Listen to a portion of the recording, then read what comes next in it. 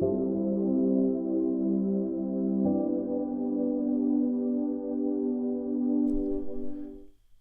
everybody, how you doing? Welcome to the Truthcast. Good to have you here in the Sned Shed. Welcome, welcome. My name is David Snedeker. This is the Indoctrination, where we expose the indoctrination and how the powers that be have brainwashed humanity and forced us into our current reality through false information, misinformation, and faux concern about humanity. They don't care about us. They never have. They never will. And that is why we must take them out of power. We must take them, eradicate them from the positions of power that they now hold. And only you and I can do that. I think some fantastic things are in the works right now. And I say fantastic things. When I say fantastic things, I mean that we are being pushed to the brink. Okay? We are absolutely being pushed to the brink. All right? And there's no two ways about it. My friends, do you have, we have about 480 in the theater right now. Before we get started, does anybody have any questions they'd like to ask? I used to open up with some questions, and I haven't done that in a while. But I was watching a few of the old shows, which I'm going to be sharing with you over the weekend here, especially one when I called out the Nuremberg Code on the vaccine law that they passed in California 2 years ago. And was talking about that and how it was genocide. Happy Thursday, Snedheads, from Toronto, Canada here. Hey, Jay, how you doing? Good to see you. Folks, the show notes are on the website and also in the chat. Please check that out. And we will get rolling here. All right. How is Wally, Dave? Thank you, sir, and Dubious. Thank you. He is doing great. I actually just talked to him this morning, and he's been getting some treatments, so he was a little tired today, but he's doing really, really well and really strong, and other than being a little tired. So thanks for asking, Nathan. I appreciate that. Hi, Dave from Oklahoma. Susan, how are you? Good to see you. Arlene, hello from Indiana. Love to all the Snedheads. CM, the quiet one. Awesome. Happy Thursday, everyone. Greetings from Houston, Otis. Beautiful. Yeah, Todd is good. Todd and Cindy will be on tonight. So I look forward to that. We got some good stuff on the dives, my friends. We're getting some good comms, okay?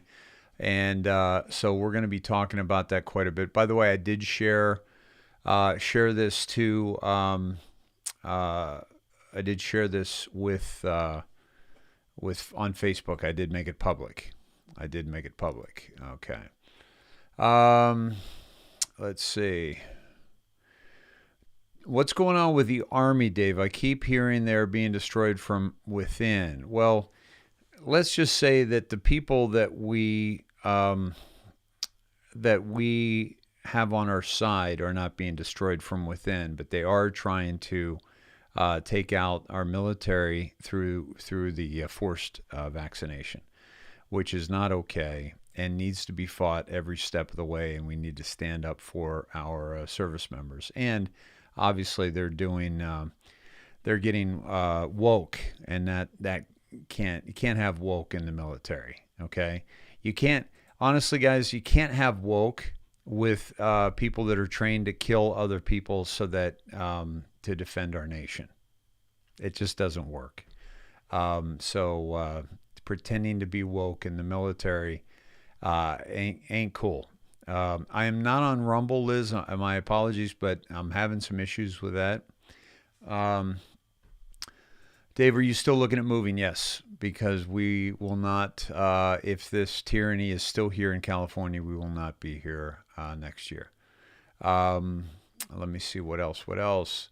Uh, okay. Hello, everybody. The shit show needs to be over now.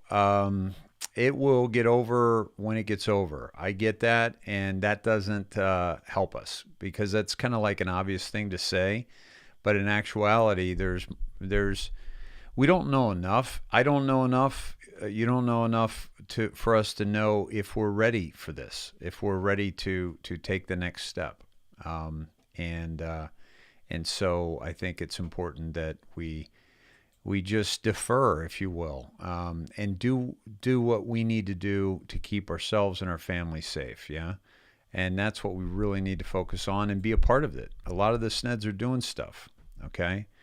Um, uh, Phil Godlewski said the jab is the shot heard around the world. We've talked about that as well. Um, do me a favor, guys. Don't quote people like Phil. Don't quote people like out there that are just folks. Come on. It's not. There's so much going on in the truth community, folks. Ward has been exposed. Simon Parks has been exposed. He just had somebody that came out where he enticed the woman to come and he would help her. She was suffering from depression, and he made moves on her and got into a sexual relationship with her. She was on with M. Seeker last night. If anybody's still paying attention to that idiot, please, check that out on M. Seeker of Truth. And it's just, guys, there's so many people out there that come on, you got to be discerning. You got to be discerning. And honestly, I'm not seeing a lot of discernment out there. I'm just not seeing it. Not seeing it. And it really, we really need to do that. You have to understand that in every revolution, there was always opposition. Okay. There was always opposition, to the powers that be. And then we found out that opposition was actually controlled. Okay. Or that opposition was not there for the good of humanity. Okay. So just be discerning. Okay. And it's across the board, guys. I mean, I still have people thinking 107 is JFK Jr. His name's Wayne Willett, folks. He's a private investigator from Washington State. And why do I have such disrespect for this guy? Because I have a great deal of respect for JFK and his family and what he was doing for our country. He's one of my favorite presidents ever. His son went through hell in his life because of what the deep state did to his family. So how am I going to get behind somebody that actually pretended to be him? And don't tell me he never said he was. He had many opportunities to say he wasn't, and he rode that wave. And it's just, we got to be discerning, folks. You can't just be following, the next happy thing you see or the next thing that you're told. Okay. And it's just absurd. It's just absurd. And we have to be discerning because basically you're falling in love with people that don't deserve your love and don't deserve your respect. Okay. David, you heard of de-evolution? Yes. Devolution. Yeah. It's basically, it's the decentralization of our government. And how we're forcing decisions into that, forcing decisions into the local, community, the community, the school boards are being challenged, the city councils are being challenged, et cetera, et cetera. Let's see. I had to change the title, folks, but it might not be reading properly. So my apologies for the title change because it's not taking on the on my software. Let's see.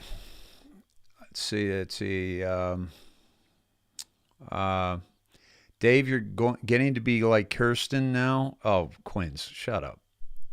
Don't be stupid. Come on now. Are you serious? Folks, let me explain something to you, okay? There are people out there that are taking advantage of this situation, and they're taking advantage of your naivety, okay? And 107 is one of them, okay? And if you want to follow somebody who pretended to be JFK Jr., go ahead.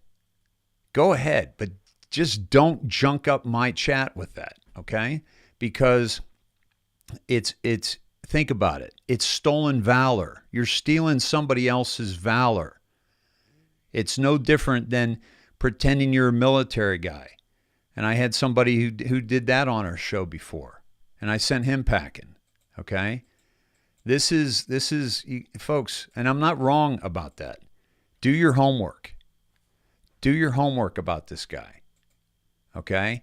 And look at all the people that are flocking around him and flocking to whatever's hot and whatever's, shiny and whatever's interesting, okay? And don't keep going to the people that have been telling you shit that haven't been accurate at all. At all. Haven't been accurate. Okay? Nino, I'm trying to save him from these guys because he's going down with these other people. He's taking time. I love the guy. I love him. But, he's still talking to these people.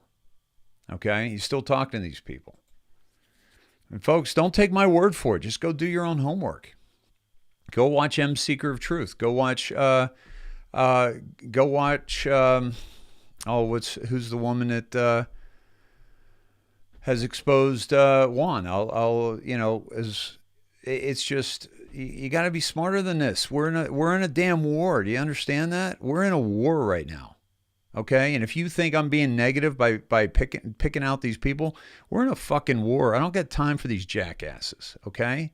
I don't got time for these jackasses that are playing games and making it about them.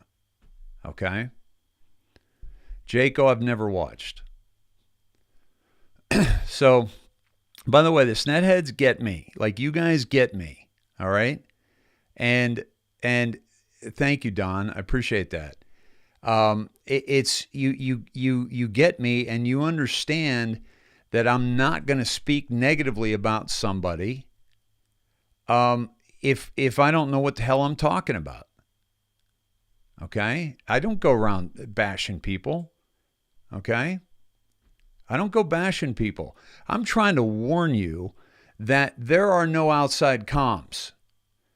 So don't run around like chickens with your heads cut off looking for comms. Don't trust people that say, we got some new intel today.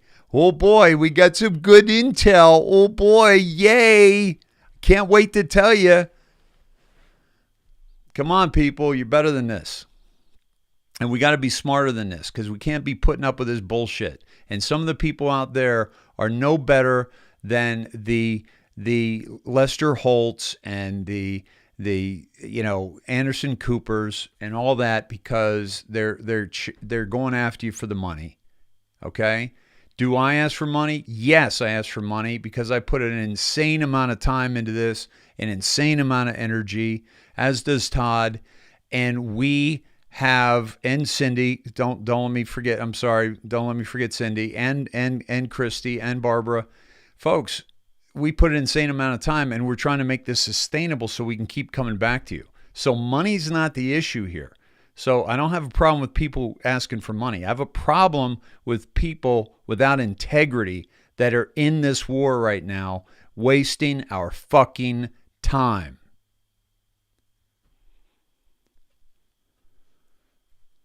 All right. Let's see.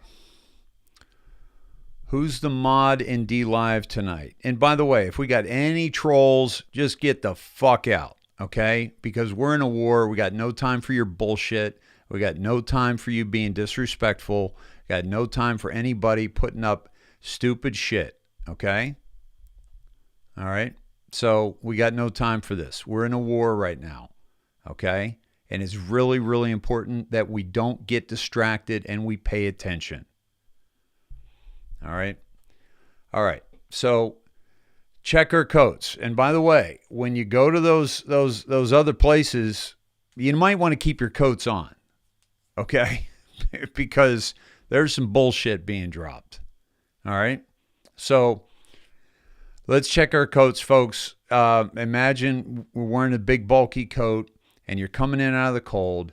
And we're coming into the Sned Shed. It's nice and warm here, folks. Just take your coat off. Imagine all the preconceived notions, unconscious bias, just leaving you, checking your coat, grab your claim ticket, grab a snack, grab your favorite drink, your favorite person, your favorite your favorite pet, and come on in. Cheers, everybody. We're in a war. You get that, right? You get that? This isn't about following the next pretty thing or the next shiny thing. Okay? This is about like digging in. And who you pay attention to is really, really important. And it has never, ever, ever been more important than it is right now. All right, my friends, apologies for the title. That is not picking up on Restream. The title is Garland, Vax Blood, and Children. Okay? They're coming for our children, folks. Okay? They're coming for our children. This will not stand. Okay? Don't mess with our children. And the people that are messing with it are going down. I can promise you that. Right now, what we have here is we have two things that are happening. One is that things are getting worse and worse. And as things get worse and worse, okay, imagine they're getting worse, they're getting worse, they're getting worse, okay? Now take that graph and go up and how many people are awakening, okay? Getting worse, getting worse, getting worse, and people are awakening. Because the things that are absurd are waking people up. They're waking people up. And that's what we need. We need people to wake up. Now, the comms are also freaking spot on, my friends. Okay? Freaking spot on. We're going to get into them with Todd here in a little bit. But just looking at Meta, Facebook changing its title of its company to Meta. And all you got to do is go to, oh my God. Let's see. Let's find the one we got right here. We got 1337. Facebook is listening to you 24/7, 365. This was May 11th, 2018 that we were told this. May 11th, 2018. Okay? Facebook is listening to you 24/7, 365, literally. F9 algorithm. Are they recording safe housing? Meta data collection? Building 8, DARPA, China. Building 8 is the organization or the building at Facebook that hired one of the top people from DARPA to come in and do kind of AI technology and all kinds of nasty stuff with our metadata collection. So basically 3 years 3.5 years ago, Q told us about this, okay, and called it meta. Meta. Right? I mean, come on. It doesn't get any clearer than this. And people say Q doesn't exist, or people say that that Q's a LARP, or Q is meant to keep us down, or make us complacent. No, I'm not complacent. Are you? We got people that are jumping all over this, okay, and going to their city councils and doing these incredible things and getting involved in their community, okay. And China's a part of it. We're going to show you how TikTok is dialed in with China, and how the guy for TikTok couldn't give a straight answer to Cruz. All right. That also takes us to 78, which is disinformation is real, distractions are necessary. Saudi Arabia is primary, U.S. is secondary, Asia, EU, Alice and Wonderland. Repost lost. What was POTUS's last tweet prior to? We're going to get into this a little bit more with Todd, okay? But this is about the Alice and Wonderland. This is about the supercomputing, the AI. Okay. This is where this is pointing us to, is the metadata collection of Facebook, Building 8, DARPA, China. This is how China is infiltrating our country through our politics and through our corporations, through the 1,000 Talents program that they ran. They don't care about us. They need us gone. They need us, our power gone, not us as consumers, but they need our power gone. All right. Let's get to the show notes, my friends. This is Tendentious Thursday. Tendentious is marked by or favoring a particular point of view, partisan. Okay. A partisan or biased or prejudiced.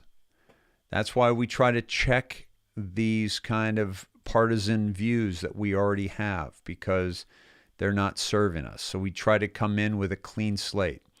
Tonight on the Indoctrination with David Snedeker, where the news unlocks the map, stay focused, audits, January 6th, Assange drops deltas, decodes, and much more. Folks, if you will, send us good stuff, okay? Don't send us, the lap dances from the high school gym, okay? Everyone's seeing that, right? Show notes are not in hot zone. Thank you, Trumpet17. TheIndoctrination.com.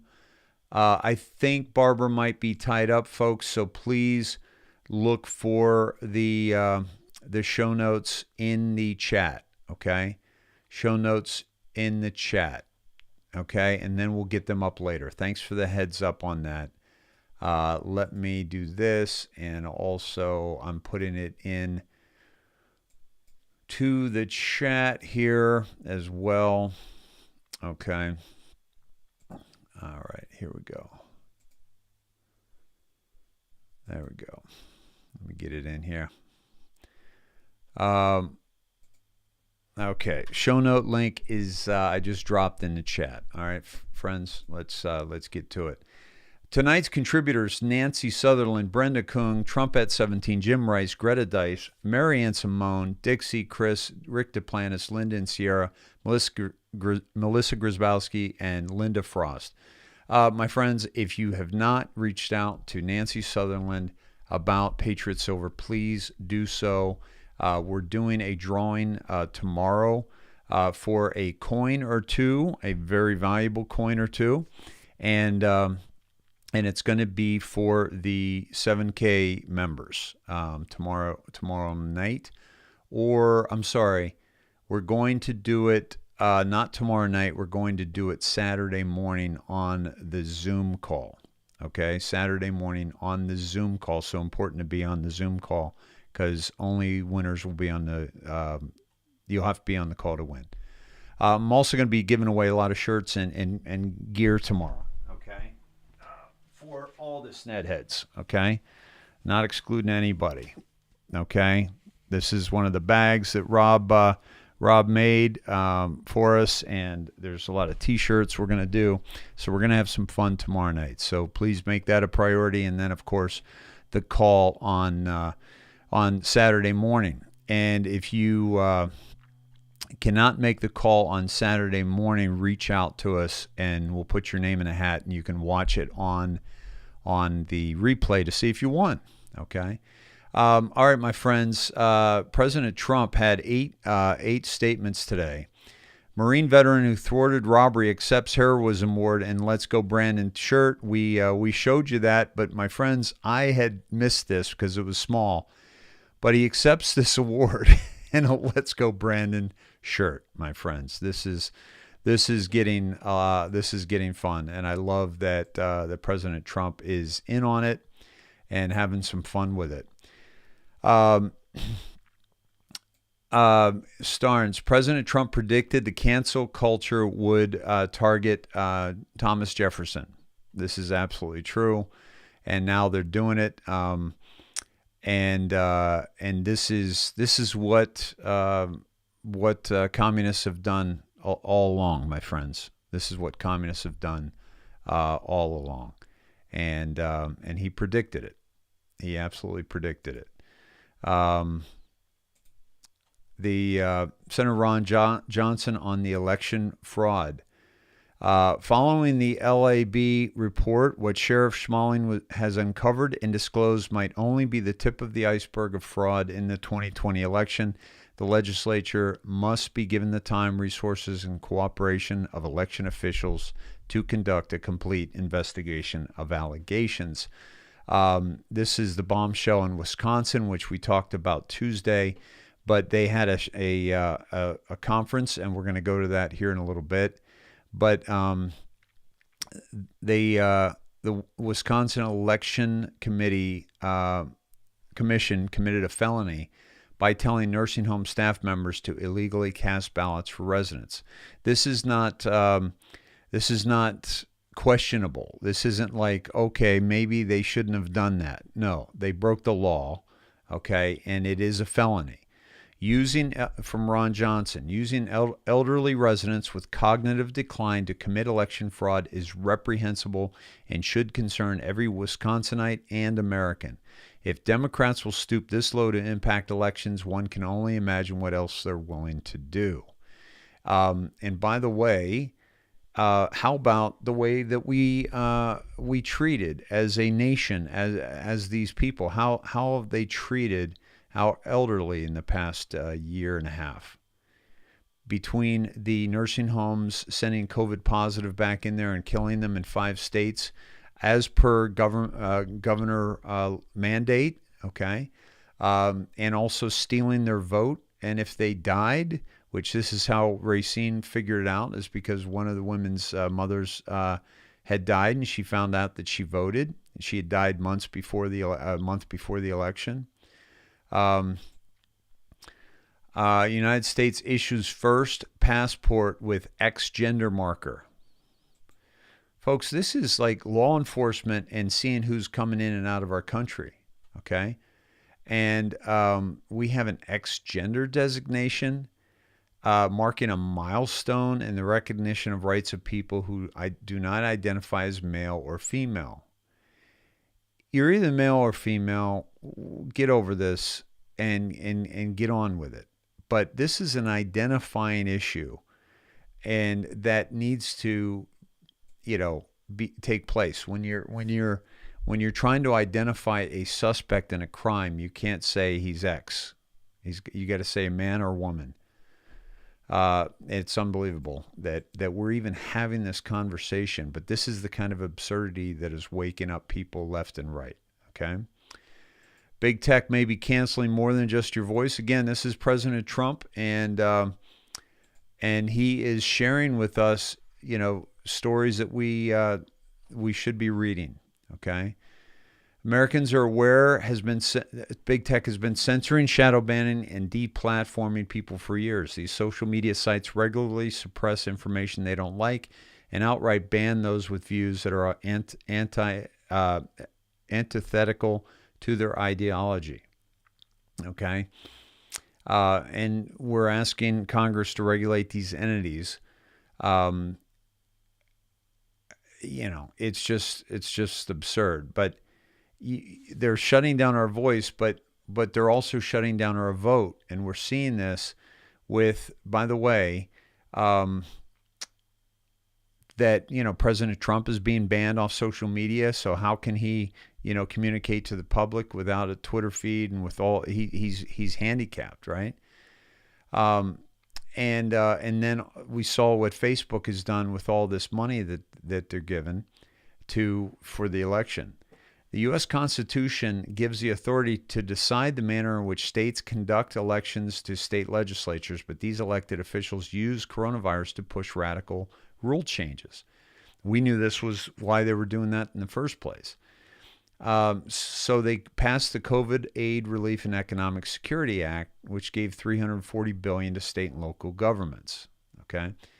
Enter big tech. Zuckerberg and his wife, Priscilla Chan, Chinese, poured in nearly $400 million to the Center for Tech and Civic Life, gave grants to counties to properly handle the election. Thanks to Zuckerberg's donation, 2,500 election departments across 49 states received Zuckerbucks. This is, and they're in fact politically targeted to only allow certain voters in certain areas. We've seen it in Washington and Pennsylvania. In Milwaukee, Wisconsin, Pennsylvania, Georgia. And they were literally bought off. And that's why they're trying to, hide this. Okay. And so this is for real here. And don't forget, folks, that this is what's going down here with big tech. This is another reason why big tech, Zuckerberg changed the title from Facebook to Meta. Okay. And also, by the way, Meta,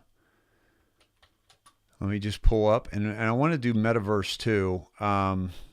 But look at the logo of Meta. Let me see this. Hold on. Do you guys see this logo? Right there. Let me show you here. See this logo right here? I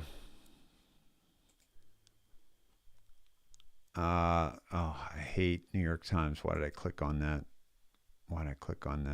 Here we go. Okay. There's the new logo, right? Okay. All right. Look at the drop that I pulled up for you here. What did I do the Q drop? And I thought I had that. I thought I still had that up. Maybe not. Let me see. Okay. I got to get rid of a few things. Here we go. I'm going to Meta. Get down here. So remember the Meta drop that we went to is right here. Okay. Hold on. Here we go. Right here. Remember I said building 8? Okay. What's that on its side? Okay. That's building 8 right there. Okay. Q even told us what the logo was going to be, folks. What the logo was going to be. You got to be kidding me. All right. And we're going to we'll do some gematria when Todd's on. Okay. So, so that's President Trump. Let's see what else he's got that we missed. Folks, the reason why we start with President Trump is because, it's, he's been silenced. Okay? He's been silenced and unfairly. Okay? The statement that I made a few weeks ago saying that Republicans will not vote if the election fraud of 2020 is not fixed was in no way meant to imply that I would tell them not to vote, but rather that they may not have the incentive to vote if the election process is not fully remedied and quickly. It was the crime of the century. We're working on solving that problem every day. It will all be done. It will be done. People do not want to spend their time and money to have a scam like that happen again. Regardless of anything or anyone, we must get out the Republican and sane vote. I got that right away, but the media picked up on that and tried to make it sound like, that he was being. We're going to show the live briefing here in a little bit, so I'm not going to go through that one. Okay, but let me go. Okay. Big breaking news in Racine County. He's going there again. We're going to go that. Endorsement of Buckingham. Senator and Dr. Dawn Buckingham was one of my very first supporters in the great state of Texas. She has served in the Senate for 8 years, is highly respected, and is someone who can always be counted on to do the right thing for the state. She's running for the position of land commissioner in order to protect the great legacy of Texas, including defending the Alamo, which, like all other amazing institutions, is under siege. She is strong on borders, our Second Amendment, law enforcement, loves our military and our vets. Dawn has my complete and total endorsement. By the way, when you get his endorsement, you don't lose. Okay, his record is unbelievable. He's only had 2 losses. Vito Fossella is running as a very popular Republican nominee for Staten Island Borough President. Under the failed leadership of Mayor Bill de Blasio, Staten Island, a place I know and love so much, has become New York's forgotten borough.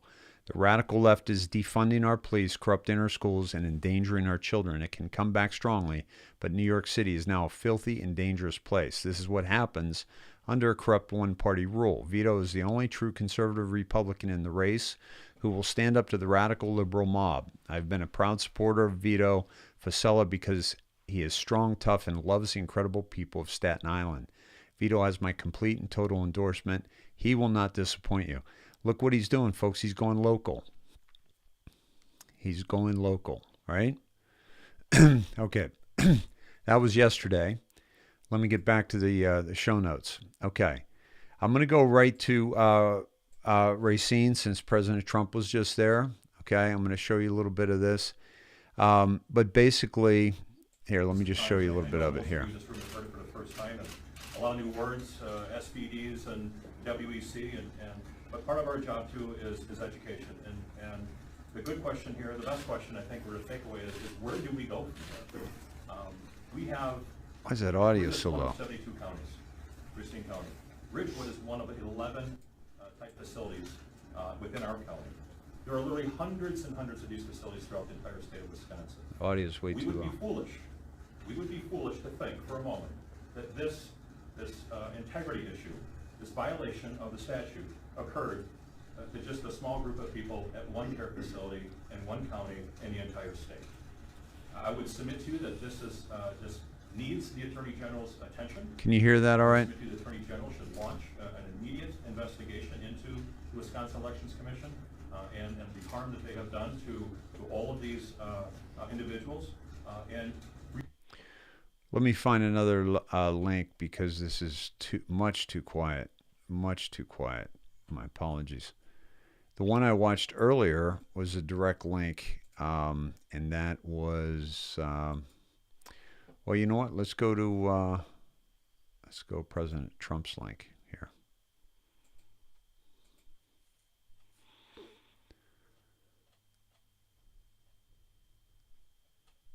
Okay. Okay, OAN. All right. There's no link. There was no link. Hey, Christy, can you drop a better link on that, please? And I'll just go to the, we'll start with Delaware. Delaware was big today too, folks. The Delaware audit confirms dead voters and literally impossible numbers from nursing homes in the 2020 election. Okay. The election integrity team has found there are 1,768 people who voted on November 3rd, 2020 after they died. 1,165 of these dead voters are recorded as having voted at a polling place on an ES&S voting machine, ID required. The others mailed in their ballots. Numerous problems are apparent when we take a closer look at the details surrounding these dead voters. For example, 91% of confirmed dead voters have been deceased since at least 2015 and have a history of voting after death, meaning 1,608 dead voters are not only recorded as having voted in 2020, but also voted in 2016 and or prior elections. After they died, half of the dead voters were registered to vote and or sent in ballot applications after their date of death. 22% of dead voters have been dead for decades. 22%. And in hundreds of cases, generations. In one specific case, the voter died in 1963 and cast a ballot on an ES&S voting machine in 2020. They died in 63. The state's Office of Vital Statistics shall send each month to the department and to the state election commissioner a complete and accurate file or list of each person 16 years of age or older who has been reported to have died within the state since the previous report. This is a Title 15, Chapter 17 law, okay? Code, Delaware Code. Upon receipt of a file or list from the Office of Vital Statistics, the department shall cancel the registration of each registered voter whose name is on the list. Okay? Why hasn't Anthony Albence, our election commissioner appointed by Carney, adhered to Delaware election laws? How do votes from the deceased get recorded on a voting machine? So think about the people in your life that have died, okay, and supported a certain party or certain people, and you know they would never vote for Joe Biden, and they're dead, they're in a grave and in heaven, and they're voting for Joe Biden. What an absolute horrible! It's like grave digging, okay? It's like grave diggers in the middle of the night in a cemetery that are digging up our family members and having them vote for somebody that they never would have voted for when they were alive. It's just absolutely tragic. And they've got the receipts here, folks. Moved to a non-Delaware address before November 2020, 2,117. Moved before November, no forwarding address, 1,854. Total vote variance, voter roll total, 530,000. Official vote count of the Department of Election website, 504,000. Why are these 21,000 ballots not in the official count? I mean, it's crooked. Sorry, folks. Here we go. It's very crooked, and we know this, okay? Here are the receipts. Here are the receipts right here. Look at all this.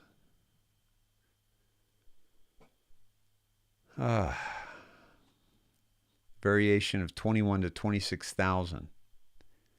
National rate of return for mail-in ballots, 71%. Average, 71%. FOIA information provided by the Department of Election. Return rate in Delaware is 99.8%. 28.7% increase from the national average. Much higher than the national average, 48,480 ballots. They brought the receipts, my friends. There's no challenging this. After death Delaware voter history, okay? And you don't think something's going to go down? Here's the great thing about what we're experiencing right now, okay? We are so tired of the sluggish speed of this movie, honey. Yes, a lot of people are. I get that. But here's the thing. Nothing in our lives that was great. Think about this for a second, okay? Think about anything that's happened in your life that you've accomplished that was phenomenal, that was easy, or that happened on your timetable or my timetable.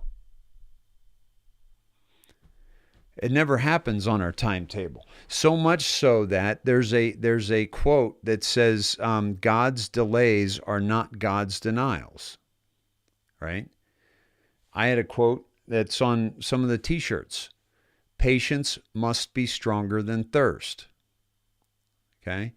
We have to delay our gratification because more work still needs to be done. If we had gone on somebody else's timetable, we might be there by now, but we wouldn't have exposed all the things that need to be exposed. We can't go forward with our elections with these same people in place. We can't go forward with our hospitals with these same people in place. We can't go forward with all these people still in control. It's just not okay. It's not where we can be. It's not where we can be as a society moving forward into this new paradigm. It's not going to work that way, okay? So we need to expose them, because what's happening is every absurdity that we see, every law that has been broken, we have to see if the law keepers are going to enforce that law, to enforce that crime. Okay? This is we've got a ways to go here, folks.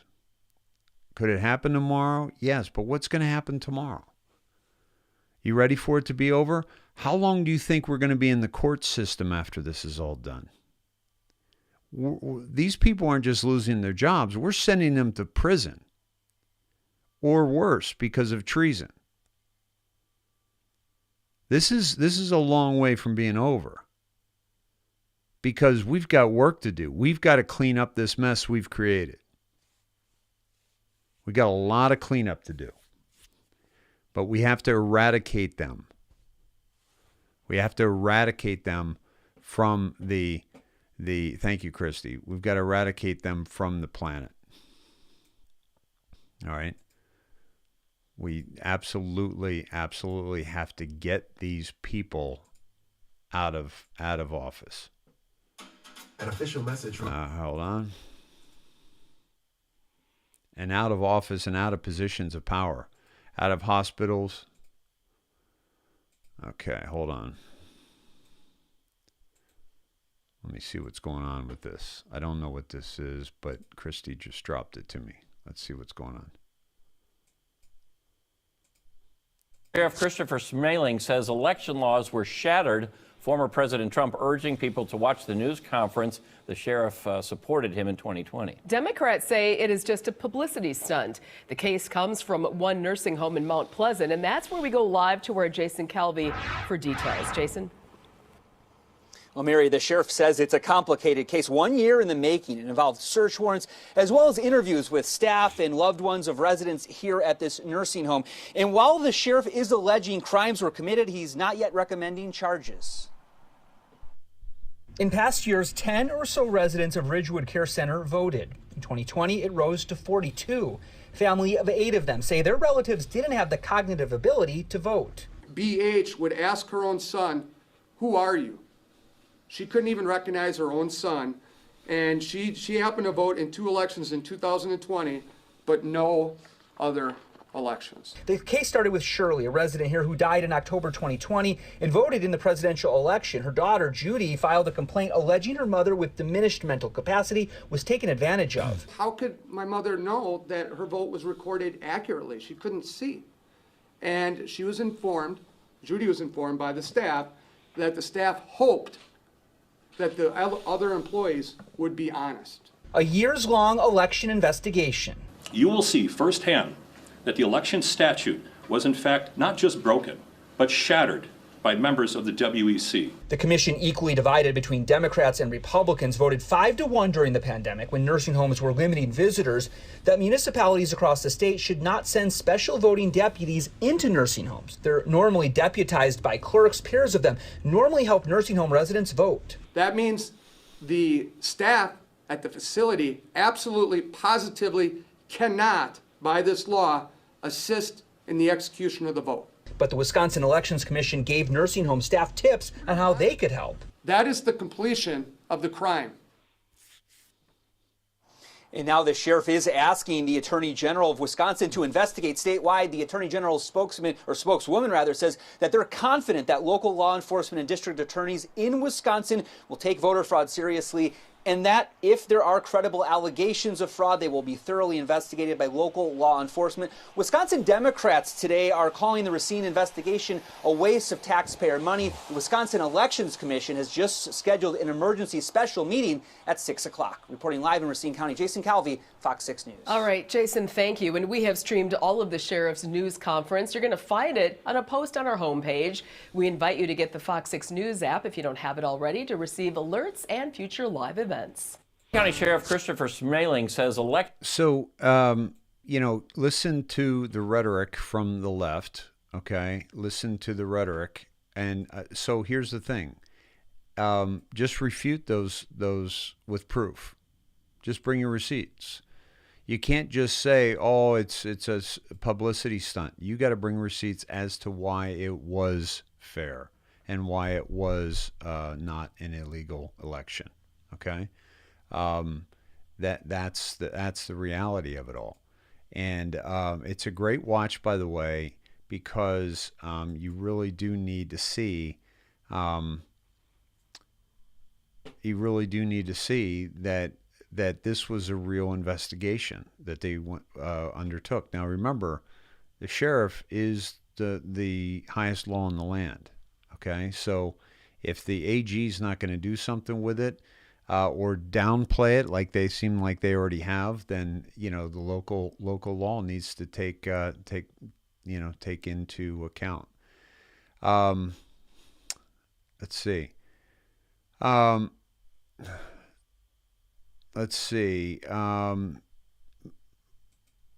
me get to the. Okay. Now this is huge, folks. This is really big. Biden and the FBI joined Pelosi in blocking the GOP from investigating January 6th. Now, we know that this hasn't been a fair investigation, okay? Pelosi blocked minority party participation for the first time in House history to pursue a preferred political narrative. The leading Republican tasked with this party's investigation into the preparedness and response of the U.S. Capitol Police and other law enforcement agencies to the Capitol riot is being blocked by Biden's FBI from gathering information. The FBI told Indiana Republican Representative Jim Banks it would not provide Republicans the same information provided to House Speaker Pelosi's hand-picked committee, consisting only of Democrat-appointed members. And two Republican, but they were rhinos. We respectfully refer to you to the Select Committee regarding issues of access to records, the agency wrote. They're literally barring our Congress, okay, from accessing these records.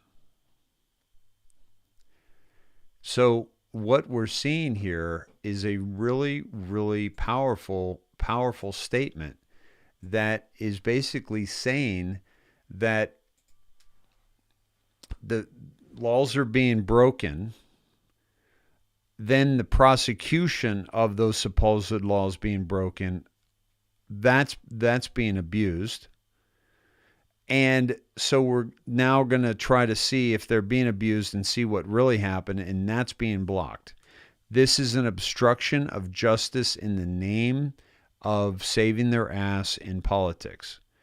They have to save this false flag that they created on January 6th. They have to save it, because if that the true story about January 6th comes out, they fall.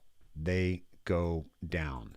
And what's happening to the folks from January 6th? Nathaniel DeGrave, a nonviolent prisoner who walked into the open doors of the Capitol to document the event for a podcast, composed a letter to the American public pleading for help.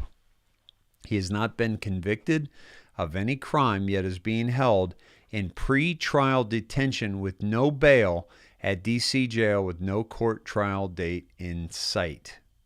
Okay?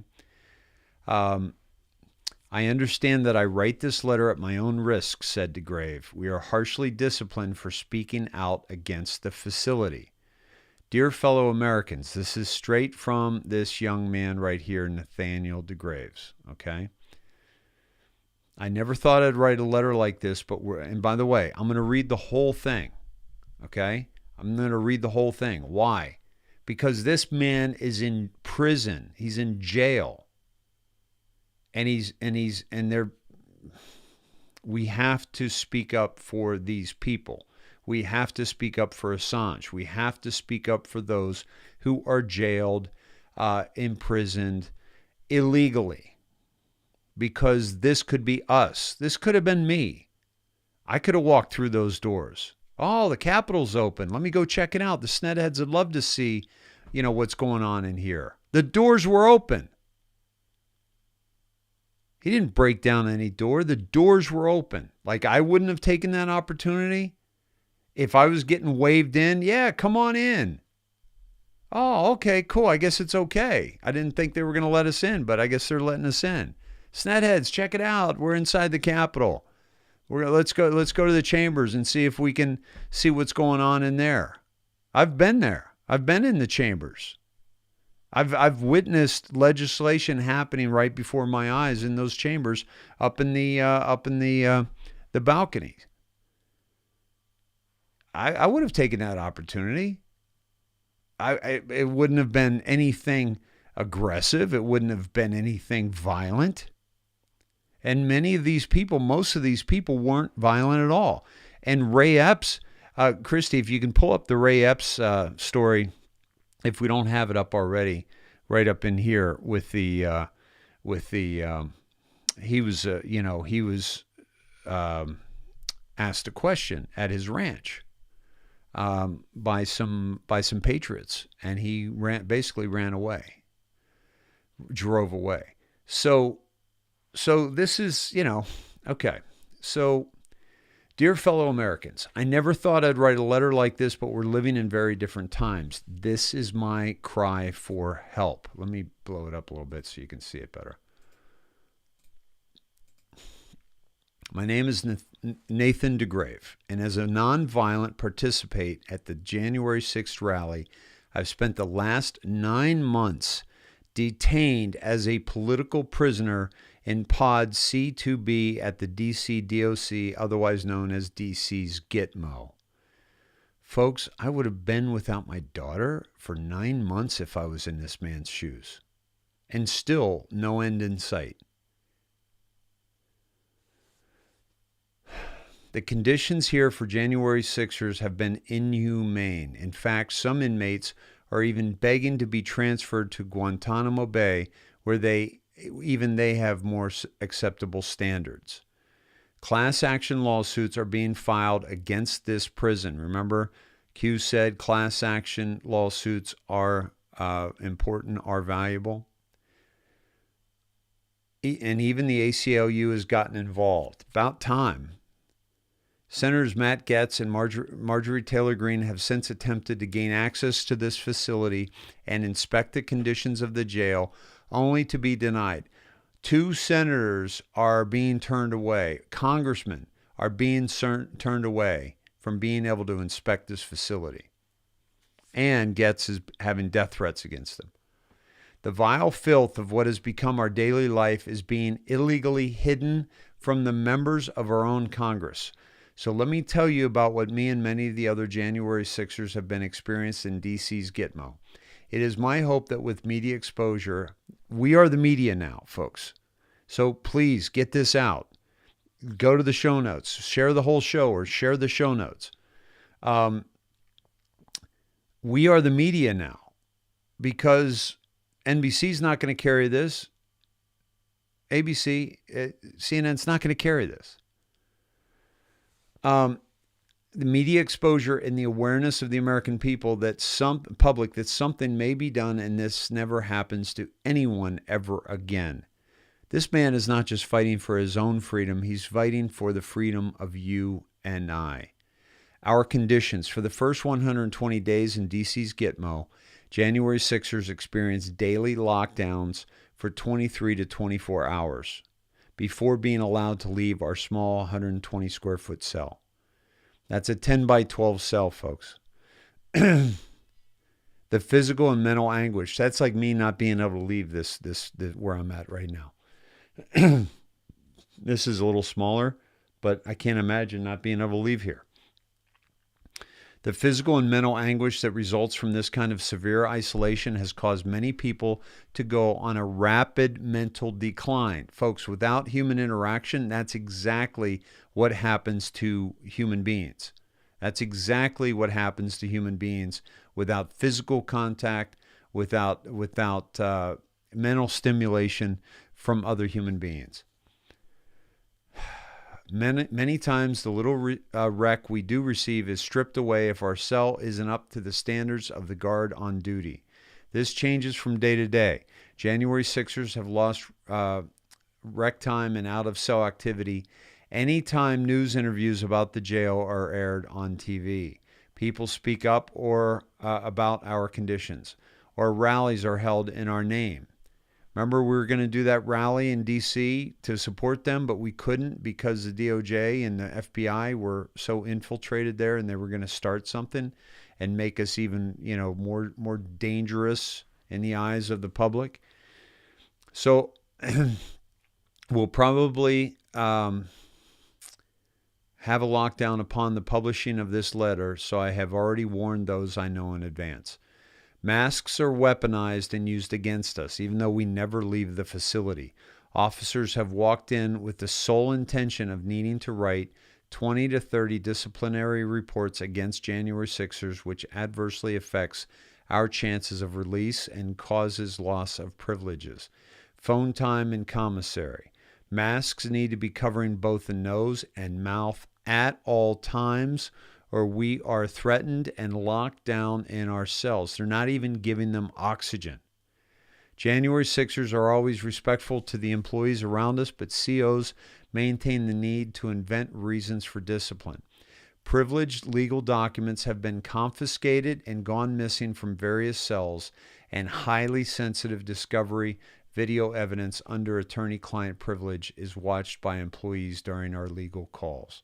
Jordan Mink, for example, had all discovery taken by ERT officers on August 23rd, despite the objection of his attorney. They handcuffed him, searched his room, and then proceeded to take all video evidence in his possession. Additionally, legal visits take 2 to 3 weeks or more to be scheduled, leaving little time to discuss our defense and prepare for trial. The extreme medical neglect in this facility has caused a variety of adverse illnesses and disease. Some show signs of scurvy, and some even have COVID-like symptoms, but medical personnel have refused to treat it. Christopher Worrell, for example, is an inmate with cancer who also broke his hand in prison and requires surgery. Both have been completely ignored. Federal Judge Royce Lamberth got to the point where on October 12th, he filed contempt of court charges against the warden of the D.C. DOC, claiming that Worrell's civil rights had been violated and demanding the U.S. Attorney General inquire further about his and other possible violations.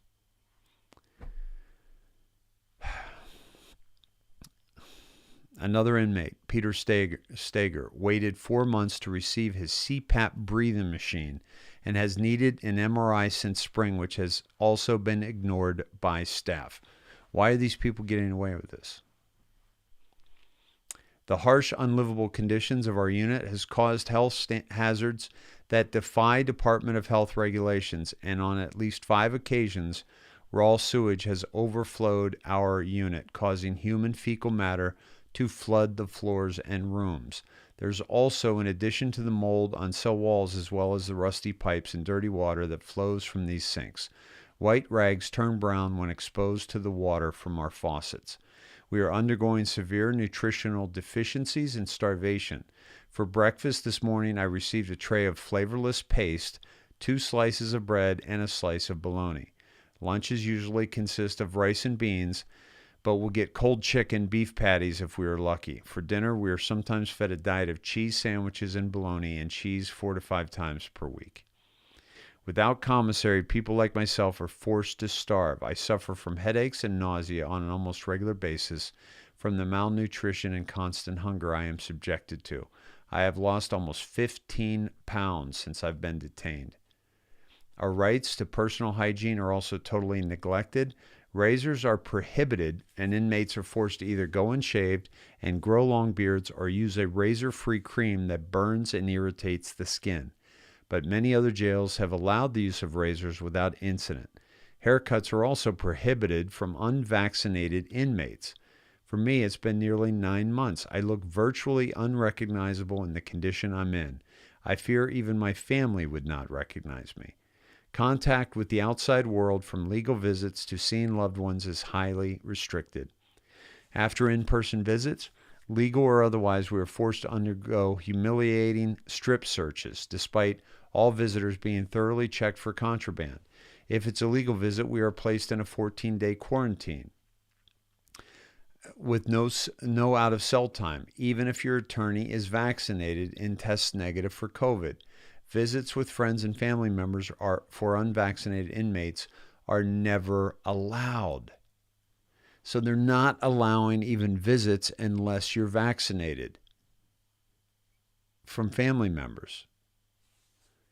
As a result, many people have skipped critical meetings with their counsel and never get an opportunity to see friends or family. Video visitation, while available to the rest of the jail, is restricted in the January 6th pod. Mail is delayed for months, and phone calls are limited to a maximum of pre-approved 12 numbers. If there's anyone else in our extended family or otherwise we'd like to call, we're pretty much out of luck. Religious services protected by the First Amendment are not provided to January 6ers. Neither are in-person classes or other activities available to the rest of the jail. An inmate named Ryan Samsel instead attempted to organize his own Bible study inside the pod, until he was viciously beaten and left for dead by correctional officers. He suffered a broken eye socket and brain damage as a result of the vicious attack. He's now permanently blind in one eye. On another occasion, Scott Fairland was confronted by an officer in the middle of the night, and his life was threatened once the officer's body cam was disabled. Many, like myself, are afraid they could be the next victim. At last but not least, we experience racism from many guards on a daily basis, being the only white Republicans in the entire jail. The false narrative has been passed around the jail and to corrections officers that we are white supremacists. We are not. The inmate population is predominantly black, so we're at risk of being here because of this false narrative. We're at risk being here. The guards are mostly liberal migrants from Africa who have been conditioned to hate us and hate America. January 6ers have been mocked, beaten, and ridiculed by guards for singing the national anthem. The corrections officers despise our politics and the love we have for this country. At one point, an officer even yelled, "Fuck America," and threatened to lock us down for a week if we attempted to sing the national anthem. I'm going to read the whole thing, folks, because he can't. The truth about my story. Finally, I feel like I should touch briefly on the government and prosecutors' portrayal of who I am as a person. No, I am not a terrorist, extremist, or any of the other names I've been called by the government. More than anything, I am a red-blooded patriot, and I love this country more than anything. I am being unfairly prosecuted and definitely overcharged. I never assaulted anyone, destroyed property, or stolen anything. I walked through wide open doors to enter the Capitol along with my camera crew, hoping to get the rally on video. I was never even armed at any point inside the Capitol. Our goal was to make a documentary and get likes and shares on social media. Yes, I wore a costume that the prosecutor refers to as a paramilitary gear and body armor, but it was for the movie and was nothing of the sort. And yet 9 months later, here I sit with 10 years worth of charges and no hope for a future. The surveillance footage shows absolutely no signs of assault, and despite attempts by media companies to get it released to the public, the government has denied it. I think that's because they are fully aware that this footage is questionable at worst and exonerates me at best. Please don't be fooled by the media. I am a loving and peaceful person with no history of violence. This weaponized, and by the way, no pre-existing crimes were considered in their bail. They just weren't given bail, period. I am a loving and peaceful person with no history of violence. This weaponized DOJ and their blatant resentment of my respect for President Donald Trump is putting me in a situation that makes me feel helpless in my current situation. And we even saw the gentleman who wrote that he despises President Trump now, and he was let out on bail. How you can help. Despite me and other January 6ers experiencing these unthinkable conditions, all of us remain positive and hopeful that, in the end, justice will prevail. We maintain a love for this country and the Constitution like no other. The only thing keeping us going is our undying patriotism, the camaraderie between one another, and our faith in God. Please share this letter with everyone you know, friends and family, senators, representatives, political organizers, civil rights groups, and media outlets. The truth has to get out, and the jail must pay for what they are doing to this country's citizens. As a result of this unlawful detainment the last 9 months, I have lost everything. The successful business I spent 13 years of my life working on, my apartment in Las Vegas, social media accounts with a lifetime of memories. I know what that's like. You name it. The government has essentially canceled me. Not only that, but following the arrest, my best friend of 12 years robbed my apartment, stole my cat, and hacked my personal Instagram with 100,000 plus followers. Since then, I often go between feelings of hopelessness and moments of depression. I wonder if I can ever recover from this, but I have to remind myself to never give up. There are major medical complications I now struggle with as a result of the jail's neglect on my health since being here. If there is any way I hope to recover, my only hope are the ones who are reading this. I was on top of the world once upon a time, and that life seems now only like a distant memory. If there's anything you can do to help, I would appreciate anything at all. Inmates here are being extorted with lack of nutrition, forcing me to spend most of what's left on commissary, which I can no longer afford. I need desperate help with my legal expenses and just help staying alive in here with commissary and all the expenses I still have on the outside, as my livelihood and life has been stripped away from me. Thank you for any her you can afford. Anything here you can afford, I guess, is what he's trying to say. Even if it is a few dollars, it goes a long way in here. Sincerely and with love, Nathaniel DeGrave. Nathaniel DeGrave. You can donate to help Nathaniel DeGrave here. After careful review of DeGrave's indictment, statement of facts, and other court documents, defense attorneys familiar with the case say that the Department of Justice has not yet shown credible proof to substantiate any violence whatsoever on the part of DeGrave. Yet the indictment shows a drawn-out list of charges, 12 counts total, from conspiracy to aiding and abetting and to assaulting, resisting, or impeding certain officers. This indictment does not include a single incriminating photo, testimony of an officer victim, or witness of any assault. Did you hear that? That's unbelievable. It doesn't include a single incriminating photo, testimony of an officer victim, or witness of any assault. According to sources, no discovery video has been released to the defendant after over 10 months, as a prisoner showing any other action besides DeGrave's simply standing inside the Capitol. There is no proof of any of the other charges. That is because none of them happened, said DeGraves. I walked in the Capitol to videotape, and that was it. They will never be able to prove anything other than that because that's the God's honest truth. They won't release the videos to me or the public. By the way, this is what our Congress is trying to get, and the FBI is blocking them from doing that. Okay? Wow. They won't release the videos. In the meantime, I sit here almost a year of my life stolen away from me. Sometimes I am afraid I will never get out and a big chunk of my life will pass me by. I have lost everything except I am closer to God now.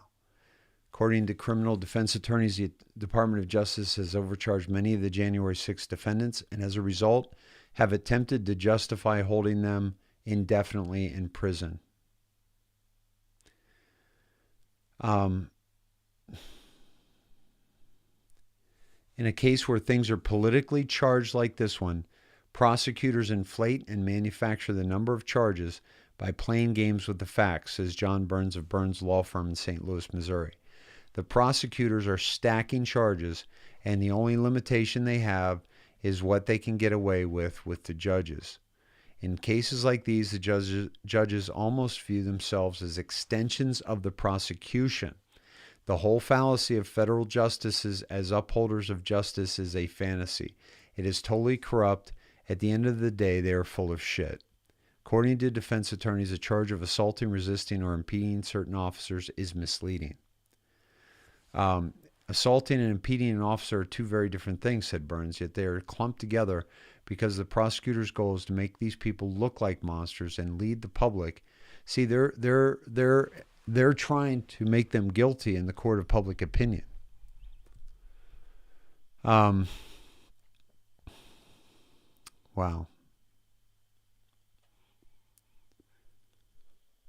Folks, this is where we can donate to him. And this is, you can give now here. Goal's $500,000, raise $38,000. Yeah, so please do what you can, and I'm going to leave this up and do it a little later, and just drop a little money. You know, I honestly, guys, I don't know where stuff like this goes, but you know, I've got to believe that it's going to him and it's going to do some good, and he deserves it. So, by the way, we have the complete press conference from Racine. Okay. That was unbelievable. Here's, thank you, Christy. Here's Ray Epps' video. Now, Ray Epps, remember, guys, is the guy who was doing this. In fact, tomorrow, I don't even like to say it because I'll be arrested. Well, let's not say it. We need to go, I'll say it. All right. We need to go in to the Capitol. Let's go! So I'm going to put it out there. I'm probably going to go to jail for it, okay? Tomorrow, we need to go into the Capitol. Into the Capitol. He's not in jail, by the way. Okay. Peacefully. Fed.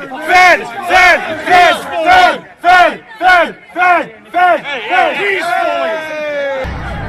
He didn't stop them. He didn't say, "I'm not fed." Don't be an asshole. Don't say that to me. Okay, folks, spread the word. As soon as the president's done speaking, we go to the Capitol. The Capitol's this direction. He's done speaking.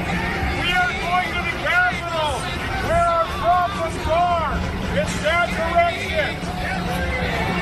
Please spread the word.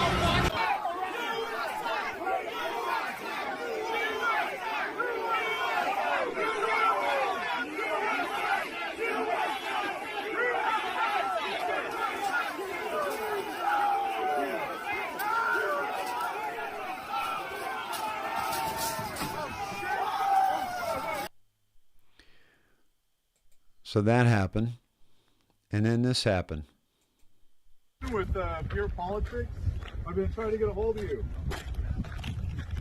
We met January 5th. We're patriots.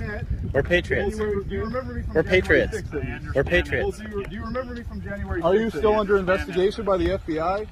Are you still Are under you a federal investigation by informant? the FBI? Is there a reason why the FBI Are you a federal took you off the informant? most wanted list? Is there a reason Are you a why federal the FBI informant? took you Ray off the Epps? most wanted list? Are you a federal informant? Ray Epps?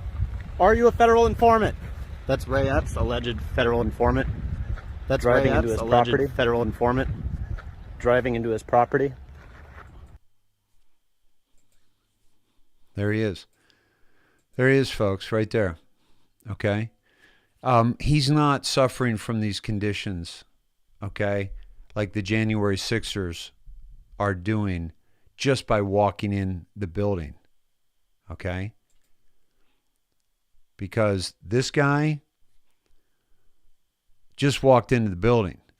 He wasn't inciting others. There's no video of it. There's no video of any violation of the law at all, but there's plenty of it with Ray Epps. Why is he on his ranch? Why is he able to drive a golf cart around? Why is he able to enjoy the sunshine? Probably 3 beautiful, great meals a day. Why is he able to do that? Because this is a political absolute travesty of justice. And that's what we're seeing with the DOJ. This is the reality that we're experiencing with the DOJ. Because if there are 2 people that are committing crimes, okay, maybe more, but two groups. One are the people that may have committed a crime. And if they didn't, the people that are incarcerating them are committing a crime and holding them without due process. And then the people like Merrick Garland of the DOJ who are not holding the people that are mistreating them accountable. They need to go down. And that's what this is doing, is exposing this. The Biden administration, my friends, is in talks to pay hundreds of millions to families separated at border. Government is considering payments of $450,000 per person affected by the Trump administration's zero-tolerance policy. This is unbelievable. The U.S. is once again seeing a surge in migrants at the southern border seeking asylum from Mexico and Central America. In mid-March, the Secretary of Homeland Security announced that the U.S. is on pace to see the largest number of migrants crossing the border illegally in 2 decades. While the record numbers of unaccompanied children at the border have captured the public's attention, an even larger number of migrants are coming as families, and they're posing a challenge of their own. Because of COVID concerns, the government wants to move them out of its custody as fast as possible. But that means it's left up to border cities like Brownsville, Texas, and local nonprofits to test them for COVID, quarantine them if necessary, and keep them moving. Me duele haber dejado mi país, porque no es lo mismo estar uno en su país que tiene todo de la mano, pero menos el dinero, ¿verdad? Y la mejor, como quien dice, la educación no se le puede dar a los niños. Y por eso decidimos. And by the way, Honduras and all you countries, get your shit together. It's not our fucking responsibility to take care of your people. God bless this man and his family if this is the truth. But get your shit together and take care and provide opportunities for the people. The U.S. has seen increased migration from Central America for several years now because of worsening poverty, famine, and gang violence. All of these factors were made worse. Not our problem. Take care of your own countries. Get rid of that leadership. Get rid of the leadership in Honduras that's a bunch of corrupt pieces of shit that aren't taking care of their people. By the pandemic. But why are people making the decision to come now? Many migrants have told us they see President Biden as more welcoming than President Trump, and they're hoping the new administration will let them in. Yo vi en la televisión que este presidente tenía nuevos objetivos y que iba a ayudar a los inmigrantes. Por eso decidí viajar hasta este mes. Surges happen when migrants make it into the country, and word travels back to those thinking of making the trip. So far, the majority of people crossing this year are single adults. Because of a public health emergency order that the Trump administration put in place during the pandemic, known as Title 42, those adult migrants are being immediately expelled back to Mexico. But the government is having trouble expelling families because Mexico is refusing to take most of them back. Instead, they're released into the U.S., where they can apply for asylum. Y ya ahorita, pues, ya que entró el nuevo presidente, ya se fue circulando de que ya estaba ya el pase abierto para ya poder entrar con nuestros hijos. The city of Brownsville sits at the southern tip of Texas in the Rio Grande Valley. Phil said that they aren't that, they're just actors. Sonia, is that, are you serious? These are all actors? They're paid to be there. They're paid to make this happen. They're organized to do this, but they're also from shit countries that aren't taking care of their people. Folks, these aren't people from central casting. Okay? These are real stories, real people, but they've been organized to directly across the river from Matamoros, Mexico. Please stop. The city of Brownsville now seeing an increase in migrants being dropped off downtown by CBP. The city was averaging around 150 people daily, but that's gone up over the last few days. When migrants who want asylum are apprehended at the Border Patrol takes them into custody for a few days to process them. Then they're allowed to apply for asylum in the U.S. and are released into the country to wait out their cases. That's where border cities like Brownsville come in. The city is supporting the migrants in terms of getting them coordinated with the NGOs like Team Brownsville that's helping them get to their destination, right, and provide the resources that they need as they arrive to the bus terminal. The Border Patrol drops off migrants at the bus station, and it's the city and nonprofits like Team Brownsville who meet them there. As they arrive, they're given a rapid COVID test, 15 minutes. And once they test negative, they're sent to a certain area, and that's where we can start to begin our supply donations, so that's where we can start to help them. After asylum seekers get tested for COVID-19, volunteers give out snacks, clothes, and in some cases, diapers and baby wipes. They also help the migrants book bus tickets to their destinations all over the country. A lot of them went through horrible adventures, tragedies along the way. But they're here, and then just a small little token of welcoming, I think goes a long way for them. So far, Romero says the city is managing the surge. Since the start Phil Godlewski he's an anon. Why? Because he told you that? Sonia, folks, stop dropping stupid Phil Godlewski shit into my chat. Do you understand? Okay? He also said that Q used him as Phil when it was Philippines. Stop buying this stupid shit. And don't mention him again in here. Seriously. All right, just fucking go listen to him. of the pandemic, we've been working swiftly with every emergency that comes up, whether it's a hurricane, whether it's a power outage or COVID-19 for the city, right? I think this is just another emergency situation that we're taking care of and as swiftly as possible. In mid-March, FEMA announced $110 million to support migrant shelters and other organizations working at the border. But as the surge continues, more cities further from the border are going to be asked to step up. And places like Brownsville say they are going to need more help.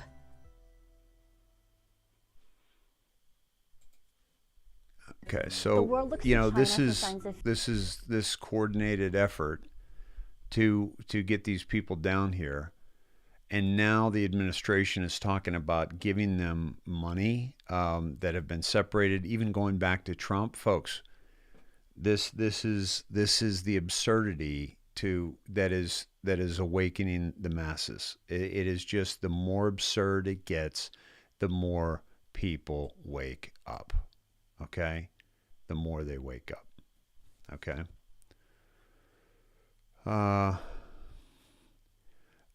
Guys, if you're in YouTube, you only see YouTube's chat.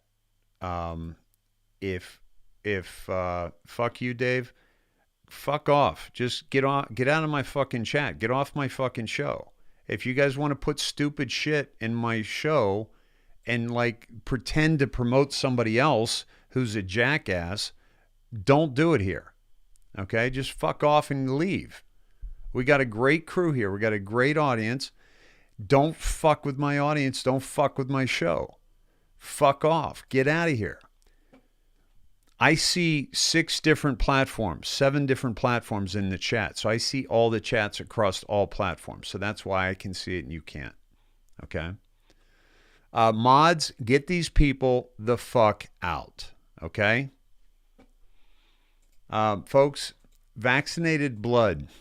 Literally, this is a German group, okay, that have done the studies. This is from August, okay, but I want to play for it, and I want you to know it's here, okay?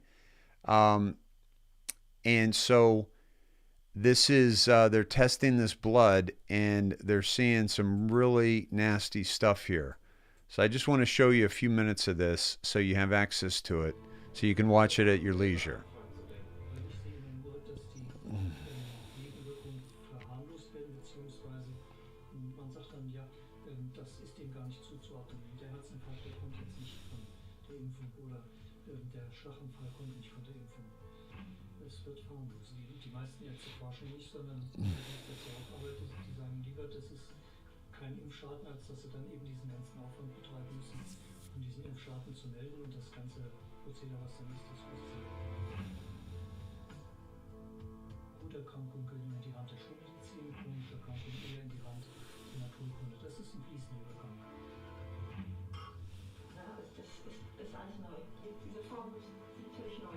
Okay. Hold on. Das sind die Teile, die wir auch schon gesehen haben.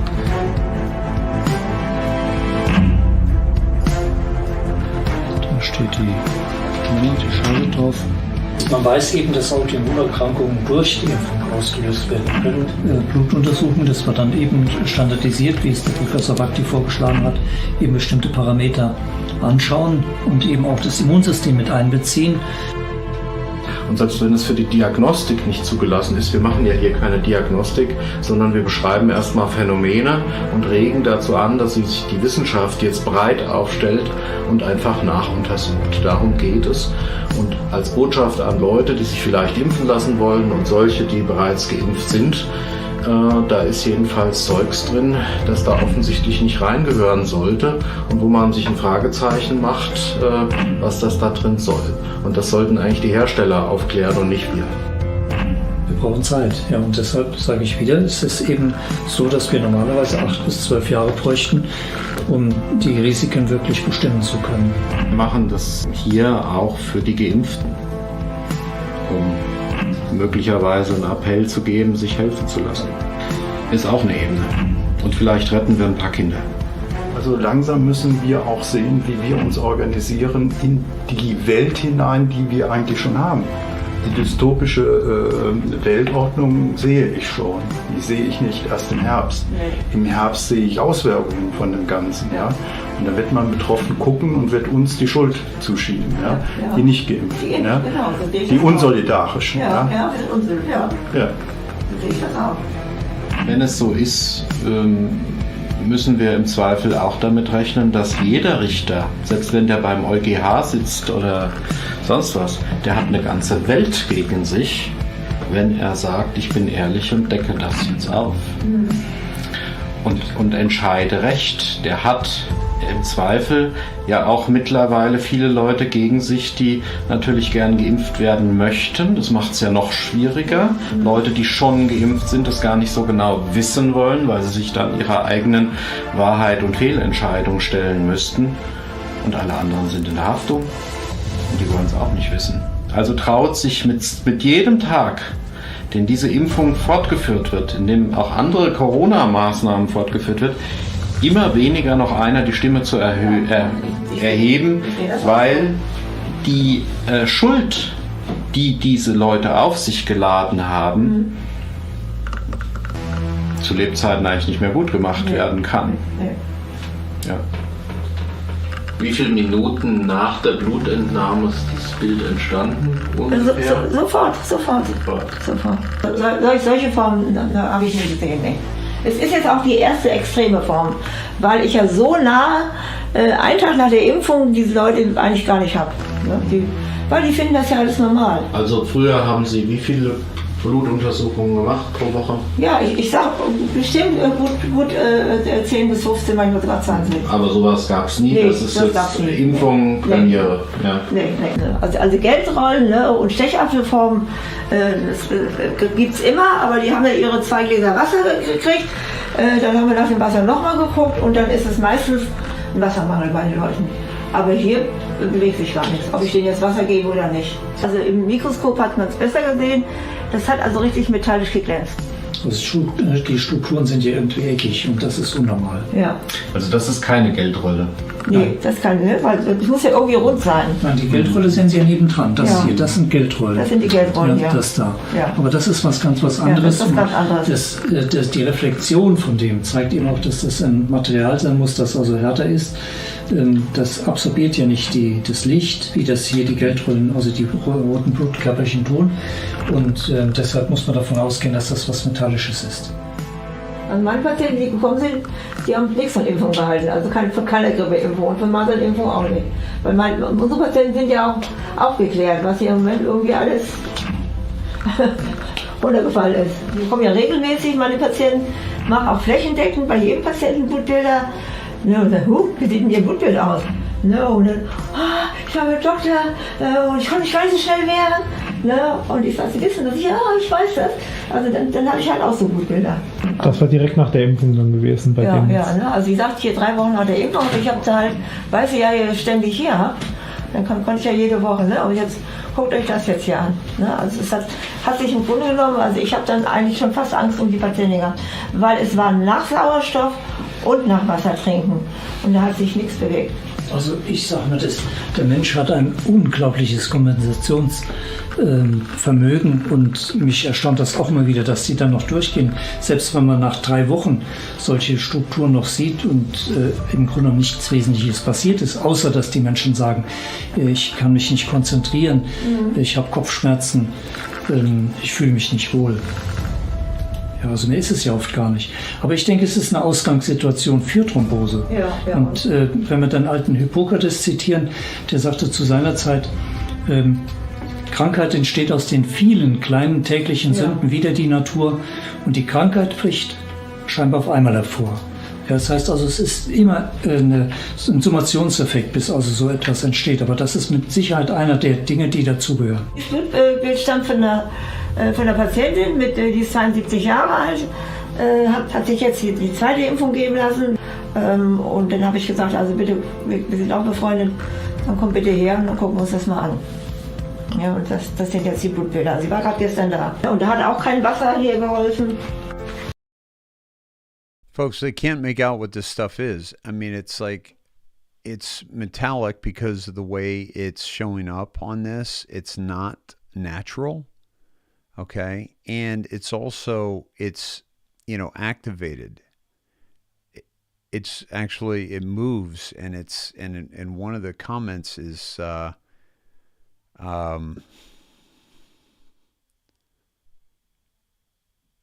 it's unbelievable.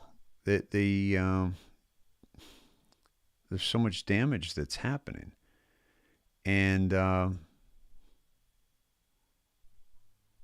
mean, look at this. This is they have crystalline structures, and it begins. He says here, there we have the crystalline structures, and at some point it begins to organize itself.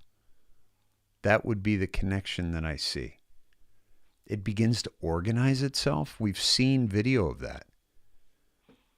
I mean, this is unbelievable. Folks, just please make sure that people understand that this is not a medical experience. We want to mess with at all. Ever. It's tragic. It's absolutely tragic. And by the way, Biden is backing down on the December 8th deadline. And by the way, it's still not as far as I can tell, I don't think we've seen the law that's been passed to determine this. It will not require immediate action on the part of employers against unvaccinated employees when it comes into force on December 8th. Think about it, folks. Think about people's Thanksgiving being with the stress of this deadline, and then Christmas, and the stress of their family, stress of losing their job. Do you think it's an accident that they're timing it the way they're doing it? Okay. The White House comment suggests federal contractors employing millions of U.S. workers have significant flexibility in enforcing the COVID-19 rules and will not be required to lay off workers. But we'll have time for education, counseling, and other measures before potentially ending employment. So they're still talking about ending employment, right? But they're getting pushback, and so they have to change it. Okay. Southwest Airlines, Gary Kelly said last week, we want our employees to know that nobody is going to lose their job on December 9th if we're not perfectly in compliance. We're not going to fire anybody who doesn't get vaccinated. These are the companies that we must, that we must support. FedEx, UPS, impossible to have 100% of the respective workforces vaccinated by December 8th. American Airlines, he did not expect any employees to leave as a result. So we have to start with us. We have to start with our pushback. We have to start with, the employees that are saying, no, we're not going to get it. Okay, here's a Harvard professor that says children should not get the COVID-19 vaccine. Okay, so if you need an ivy covered wall to get your information, he says, I don't think children should be vaccinated for COVID. I'm a huge fan of vaccinating children for measles, mumps, polio, rotavirus, and many other diseases. That's critical. It's not, but he's indoctrinated. But here's a guy who does believe in vaccines that says, don't do it. But COVID is not a huge threat to children. He said on Epic TV's America Thought Leaders. You can watch that on Epic TV. They can be infected just like they can get the common cold, but they're not a big threat. They don't die from this except in very rare circumstances. So if you want to talk about protecting children or keeping children safe, I think we can talk about traffic accidents, for example, which they are really at some risk. And this is, him saying hospitals should hire nurses and other staff with natural immunity. They are the ones who are at least likely to infect the residents. Yet we're doing the opposite. They're being fired. Not okay. And let's go to this. The annual deaths among children in the U.S., 1 to 4 years old, drowning, which, by the way, folks, let's teach the population to swim. The world is literally 2/3 water. Teach children to swim, at a young age, and then we don't have to put up fences all around. Literally, you can teach toddlers to swim, babies to swim. Vehicle accidents, homicide, cancer, cardiovascular disease, flu, pneumonia, suffocation. COVID is 0.2. After all of these, and by the way, you're going to see cardiovascular disease shoot up from here. They're going to call it cardiovascular disease, and they're not going to call it what it is, and that is the jab. 5 to 14-year-olds, cancer, vehicle accidents, suicide, homicide, cardiovascular disease, drowning, flu, pneumonia, COVID, and then tied for suffocation. Again, cardiovascular disease, you're going to see that shoot up significantly.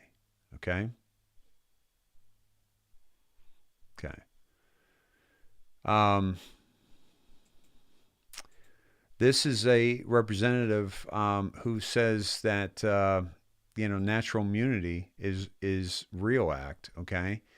That she's recommending that it shows to be more effective than vaccination, which is true. Okay, so she's bringing this to the floor. She and 10 other members of the House of Representatives late last week introduced the Natural Immunity is Real Act, a companion to a Senate bill from Senators Mike Lee, Republican of Utah, Tommy Tuberville, Republican of Alabama, Mike Braun, Republican of Indiana, and Dan Sullivan, Republican of Alaska. It would require federal agencies to acknowledge, accept, and agree to truthfully present natural immunity pertaining to COVID-19 pursuant to promulgating certain regulations. Folks, there's no reason why we're not talking about this, and yet we are not talking about it. Why? Well, because that's a real solution to a something that's not a real problem. And Harshbarger, she's a licensed pharmacist since 1987. So, and the percentage of protection is even better than 2 doses of the vaccine in some cases.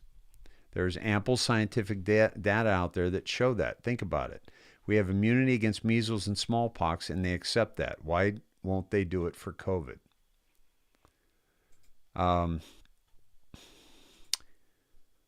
We talked about this. 70% of COVID-19 deaths, both in Sweden and UK in September, were fully vaccinated. Okay?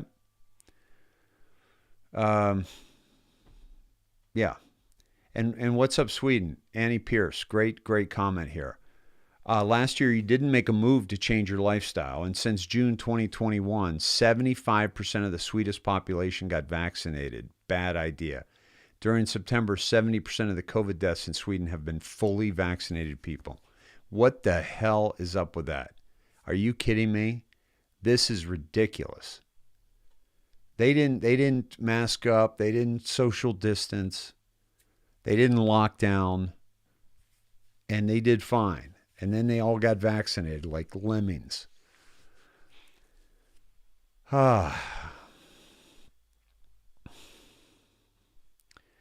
Public Health Agency announced that fully vaccinated people with coronavirus symptoms will be exempt from testing requirements days after the agency revealed the spike in post-vaccination COVID deaths.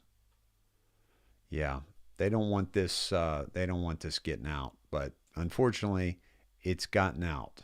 Okay. Let's see. 6 hours in the FDA video, doctor makes chilling admission on child COVID vax. Let's just watch a few minutes of this, and this is important. Remember the doctor who, basically said, we're not going to know if it's safe until we give it to the children. Remember that? So they're literally using our children as test subjects. Okay? Literally using our children as test subjects. Right. Let's go. Okay.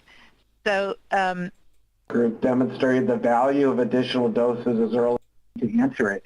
If she demonstrated it 2 months about the reported rates of difficulty patients, and then we have this formal analysis. I found it very helpful, so I want. By the way, this is the group that voted 17 to 0 in favor of vaccinating our children ages 5 to 11. Okay? We went over their resumes the other night. They're all indoctrinated into the Rockefeller medical system. It's ridiculous. Thank your team for doing this. And then my question, if I might, Dr. Monto, to Dr. Wong, or do you want me to hold it till later? Okay, let's come back to that. Okay. Because I just want to get this clarified, and then we still have plenty of time for a broader discussion. Dr. Lee.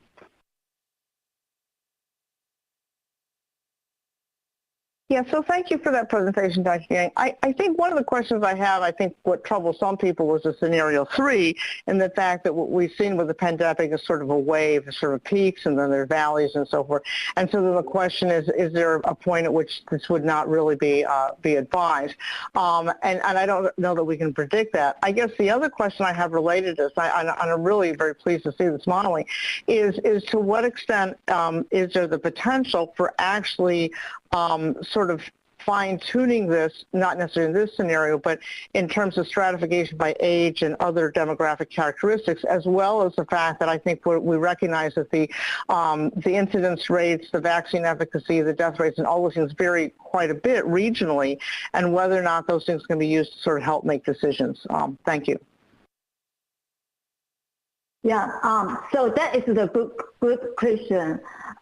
So we understand a lot of benefit risk probably is not uniform.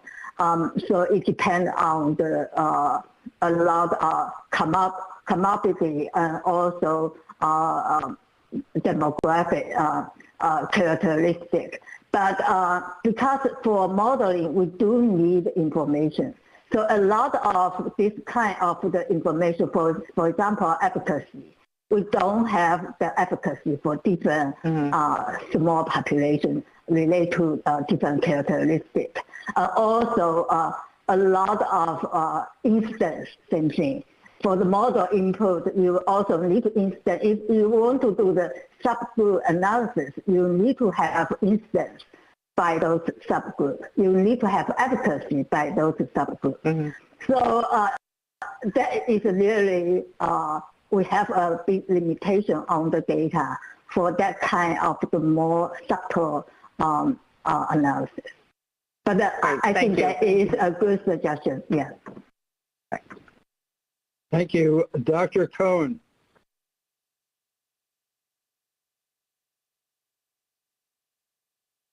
Thank you.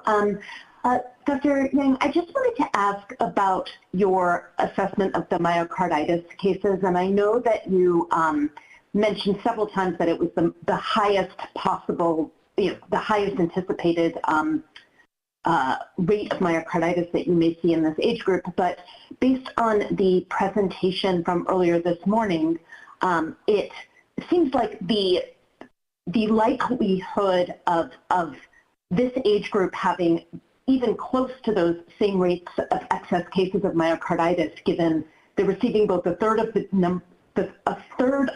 dose, and they have such lower rates of myocarditis in this age group. Anyway, it seems like I believe it was the 4th or 5th scenario where you used even the VAERS number of reports for the 12 to 15-year-olds is a closer estimate of the number of cases of myocarditis you would expect. So I was wondering what your thoughts were on that and how you determined which data to use to support your rates of myocarditis. Because for myocarditis, we do look at different database, like the data from Vaccine Safety Data Link, also VAERS, the Vaccine Adverse Event Reporting System. And for all those data, we also have our own FDA Sentinel-based system. So for all those data has a limitation, but for this purpose, we feel like the best system use the health claim data is best fit, because for VAERS system, there's no denominator. So the reporting is voluntary reporting.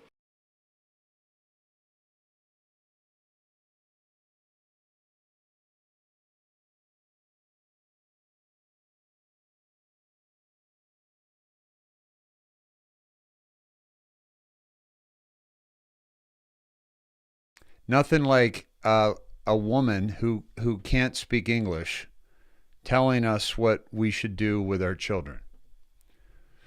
Got no problem with people who aren't from here or that are foreign. I do have a problem them coming to our country under an organization that we fund and that we in telling us what we're going to do with our children. Okay, got it. I had to get the mute off. Sorry. So, yeah, that's unbelievable that we're even having this conversation. Quite honestly, it's just tragic. Let's go to Tom Cotton speaking some directive. Common sense to the DOJ. The guy who's not doing his job, by the way, not doing his job, Merrick Garland. You've cited as the basis for that directive the National School Board Association's letter of September 29th. Was that directive being prepared before September 29th, before the School Board Association letter was issued? I don't believe so. Certainly I didn't have any idea. So it was only prepared okay, I think that answers the question. I already answered that question So you keep citing the school board letter and news reports. Right. One of the news reports cited in that letter, which you presumably mean, is from Loudoun County, Virginia. No, that's not. That. You're right, Mike. He's absolutely doing it. I misspoke. He's absolutely doing his job. Absolutely. Great point. He's there to destroy America. He's there to show us what we really need to see, right? Let's get back to it. That is not what I was talking about. Well, you keep citing news reports, and that's the most prominent news report that anyone in America has seen. That refers to Scott Smith, whose 15-year-old daughter was raped. She was raped in a bathroom by a boy wearing girls' clothes, and the Loudoun County School Board covered it up because it would have interfered with their transgendered policy during Pride Month. And that man, Scott Smith, because he went to a school board and tried to defend his daughter's rights, was condemned internationally. Do you apologize to Scott Smith and his 15-year-old daughter, Judge? Senator, anyone whose child was raped is the most horrific crime I can imagine, and is certainly entitled and protected by the First Amendment to protest to their school board about it. So rape is the most horrific crime that this jackass can imagine. Like murder isn't more horrific. Like he can't even lie correctly. He's such a moron. But he was cited by the School Board Association as a domestic terrorist, which we now know that letter and those reports were the basis for your. Senator, this is that's wrong. Shameful. Judge, this is shameful. This testimony, your directive, your performance is shameful. Okay. That's not. Thank God you are not on the Supreme Court. You should resign in disgrace, Judge.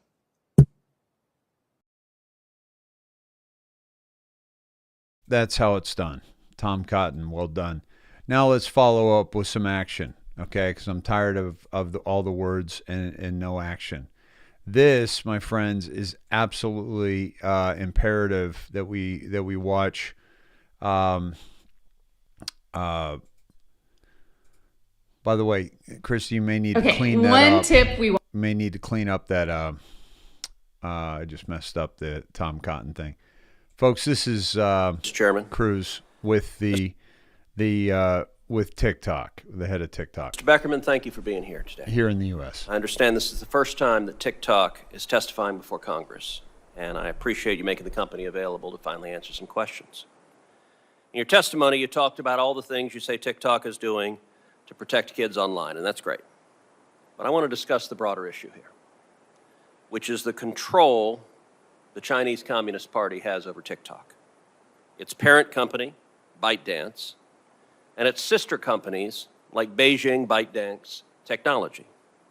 Now, TikTok has stated repeatedly that it doesn't share the data it collects from Americans with the Chinese Communist Party, and that it wouldn't do so if asked. It has also stated that, with regards to data collected on and from Americans, that data is stored in Virginia with a backup in Singapore. But these denials may in fact be misleading. A quick look at TikTok's privacy policy, in fact, just last night, shows there's a lot more than meets the eyes. For example, in the, quote, how we share your information section, one blurb reads, quote, we may share all of the information we collect with a parent, subsidiary, or other affiliate of our corporate group. Interestingly, in June of this year, the privacy policy was updated to state that TikTok, quote, may collect biometric identifiers and biometric information as defined under U.S. laws, such as face prints and voice prints. Mr. Beckerman, does TikTok consider ByteDance, the parent company of TikTok, which is headquartered in Beijing, to be a part of TikTok's, quote, corporate group, as that term is used in your privacy policy? Thank you, Senator. This is an important question. I'd just like to take an opportunity first to clear up misconceptions around some of the accusations that have been leveled against the company. I would like to point to independent research. I understand that trust needs to be earned. Mr. Beckerman, I get you may have broader points you want to make. My question is simple and straightforward. Does TikTok consider ByteDance, the parent company headquartered in Beijing, to be part of TikTok's corporate group? That's a yes or no. Senator, access controls for our data is done by our U.S. teams. And as independent researchers, independent experts have pointed out, the data that TikTok has on the app is not of a national security importance and is of low sensitivity. But again, we do hold that to a high standard, and we have access controls. Mr. Beckerman, we're going to try a third time because the words that came out of your mouth have no relation to the question you were asked. Your privacy policy says you will share information with your corporate group. I'm asking a very simple question. Is ByteDance, your parent company, headquartered in Beijing, part of your corporate group? Yes or no, as you use the term in your privacy policy? Senator, I think it's important that I address the broader point in your statement. So are you willing to answer the question, yes or no? It is a yes or no question. Are they part of your corporate group or not? Yes, Senator, it is. Yes, it is. Okay, so under your privacy policy, you're explicitly stating that you may be sharing data with them, including biometric identifiers, including face prints, including voice prints. Is that correct? No, Senator. In the privacy policy, it says that if we are to collect biometric information, which we do not collect biometric data to identify Americans, we would provide consent and opportunity for consent first. But you also say we may share all of the information we collect with a parent subsidiary or other affiliate of our corporate group, which means with ByteDance headquartered in Beijing, correct? Under U.S. access control, sir. All right, secondly, what about Beijing ByteDance technology, which media reports from earlier this year showed Beijing took a minority stake in through a state-backed internet investment Chinese entity, and on the board of which now sits Wu Shenggang, a CCP official who spent most of his career in Chinese propaganda, including with a stint at the Online Opinion Bureau under the Cyberspace Administration of China, China's internet regulator. Would you consider Beijing ByteDance technology to be a part of TikTok's corporate group with whom TikTok could share all of the information it collects? Senator, I want to be clear that that entity has no affiliation with TikTok. It's based for domestic licenses of the business in China that is not affiliated or connected to TikTok. So, are you saying no, or yes or no, as to whether Beijing ByteDance technology is part of your corporate group? As the privacy policy defines it, it says we may share all of the information we collect with a parent, subsidiary, or other affiliate, and presumably that's where it would fall, other affiliate of our corporate group. Is Beijing ByteDance technology a, quote, other affiliate of your corporate group? Senator, I'm saying that entity deals with domestic businesses within China. It's not connected with TikTok. You're having a hard time. You're answering questions I'm not asking. Again, it's a yes, no. Is Beijing ByteDance technology a, quote, other affiliate of your corporate group as your own privacy policy defines it? Senator, I'm just trying to be clear to answer your question. That entity is based in China for the Chinese business that is not affiliated or connected with TikTok. Okay. So that's twice you haven't answered. Last time you did it on the third time, so let's try it again. Again, it's a yes, no. The answer is the same, Senator. Which is? What I just said, that entity is... Okay. What you just said did not answer the question, so let me just repeat the question again.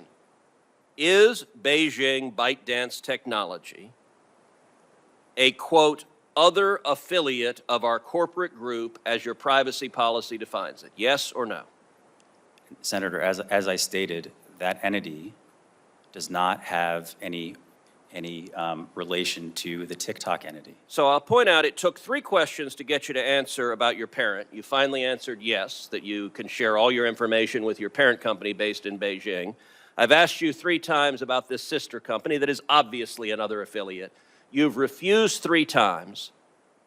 That may be revealing, often as Sherlock Holmes observed about the dogs that do not bark, it may be revealing that the Chinese propaganda minister that is serving on your sister company and who's been in the business of online propaganda, you're refusing to answer whether they fall under your privacy policy. That reveals, I think, a great deal, unfortunately. Senator, with all due respect, I'm just trying to be accurate here. There's a lot of accusations that are just not true, and I want to make sure that it's okay, clear. I'm going to give you one more chance, and my time is over. But look, in baseball, 3 strikes, you're out. Tonight, the Astros are going to begin winning the World Series. Let's see if a 4th strike, you could actually answer the question. And it's a simple yes/no.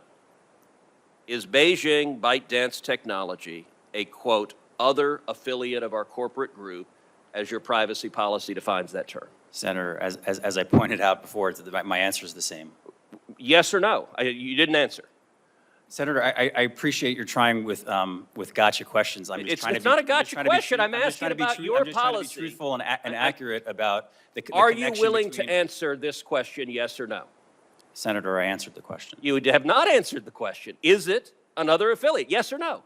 Senator, I stated a number of times that entity is a domestic entity within China for licenses there. And apples are red. You stated something that is not the question I asked. Is it another affiliate as defined under your privacy policy, yes or no? Senator, I answered. You're here under oath. Are you going to answer the questions? I answered the question. Or were you instructed not to answer this question? No, Senator. I'm just. So you're just not refusing to answer it because you don't want to? Senator, it is not affiliated with TikTok. That's your question, and that is the answer. So your answer, I want to be clear because you're under oath. Your answer is that Beijing ByteDance Technology is not a, quote, other affiliate of our corporate group, as your privacy policy uses that term. This is a legal question with consequence. Senator, I understand the question. As I pointed out, TikTok is not available in China. That is an entity that is for purposes of a license of a business in China that is not affiliated with TikTok. So for the record, you're refusing to answer the question. I believe I answered your question, Senator. Yes or no? Tell me which one it is. Just give me one word, yes or no. Senator, I answered the question. You're not willing to say yes or no? It was not a yes or no question. I want to be precise. Okay, I want to be. Is this company another affiliate as defined in your privacy policy? That is binary. There's not a maybe. It's yes or no. Senator, the way I answered, I'm not aware that is the answer to the question. Okay, so you're refusing to answer the question. That does not give this committee any confidence that TikTok is doing anything other than participating in Chinese propaganda and espionage on American children. Senator, that's not accurate. And again, I would point you to. If it were not accurate, you would answer the questions, and you have dodged the questions more than any witness I have seen in my 9 years serving in the Senate. That is saying something, because witnesses often try to dodge questions. But you answer non sequiturs and refuse to answer very simple questions. That, in my experience, when a witness does that, it is because they are hiding something. Senator Moran. Yeah, wow. So wouldn't answer the question is, trying to dance around the question. The bottom line is, somebody said, thank you for that, by the way, that TikTok red-pilled his daughter. I tell you, TikTok is red-pilling a lot of that generation. And it's kind of like, many of you found me through Facebook, right? They're censoring. They kicked me off. They kicked Todd and Cindy off, right? And many of our team. And many of you found me through YouTube. They kicked me off and they've censored us and they're doing horrendous things. Twitter, same thing. Excuse me. Twitch kicked us off for 3 weeks. And these people are allowing things on there that are really, really harmful. And yet we're using these platforms to red pill each other and we're doing it effectively. The only problem is that they're data mining the hell out of us, and the CCP is data mining the hell out of us on TikTok. And that should be clear as to what's really going down there. So, just be careful. Certainly, don't trust them with your children. This is a dude that basically, said he was going to put a bullet in Matt Gaetz. Okay. Arrested for alleged death threat against Representative Matt Gaetz. He had to challenge Garland to see if he was doing anything about the fact that a U.S. senator had a death threat against him. Okay? Tell MG, Matt Gaetz, to watch his back. Tell him to watch his children, Defendant Eugene Hulsman told Gaetz's office on January 9th, according to the 2-page indictment, shielding the lawmaker's name as MG. I'm coming for him. He's going to fucking die. I'm going to fucking kill him. Watch your back. I'm coming for you. I'm going to put a bullet in you, and I'm going to put a bullet in one of your fucking kids, too. Wow. This guy, and they were dragging their feet on this guy. Okay? Dragging their feet. Eugene Hulsman made this threat against Matt Gaetz. Are you kidding me? Federal prosecutors filed the indictment under seal on May 18th, securing an arrest warrant that day, but authorities could not immediately locate their suspect, court records indicate. The current whereabouts of the defendant are unknown, and the public revelation of the indictment could severely hamper law enforcement's ability to locate and apprehend the defendant to answer the charges, Assistant U.S. Attorney David Goldberg wrote in the original sealing order. That's one of the reasons why they seal these indictments, folks. So basically, it had been sealed on May 18th, so they were doing something about it, just unsuccessfully. But days after Gaetz complained, months passed and the docket remained quiet. Then days after Gaetz complained on the floor of the House of Reps that authorities were not being aggressive enough about threats against him, there was an apparent breakthrough in the case. So he actually said it on the floor. The grand jury's indictment, I don't believe it was in front of Garland, actually. I think it was just on the floor. The grand jury's indictment was unsealed on Friday, October 22nd, after prosecutors told U.S. Magistrate Judge Hope Cannon that Hulsman had been arrested in the Central District of California. Hulsman had been charged with transmitting a threat in interstate commerce to injure another, a statute that carries a possible 5-year maximum penalty. He does not currently have a defense attorney. So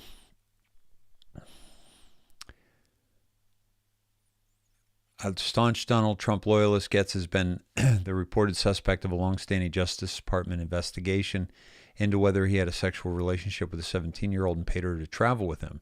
His oft-described wingman, Joel Greenberg, pleaded guilty to sex trafficking and is cooperating with prosecutors. Gaetz denied wrongdoing and attempted to connect the allegations to an extortion plot.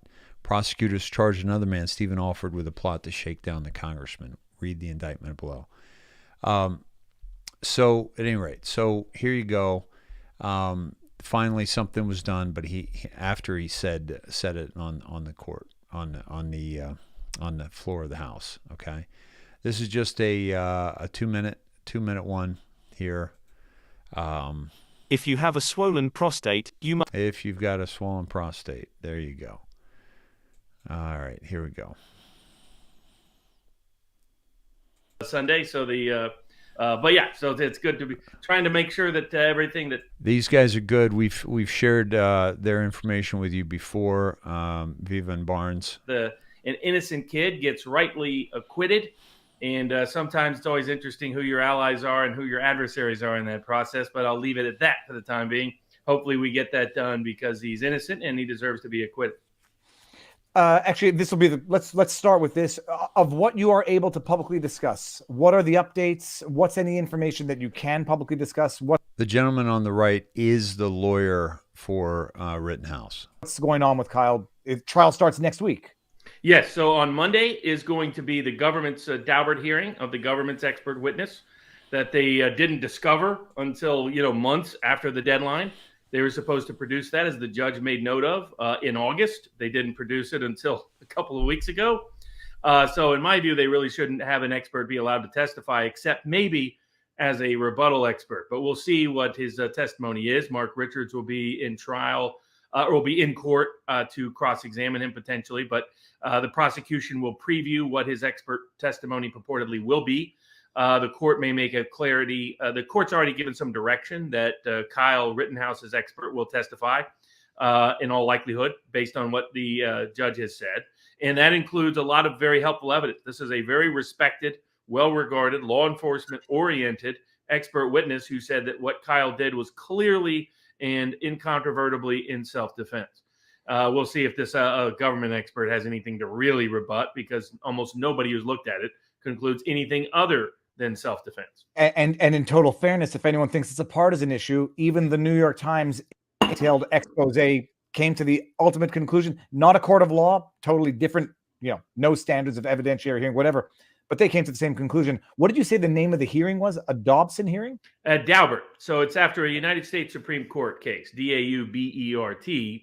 And what it is the judge is supposed to only allow expert testimony when the subject matter of the expert's testimony is beyond the ordinary understanding of the jury. The concern is that either you'll have someone who's not an expert try to pretend to be one, or you have someone testify as an expert where that's the province of the jury and is fully within their common knowledge. Here, how to handle these kind of circumstances or situation is not within the ordinary knowledge of the jury. So an expert would clearly be relevant, and we, the defense, properly identified him many months ago. The prosecution tried to sandbag, tried to hope to not allow any expert testimony because they don't want the jury to hear from a well-respected person who has witnessed this kind of incident many times before, these kind of issues many times before, and noted how extraordinary Kyle's behavior was. Kyle was very reluctant to engage anybody. He tried to flee everybody, only engaged in any degree of self-defense when literally at the last second. In other words, if he'd waited a half second later, he'd be dead. Other people would probably be dead. And that's what the expert effectively testified to on our behalf. We'll see what their expert is. And then next Monday, November 1st, jury selection begins. And so I'm bringing in people from around the country to be of assistance on that, and believe what we will be able to be of assistance on that. And then on top of that, to their credit, a group of great defense lawyers have made themselves available to be advisory counsel throughout the trial. And this includes, sometimes you say this person has, written the book on something, when you want to say they're such an expert. Well, it includes people who have literally written the book on these issues. So many of them have offered generously to be available. That's a fantastic resource. And sometimes the only hurdle you run into are people who don't necessarily want you to bring such resources to the equation. But we will have those resources available, and it'll, of course, be up to Kyle to decide what he wants to do. But we want to make sure he has every option available to him, and he has the maximum available defense to him, because he's an innocent kid the system's trying to railroad. Hey, great job, Viva Frey. Thank you guys for this excellent work and absolute patriotism. And this is a clear-cut case, folks, of they're trying to railroad this young man, and they're not going to get away with it, because it's clear. It was clear that he acted amazingly. Okay. So I want to stay on the law. Oh, by the way, Lisa mentioned 4,000 sites are now up to start ages 5 to 11. Only parents to blame in the end, I guess, but they've been masking their kids all day. They will jab probably, even though 0 deaths of kids. It's tragic what's about to happen in California, my friends, and it's not even FDA approved. It's emergency use authorization, 17-0. It's tragic. New York City mandates have until tomorrow. Tragic. This is Jeremy Corbyn on the Julian Assange, folks. This is another wrongful imprisonment of a man that is completely innocent. Let's listen to the appeal hearing. This is the 21st century. This is Britain. We pride ourselves on being a democracy. and we're holding an independent tribunal for somebody who has no conviction against them in this country, who's now been held for over 2 years in the most secure, maximum security prison this country has. And he's still there. He's committed no crime, and he's in a maximum security prison. And the plea in his defense is that if he's removed to the United States, he may well, because of his mental health condition, take his own life. That is what we have done to this person who told us the truth about Afghanistan, the truth about Iraq, the truth about surveillance, and revealed the incredible levels of secretive power held by the United States and indeed many other governments around the world. In a different place, in a different denomination, in a different country, he would be hailed as a whistleblower who told the truth about dangers we are all facing. It's a very important day. Today will be the day where you will hear the truth from Julian's lawyers. We will hear about the incredible abuse of process, the illegality that Julian has had to endure. Think about everything that has happened.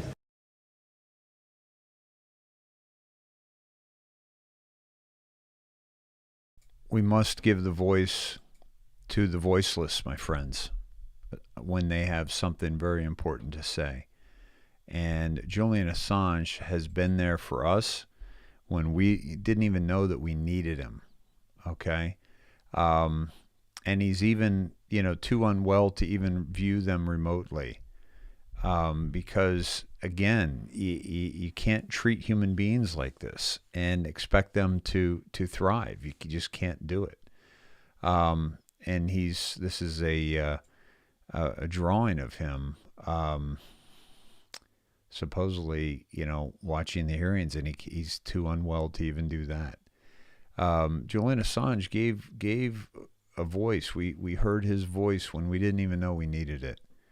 And he told us about the things our country was doing illegally, and he brought light to darkness. And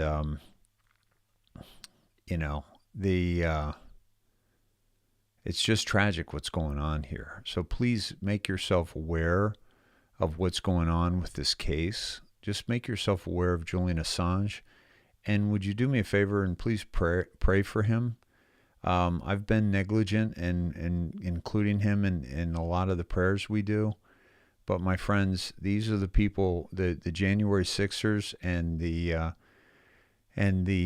Julian Assange. We need to pray for these people, and they're not doing well.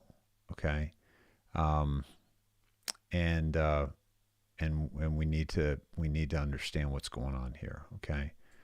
And here's a Twitter link for the Assange defense. So please follow the Assange defense right here on Twitter. There are 16,000 followers. So please,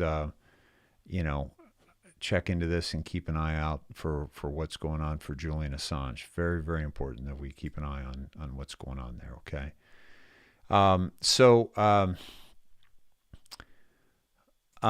This is a longtime Clinton operative with felonies. Arrest warrant is issued for one of the lawyers for the Clinton Global Initiative by the Denver District Attorney's Office. Steve Bashar has been charged with securities fraud and theft. A criminal complaint against him accuses him of stealing between $100,000 and $1 million and lying to an investor.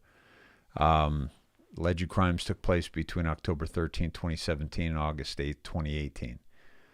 So they've come after these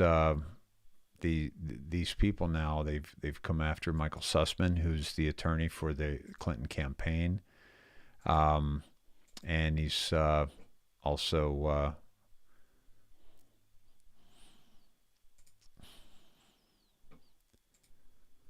they're going after Sussman. They're going after this guy now. Excuse me.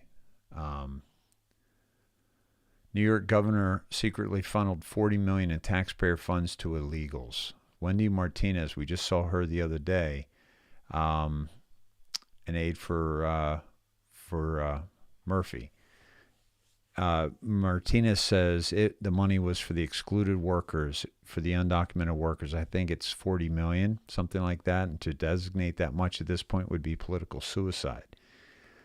The Project Veritas journalist, if he allocates that much to the illegals, so he isn't going to say anything right now, there's been some money given already. It hasn't been said. What's happening is they want more. I think that the $40 million was what was already given. But if he talks about it, then it's going to be suicide for him. Martinez says if he does it right now, yes. But he's going to do it? Yeah, we just need to get elected first. Okay?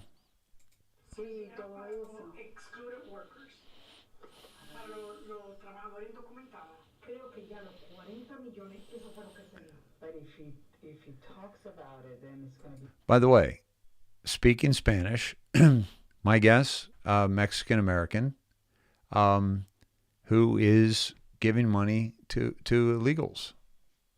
Sorry, let me get out of the way there. She looked kind of funny, didn't she? Here we go. Suicide for him. If he does it For some reason, system audio is not coming through, my friends.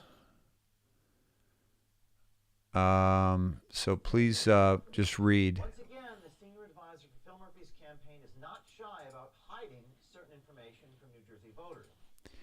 Sorry, don't have system audio in this one. I don't know why.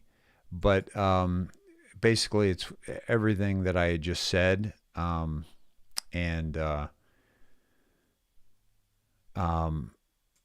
Yeah, just everything I just said. And then James O'Keefe just verifying that. Let me see if I get system audio on this next one. I'm not seeing it. Hold on. Yep, system audio just disappeared on me. Greg Abbott says Texas to the United Nations, pound sand. Oh, come on, man.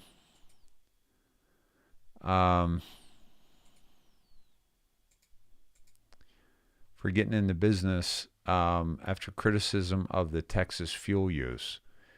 Ann Bradbury, CEO of American Exploration and Production Council, discusses the need for affordable and reliable energy after UN leaders called on Texas to lower carbon emissions. What does the UN have to do with Texas? Okay? What does he have to do with Texas? Nada. Mind your business. Cuomo is charged with forcibly touching aide who claimed he groped her breast 2 months after he was pushed out of office by Letitia James, who is now campaigning for his job. This is not something that we're looking to focus on, folks. This is a distraction to keep him away from murder charges. Soros announces new venture that will have a huge impact on local news outlets. We need to nip this in the bud. A new public benefit corporation backed by Soros and Reid Hoffman, co-founder of LinkedIn, will do battle with the forces of any opinions it does not like under the banner of Good Information, Inc. Aims to fund and scale businesses that cut through echo chambers with fact-based information, will invest in local news outlets. There we go. Yeah, we can trust Soros, right? And he's also bankrolling the far-left group in the middle of this anti-Semitism scandal. Gives millions to Sunrise Movement, which refuses to rally with Jewish organizations. This is a man that took the property away from Jews as they were led off to Auschwitz and doesn't have any remorse about it. He's bankrolling the Sunrise Movement, a far-left group engulfed in the anti-Semitism controversy after its D.C. chapter said it will no longer hold rallies with the Jewish organizations. He gave $250,000 to them.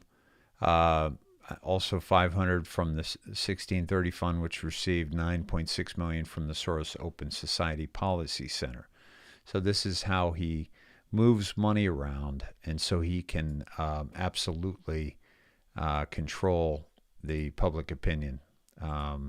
He is deeply a part of the indoctrination. Todd, Cindy, why don't you guys call in when you get a chance? A little bit later than I was hoping. But here's a good read: What inclusivity means, not inclusion, but exclusion of American values. Jen's conservative. Authorities in California begin crackdown on more In-N-Out burger restaurants over vaccine passports because they're not enforcing this. A few cool memes. Obama and the CIA created ISIS, propped it up in Syria, blew up Syria, and then took ISIS back. A little creepy with John Durham getting a little sniff from Hillary. How does a bill work? That's an easy one, Billy. Corporations write the bill, and then they bribe our elected officials until the bill passes. That's exactly true. Nancy Tracker on Twitter, your house is worth $200,000, print a lot of money. Your house is now worth $400,000. Tax the unrealized gains of $200,000. You don't have that kind of cash. BlackRock buys your house at auction for pennies on the dollar. Not too far from the truth. The logic of today's FDA and CDC. Wait, so we can't use ivermectin because we don't have enough data. But let's vaccinate children to see how safe the vaccine is because we don't have enough data. Did I understand that correctly? How big is this shit show? We're fucked. Love that one. No vaccination, no candy. Let's go, Brandon. Time to bring back Trump. All right, where are my friends? Here we go. Hello. Hello. Hey, Cindy, how you doing? I'm doing great. How are you? Good. You sound a lot better than last week. Yeah, I'm fighting a horrible headache, borderline migraine, but I'm doing okay. I was going to try and fake it. It's a truth cast. It's a truth cast. Todd gave me the look like, really? Yeah. Yeah, that's are you using the Healy? Because you're sure not doing much of a commercial for one right now. No, actually, Dave, I have been using the Healy. Otherwise, I probably wouldn't even been talking like this much. All right, good. So the migraine. I think we're just under evil attack. What's that? I think we're just under evil attack. I get feeling better from the Yep. other, and then now this evening, boom, a horrible headache just like came out of nowhere. Yep. I just took a call from a friend today she's coming by to help me with that because she definitely believes that that we are under attack. Send her my way. Yeah. I wish, but I will tell her and ask her thoughts on the issue. Hello to all the Sneds. I love you guys and I miss you guys. Yeah, and keep us in your prayers if you would, folks, because we have a lot going on, a lot coming at us, and a lot of it's not good. No question about that. Well, that's for sure. Hello. How you doing, pal? Good. I'm doing good. I've felt great all day for some reason. Yeah, you sounded good earlier, and then I had to jump, and that was actually the woman that was calling in.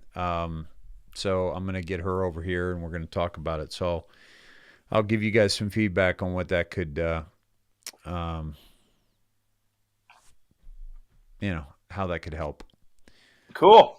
I'm up for that. Yeah. Hey, and do you think the solar flare that you were talking about on Facebook today, do you think that might have anything to do with our health? I do. I do. I do too. Yeah, I think a lot of things in nature that we don't even know about we're susceptible to. Yeah.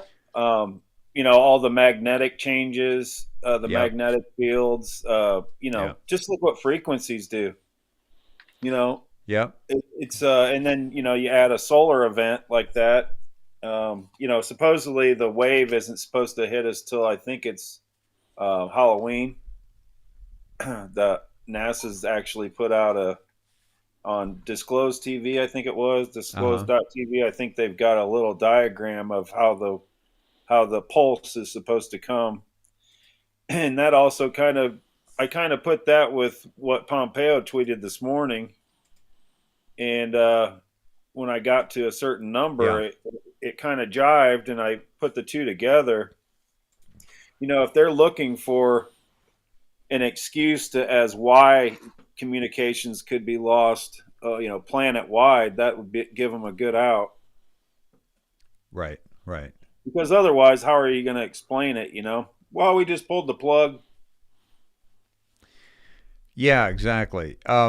That's a great point. I love this quote. If I were a canary in the coal mine, I'd be lying in the bottom of the cage right now. Be prepared. That's a good one. Yeah. Thanks.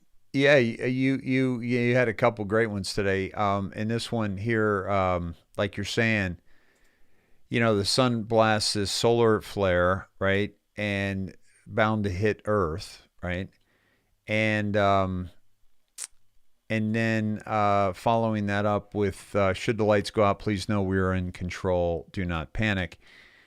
And just possibly using it as an excuse, right, or as a reason why things are happening, and then jumping right into well, and also relating to sky event, right, that would be a sky event in my opinion. The sun, the sun's in the sky, right? Yeah, exactly. And they talked about an aurora from it too, so that might possibly be a yellow sky. Yeah, right. Just kind of related to all of it, looking at the whole map, it just looks like so much. News Unlocks the Map, Dave, is like everything that is said by every anchor on every station right now. All this crazy stuff. Yeah. It seems like it almost feels like I've been here before. It just feels like kind of a deja vu for me. Well, one of the things, the reason why it's such a deja vu, we talked about this briefly, is, either something can happen from this, or it's another, we were just throwing you head fakes so that the deep state would panic and make some more desperate moves, right? We've been down that road. Yeah, we've been down that road many That's why I times. always tell people, I try to make it clear that it's just based on the information I'm seeing. Yeah. I just want to get the word out for everybody to be prepared. I'm not calling it Friday. I'm not calling it next Friday. I don't know when. I don't have that information. I don't think Q wants us to have that information, or we'd have it. Right. But if I don't share what I'm seeing, as I look at everything, the whole board, everything together, the news, the drops, the tweets, the timestamps, the deltas, happy birthday today, Q, by the way. Yeah, dude, I've been waiting for us to celebrate. I should have baked a cake. And I guess, Todd, happy birthday to you. Oh my God. To Q. Happy birthday to Q. Happy birthday, dear Q. Hey, President Trump. Happy birthday to Q. You. And many more. Oh, dog comms. We love you, Q. Dog comms, exactly. Oh, that's great. By the way, my picture's a little off center. By the way, the something about Q, like for example, in this kind of an expose of what's his name? What I was saying earlier, that I watched last night on M Seeker of Truth, of the British guy. That narrows it down. Yeah. Parks. The guy who's got an alien for a mother, and Simon Parks. Yeah, one of my favorites. MI6, MI5 parents, and grandparents and the whole bit. And so at any rate, one of the Sneds, there were some Sneds in that chat, and I wish I had known about it. Em had told me about it, but he didn't say they were going live. I would have let you all know about it. But some of the Sneds were in there and kind of talking about Q, because there's a lot of people that were bashing Q. And so for those Sneds that were there and sticking up for Q, good on you. But one of them said that I had said that, there's 7 military, 3 civilian as a part of Q. And I just want everybody to know that I didn't say that. Like, that didn't come from me, right? That came from Q. That came from the drops. Like, Todd and I aren't telling you anything that we know that you can't find out yourself from reading the drops or taking the dives. We know it maybe a little bit more. We know how to do it a little bit more. Todd kind of takes it to another level. Not kind of. Todd takes it to another level, because I think there's an intuition that you follow, Todd, that just takes you down some really beautiful dives, that I know takes you down these beautiful dives, and you just have a feel for it. Yeah, I can kind of feel my way through them now, and I know when I'm going down the wrong path. Right. So I just want everybody to know that Todd and I aren't, like, as well as we know these drops, we're not like telling you anything that we know that Q hasn't told us, or that we haven't found out from the News Unlocks the Map or the Pompeo, but it all is inside comms. Okay, you might hear it from me and Todd, but they're inside comms because we go to the drops. They're not outside comms. And all these people saying they got intel, I got this guy, or I got this guy, I can't tell you who it is, I can't tell you when it is, or whatever, those are outside comms. And so so at any rate, I just wanted to make that clear, that you either believe the plan or you don't. And if you believe the plan, it's important to kind of really understand the plan and kind of dig into the plan, which is what we do pretty much the entire second half of the show. The first half is news, and so we can figure out how the news can maybe unlock the map and so forth and so on. But, the second part of the show, we're digging into the drops because, Todd and I, and I know you all get a lot of benefit, a lot of hope from them, but not hopium, not false hope, but like real hope, like, Todd, I mean, this takes a lot. This takes a lot of work, but it's not something that anybody else out there can't do. And there's a lot of Snedheads doing it. Absolutely. And that's what's cool.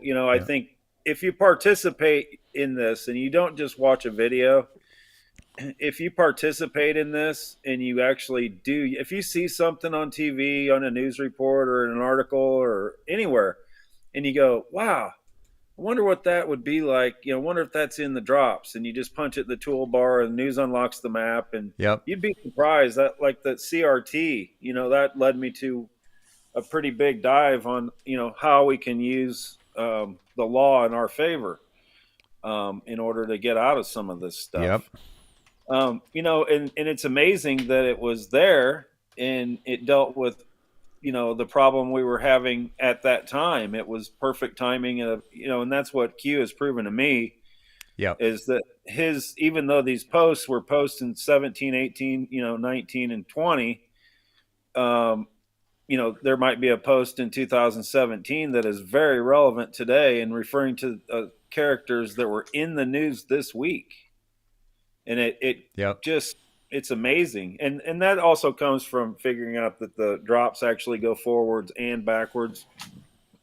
Because otherwise, somebody that just reads all these posts, and they say, well, I read Q, but they don't get the connection in time and date and space. They're not going to get the messages.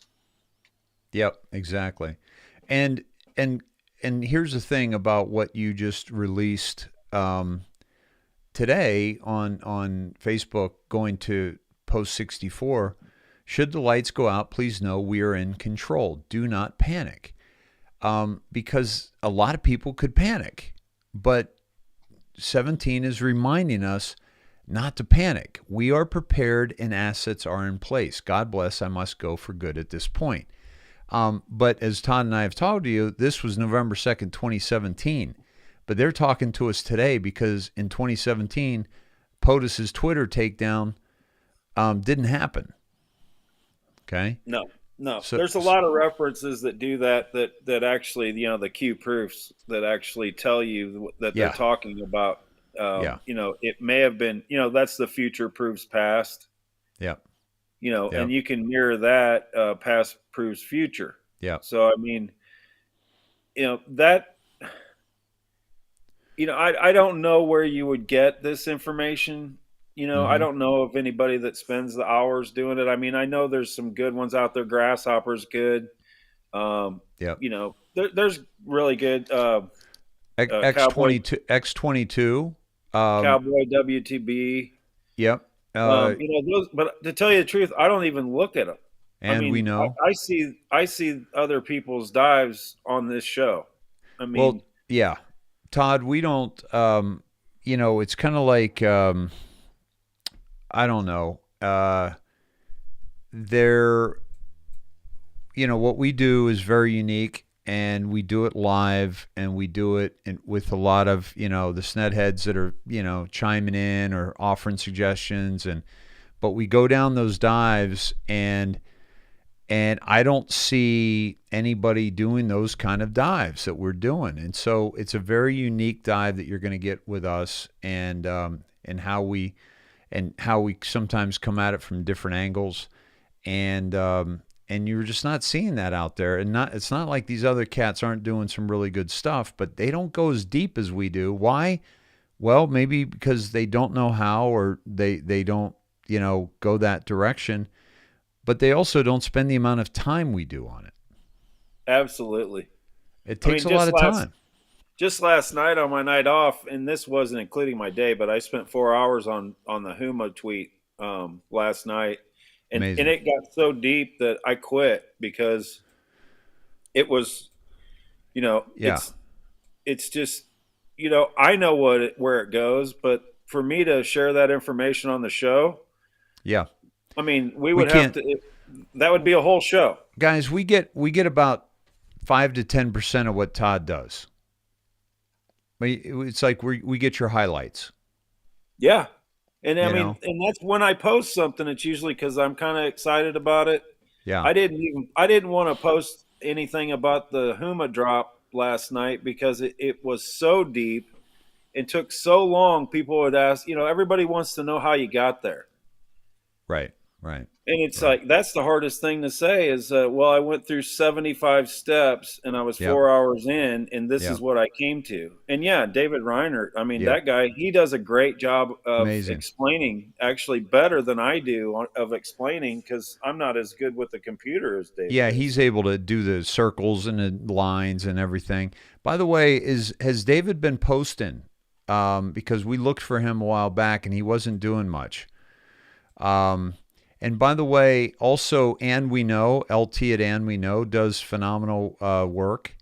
And and I used to, and by the way, I was watching some of the old shows, and they and I was directing people towards X22 and We Know. Like I've been directing the Sneds there for years, and because those guys, they know, they get it. And Hawk's Mustard Seeds, he does a great job on his show of replaying those. So if you're missing those, go see Hawk.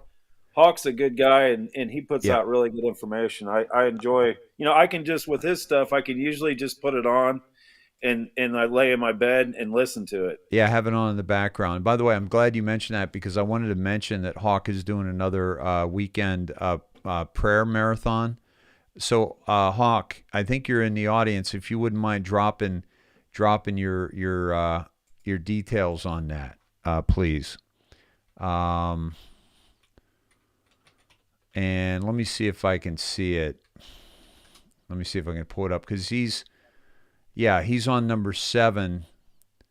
And here it is, folks. Let me pull it up here. This is Hawk's Mustard Seed 7.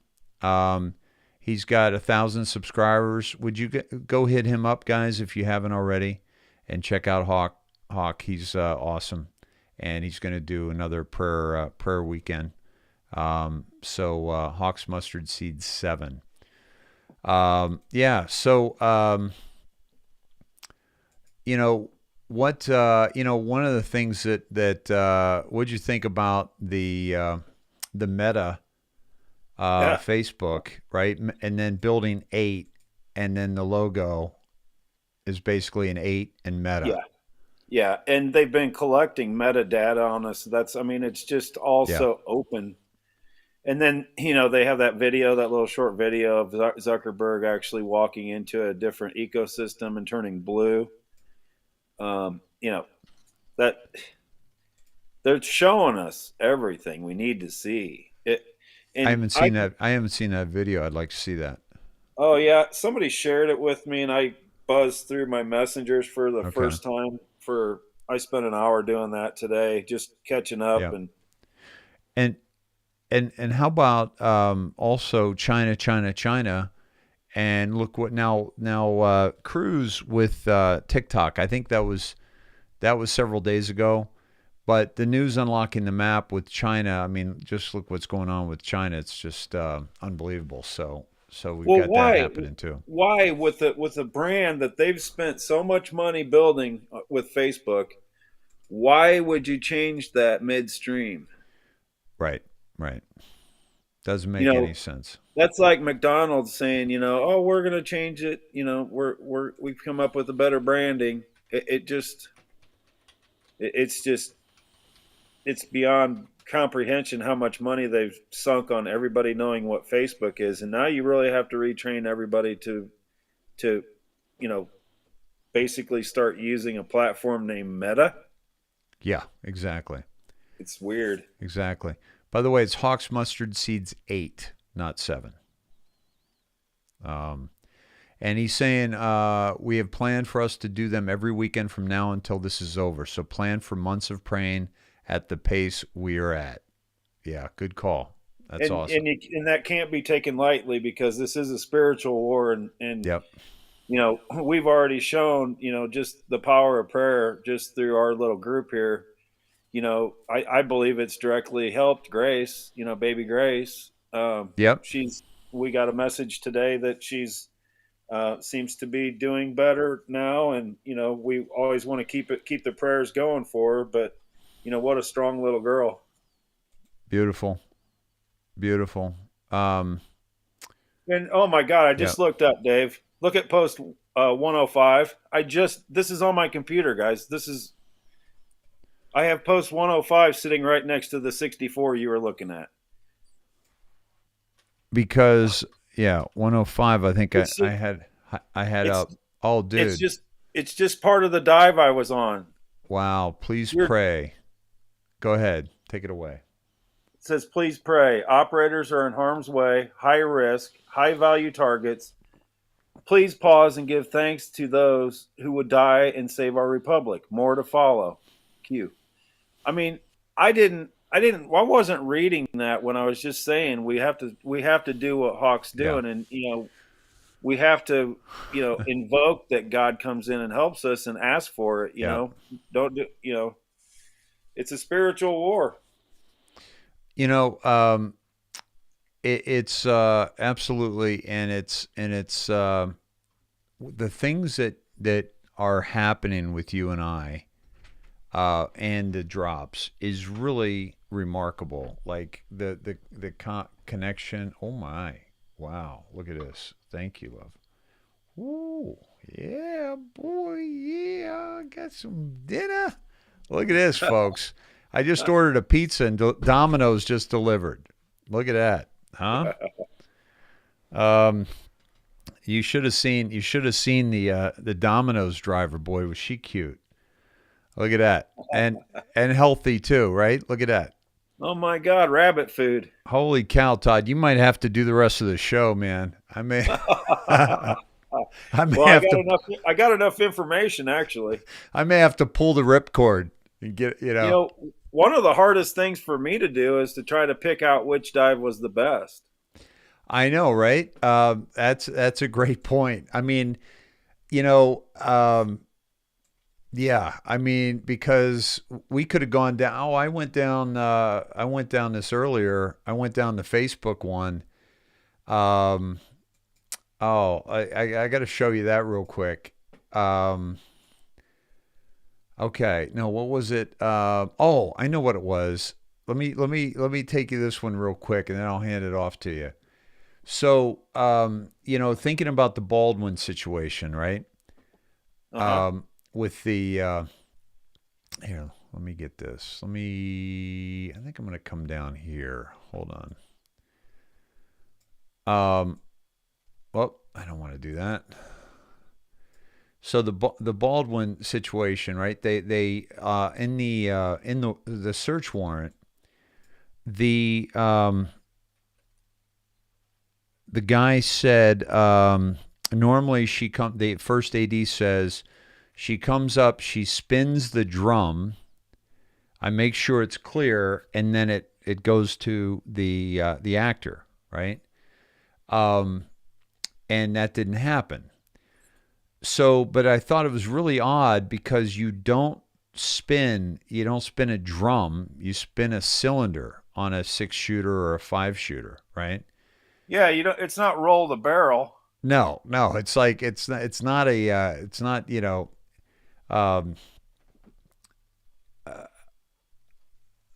you're not spinning the drum. It's not a drum, it's a cylinder. So, but this is interesting. It took me at 9:59. Mark Zuckerberg, Rex Tillerson, big meeting, cell phones left at the door, plus 8, right? 8 other people, but also eighth building 8. Mask and spin. Mask. This was again 2018, March 21st, 2018. Mask and spin. Identify friendly insiders, MSM support talking points, shift narrative, fail, we hear you. We have the algorithm, thank you at Snowden, learn chess. Down she goes, nobody escapes this, nobody. And by the way, when we see a chess game or when we see a game being played, the chess players, I saw something on this, a chess player will know that he can beat his opponent in like the next 7 moves, and the other chess player will see, I'm done in 7 moves possibly. Yeah. But the people watching aren't going to see it because they're not masters, right? Right. Yeah. And so this is something that we should pay attention to, right? Because we want it to be over, it's not over, and yet we don't know how close we are. But it's important for us to understand that they do. And the more we see them making really, really ridiculous moves, the more we know we're closer. Right. I think it's to the point now where it's you have to. What they're doing is I think they're making desperate moves and sacrificing and trying to entice a wrong move by a chess master, which isn't going to happen. Yeah. And they know it's not going to happen. And that's kind of what you're looking at if you look at the whole Dem party right now. Yep. For a party that holds, like I said, the House, the Senate's a push, but they've got, Vice President, whatever her name is, Kamala, she changes her name. They've got all the levers of control, yet they're all angry and fighting, and they're not able to push their agenda. Yes. Yep. They're meeting resistance at every turn. And now you have, the governor race in Virginia, and every past and present bigwig in the Dem party has come to try to help this guy. And as of the last Fox News poll, it looks like the Democrat is down like, I think 7 or 8 points. Yeah, he needs to go. He needs to go. He's a Clinton operative. He's as dirty as the day is long, and he's a really bad dancer. Oh, pathetic. Did you see him on stage you talk a bunch. I'm like, how Dude. did these people get elected acting like complete idiots? Well, it's Awful. pretty easy. But, yeah, because they control the votes, right? That's the only way, man, because it ain't for dancing. Hey, I also ran down spun because David Hall, the AD, said spin and spun, the drum.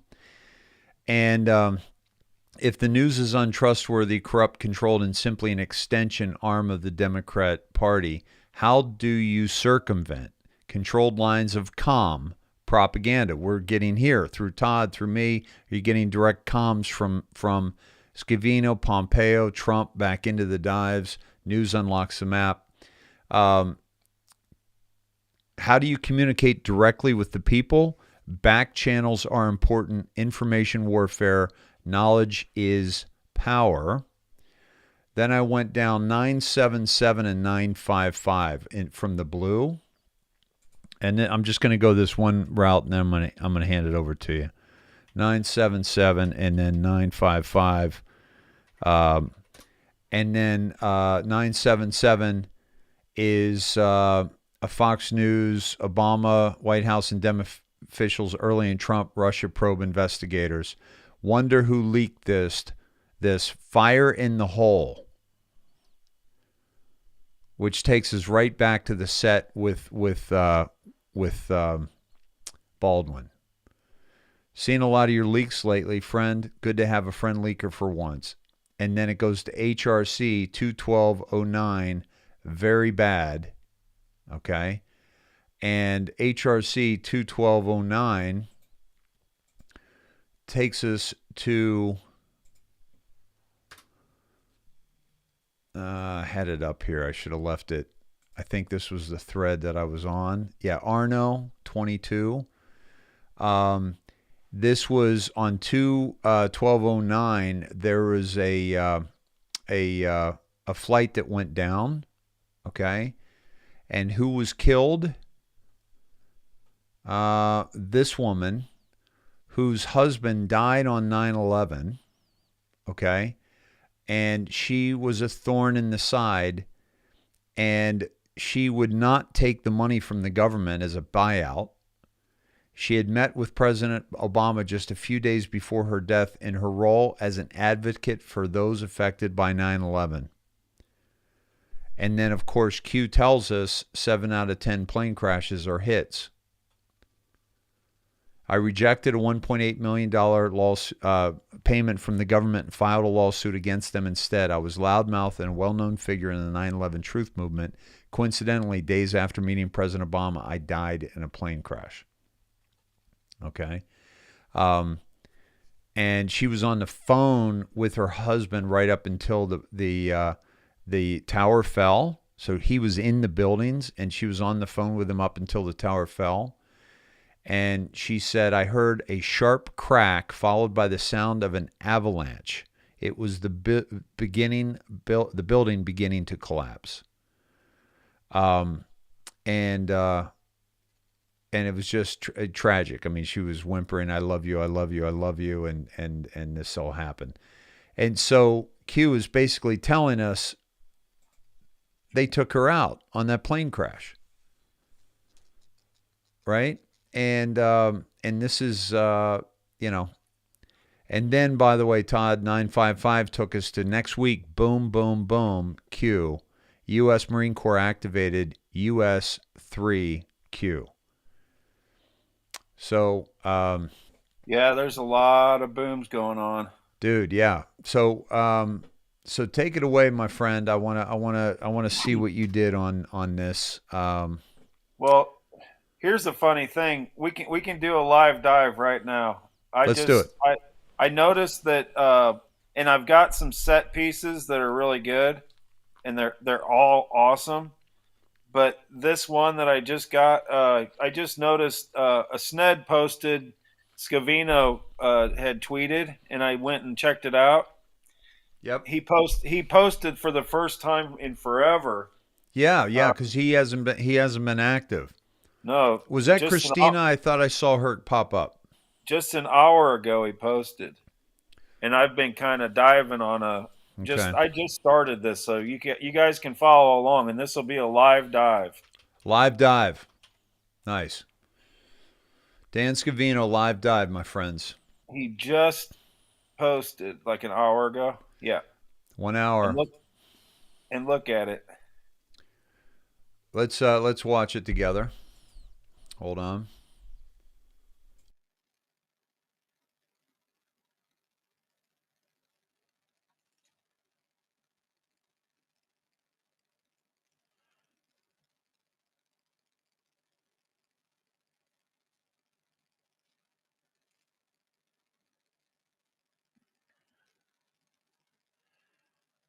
Is there any sound, Dave? Because there's no sound on your share.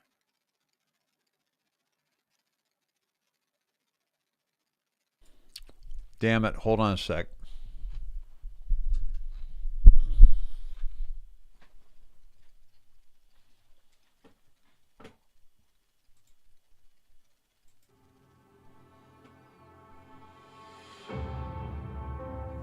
There we go.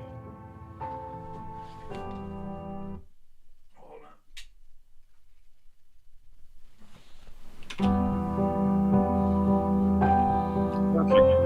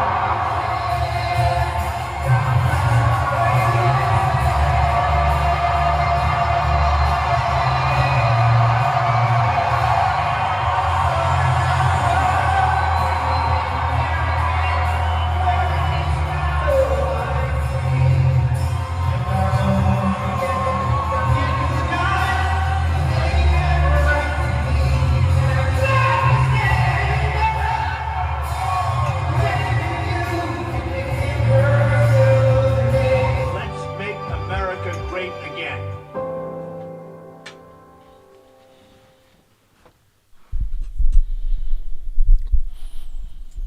Wow.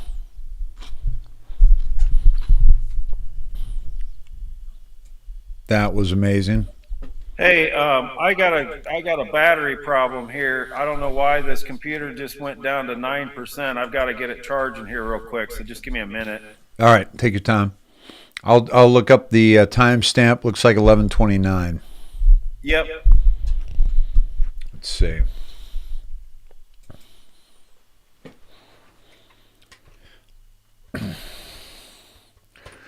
By the way, what I thought about when I saw that, my friends, is that what a gift we've been given to be able to see where he was at, where we were at as a country, and where we are now, and the contrast that exists there. Unbelievable. I mean, it's almost incomprehensible how far we've fallen. And how, hold on a second. No, that's not what I want. That's what I want. Okay. And here we are with just an insane amount of frustration because of, you know, how far we've fallen. But, you know, we've got a lot invested in this, but think about how much the people have invested in this that, you know, supported Trump from a standpoint of financially, or worked with him, or, you know, are working behind the scenes and know more about what's going on than you and I. Think how devastating they must be, and how devastated they must be, and how frustrated they must be that this hasn't gone down yet. So just remember, folks, if you think you got it bad because of what's going on, somebody's got it worse, and so let's keep that in mind, I think, and definitely make sure that we're putting love out there. And all right, I'm back, Dave. All right, good deal. I waited for you. Hold on. It just plummeted. The battery just went boom. Dude, yeah. We don't even have to go there. It's like, where did my sound go? Yeah. You know what I mean? I've had flawless sound all last night and tonight, and then all of a sudden it just disappears. So did you find what the timestamp, like the time was of the video? No, I think it's 45 actually. Let me double check. Let's see. Not 45. It's 2:18. 2:18? 2:18. Okay. I'm going to write that down. So I'm at 11:29 and 2:18. And we'll go to 23:29 too for military time, since we saw a lot of military in there. And let's see where we go here. Folks, if you're following along, hold on. What? Oh, okay. All right. We're on qalerts.app and click the search, put a pound number before the number. And we go to 11:29, April 11th, 2018. Todd, do you have that up in front of you? Not yet. I'm trying. My other computer went to sleep now. Okay, I'll start us off. All right. All right. Hold on. There we go. Okay. The Hill. Clinton advised Pompeo to stop the purge of State Department. Then, The Hill, Pompeo failed to disclose ownership in business connected to China. Down she goes. Okay. Let's see if we still have that link active. Okay. And here we go. Clinton advises Pompeo to stop purge at State Department. Okay. Hey, Dave. Yeah. Didn't you just say down she goes? You already said that. Tonight. Did I? When did I say that? That was the last one of your last drops that you just did on your little dive. You said down she goes. Oh my God. Wow. Yeah, scroll down to I didn't input your post, but I know the sign off was down she goes on one of your. Let me go back to that. Searches. Here's the 977 and the 955. HRC, very bad. Wonder who leaked this. Fire in the hole. How do you communicate? Back channels are important information warfare. Knowledge is power. It was on a. What was that last drop? The last one that you just did before this one. You inputted something on the search bar, and we went to We went to this. I think it had something to do with the name. HRC. Meta. Oh, it was the Meta one? Yep. Okay. Oh, right. It was the Meta one, not the Spun or the Spin. It said down she goes. Meta. And Here we go. There's not a lot of them that end up with down she goes. Let me see. This is Meta.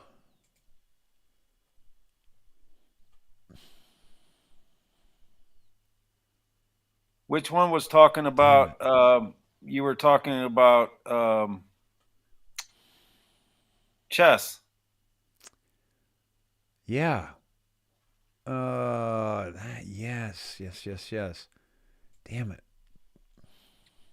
Because I know it signed off saying down she goes, because I was like, that almost sounds like a ship, you know? You know what? Let me just do this. Let me search. Just down she down goes. she goes. Yeah. And you were there, because I know I heard you say this at the end.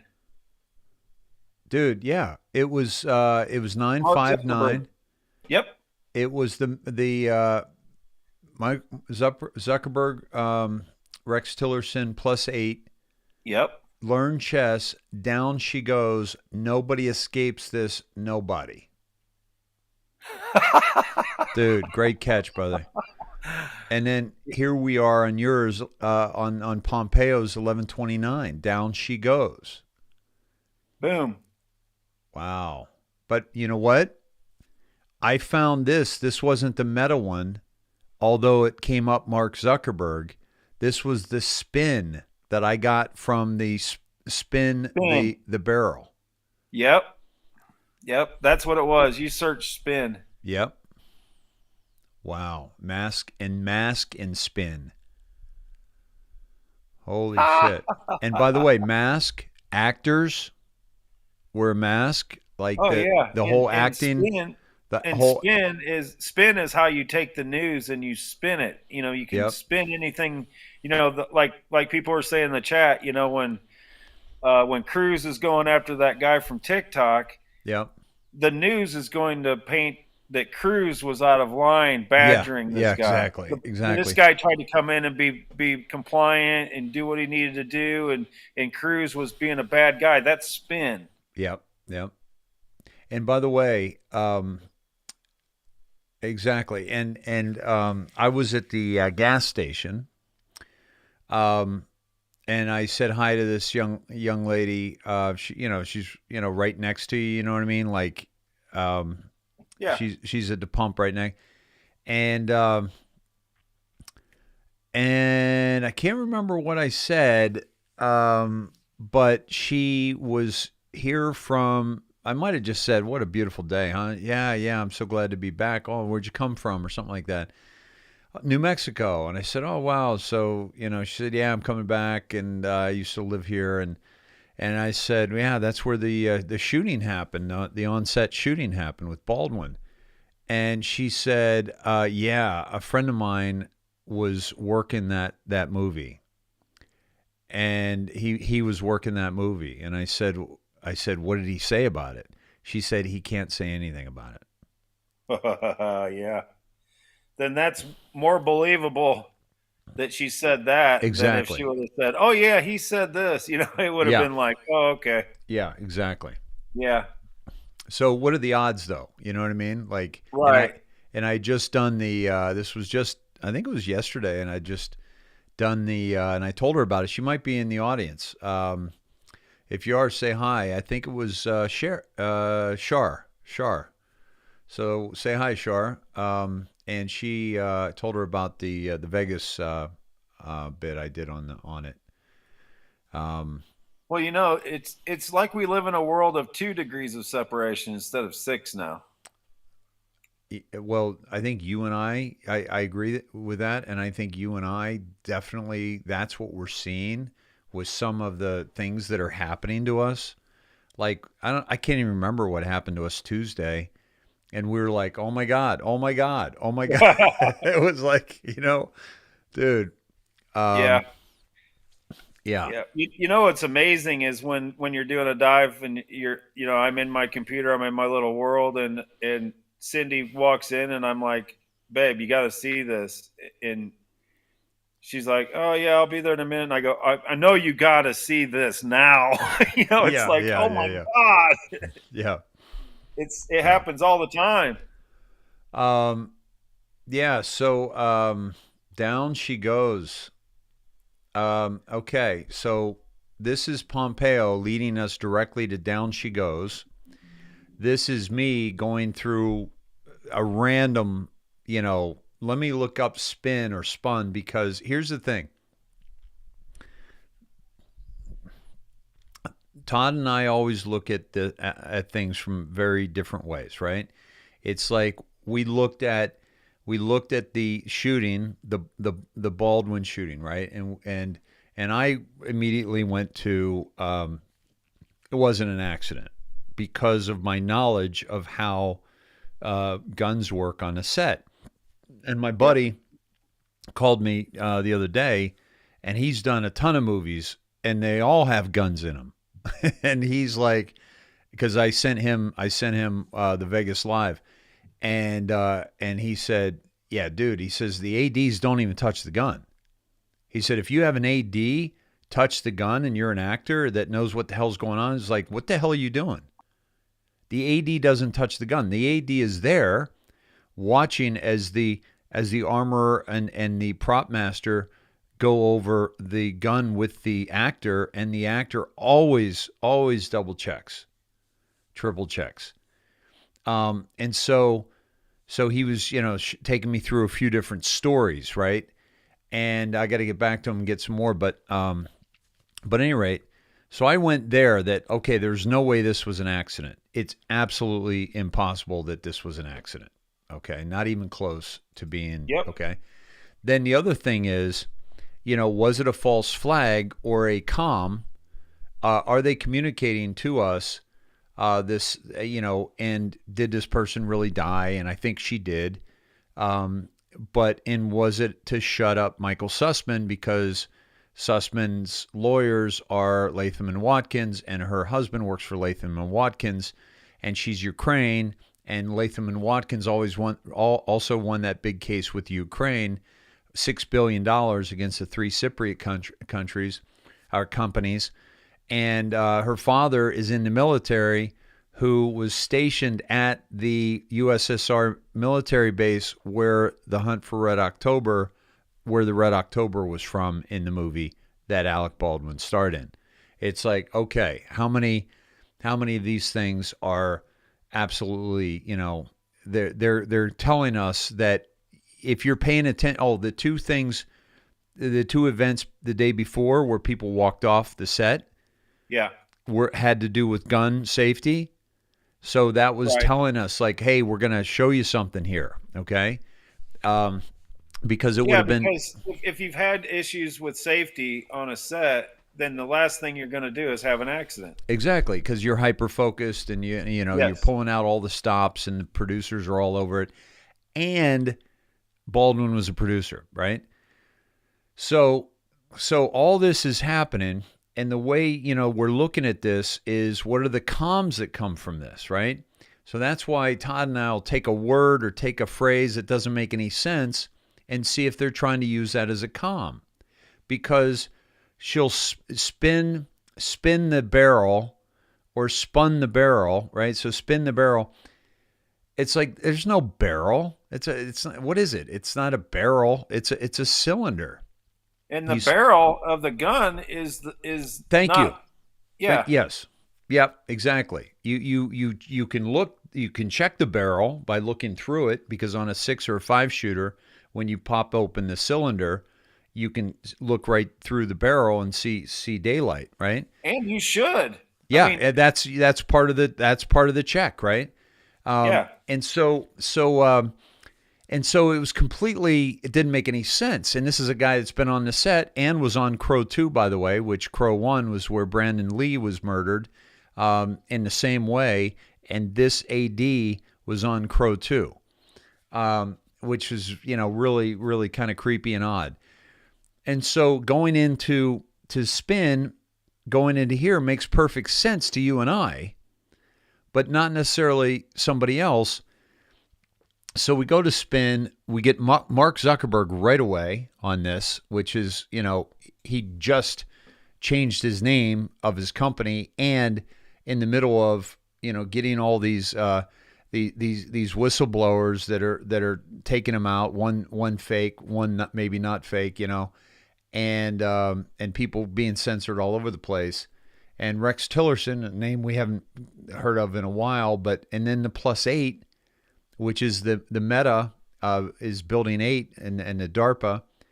And so it all kind of comes together. Mask, right? The masks that we're wearing and today, and spin, and what you were talking about, spinning the news and all that. So going into this, and then Snowden, which is huge in the news. A lot of the Sneds are watching Snowden right now because Christy was on that, and she's looking. They're comparing notes on it. Learn chess. How many times has Q said we forgot how to play? Yep. Right. Down she goes. Right. Watch the Water. Red October. Hillary Clinton. Okay. Because we're talking about Sussman. We're talking about Latham and Watkins.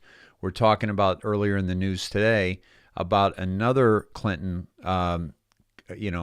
compatriot, or I'm not going to put the word patriot in there, but ally is going down, right? Could Nobody be escapes this. Referencing the Queen also. Yes. Yeah. Thank you. Perfect. Learn the Queen from the chessboard. Yep. And then nobody escapes this, and we're seeing all these people, going down. Nobody. And Dave, that may also tell you where we are on the chessboard. Yes. If the Queen goes chess, down, dude, what happens? Down she goes. Then once the Queen drops, Yep. You're very close to losing. It's just a matter of moves. Might be. I mentioned 7 earlier. It might be 5. Might be 4. Might be 3. I mean, if we're using a chessboard as a match and the Queen just went down, then that's pretty far along in the game.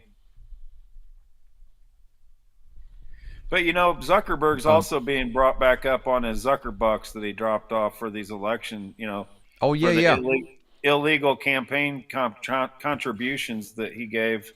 Dude, we unlocked that. We unlocked that in the news earlier too. Yeah. We showed the Zuckerberg, doing the money with the elections. Yeah. And by the way, who was Cruz talking to? TikTok, right? That they're getting information off our phone, and we know Facebook is, because earlier tonight it was also Facebook is tracking us on the Meta.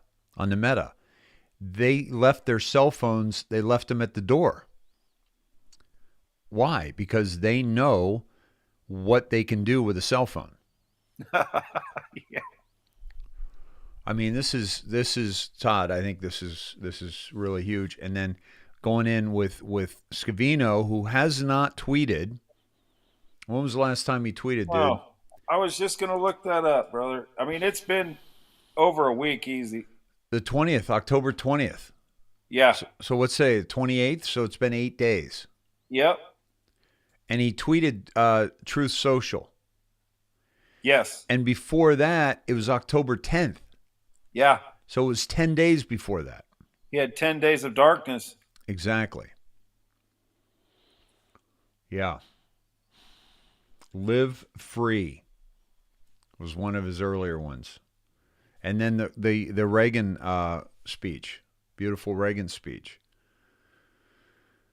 Wow.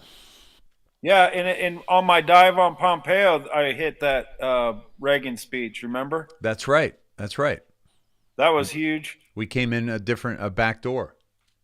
Yeah, and that's one thing you learn about these comms is they're connected, and you'll see it again, I think.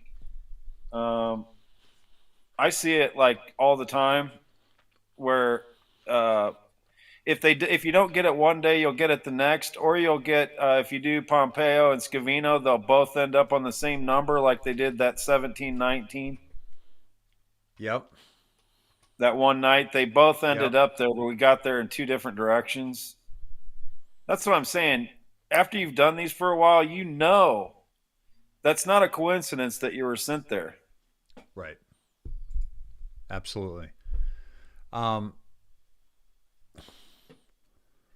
the way, I think we were just sent somewhere else too.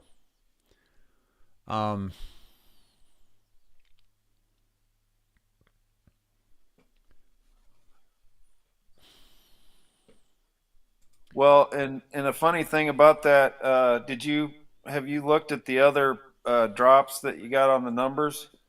No, not yet. Let me go back there. Because I think I was here once before, earlier today. But let me go back to Q alerts, and I need those numbers again. 11:29, 13. I'm sorry, 23, 29 military time. Yep, and then 218. 218, thank you. Okay, and here we go. Guys, qalerts.app, right? And we're 1,883 beautiful humans in the room here. Okay, and here we are. So, 2329 is military sponsor, not what you think, the Punisher.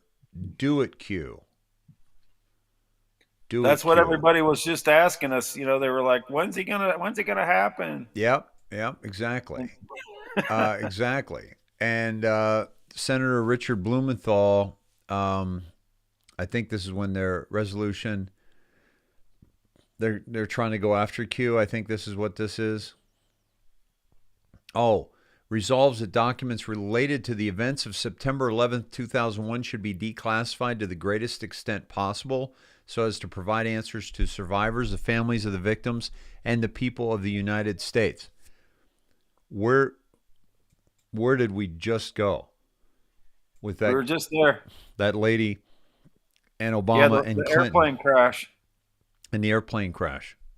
And what a piece of shit to take her down in an airplane when supposedly the airplane took her husband down in that building. Right. Sponsor, not what you think. Honored at the UQ, we are at the ready, and the Anon morale is very, very high. Let's do this. United we stand, strong together. We are honored. Anons are selfless, nameless, faceless, fameless, and fearless. We are grateful. So maybe earlier comment about some guy named Phil who says he's an Anon. Okay? Selfless, nameless, faceless, fameless, and fearless. That's who the Anons are, my friends. Okay? United we stand strong together. Let's go to and do it Q with the Punisher. The 1139 Reuters, Congress sex trafficking. Trump signs law to punish websites for sex trafficking. Which is still poignant. Where did you get 1139, brother? I'm sorry, 1129. Did I mistype that? Yeah, 1129. Yep. Yeah, my bad. But study carefully. Facebook, IG, think Ray Chandler, Twitter, etc. Honeypots, Q. You have it all. We certainly do. So Facebook again, right? The honeypots, that they know how they were manipulated. All right, 1129. Here we go. Clinton advised Pompeo to stop the purge of the State Department. We took us here, okay? And then also on the Hill, Pompeo failed to disclose ownership that she failed to disclose ownership, I think, if I remember correctly. So he did. CIA Director Mike Pompeo did not disclose last year that he owned a business linked to a Chinese government-owned company, McClatchy reported. Pompeo, who was recently nominated by Trump to be a Secretary of State, failed to disclose his business ties to a Chinese government oil and gas company in the questionnaire he was required to fill out to be confirmed as CIA director by the Senate. That omission could be an issue for him during his confirmation hearing before the Senate Foreign Relations Committee on Thursday to be Secretary of State.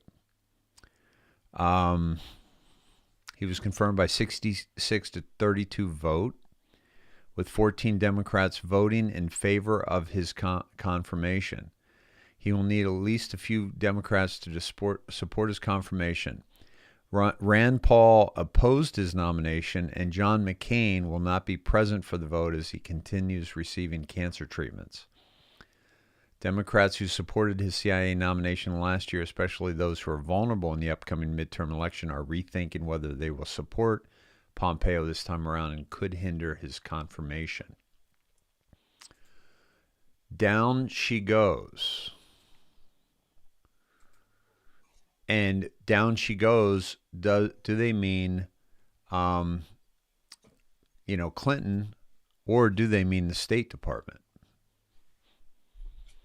What do you think? Hey, there's Rex Tillerson. Right.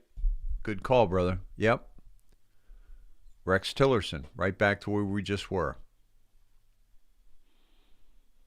Yep. RT. With MZ. With MZ.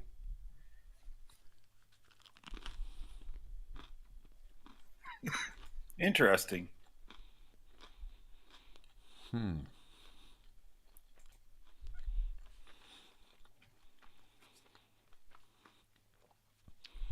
Clinton said she was deeply concerned over the mass exodus of some of the most qualified Foreign Service officers over the past year and a half under recently ousted Secretary of State Rex Tillerson.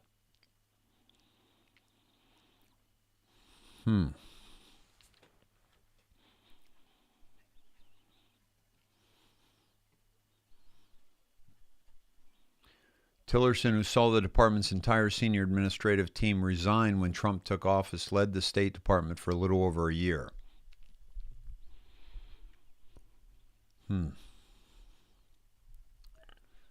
Down she goes. Interesting. And, of course, Pompeo was involved with that company. Hold on. Where did I go with that? Oh, the Pompeo, right here. Okay, Pompeo, the company was... I'm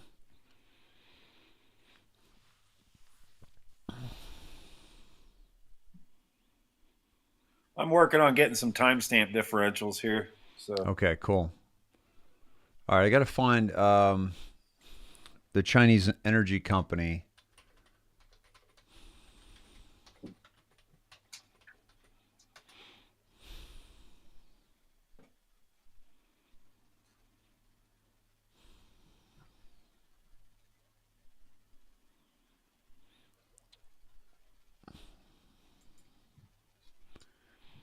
But they also sanctioned in 2019, Todd, the U.S. sanctioned the Chinese state oil company for importing Iranian oil, violating the Iran embargo. And the entity, I'm guessing, I'm going to bet that Tillerson is somehow involved.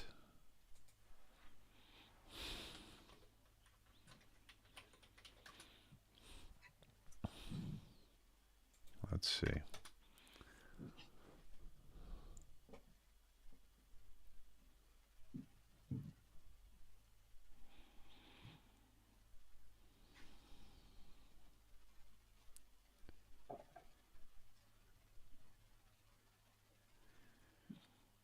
He was in China doing an economic squeeze on North Korea, talking with China.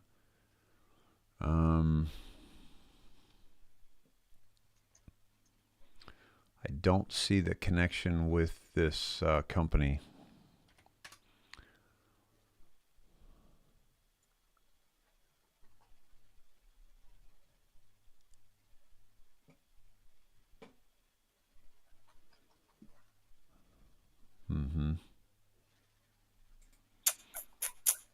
There we go. All right, let's get back to what you're working on there. All right. I've got timestamp differentials for 2329. Okay. There's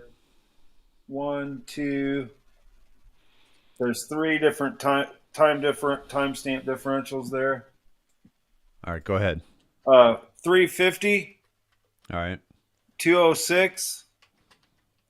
216.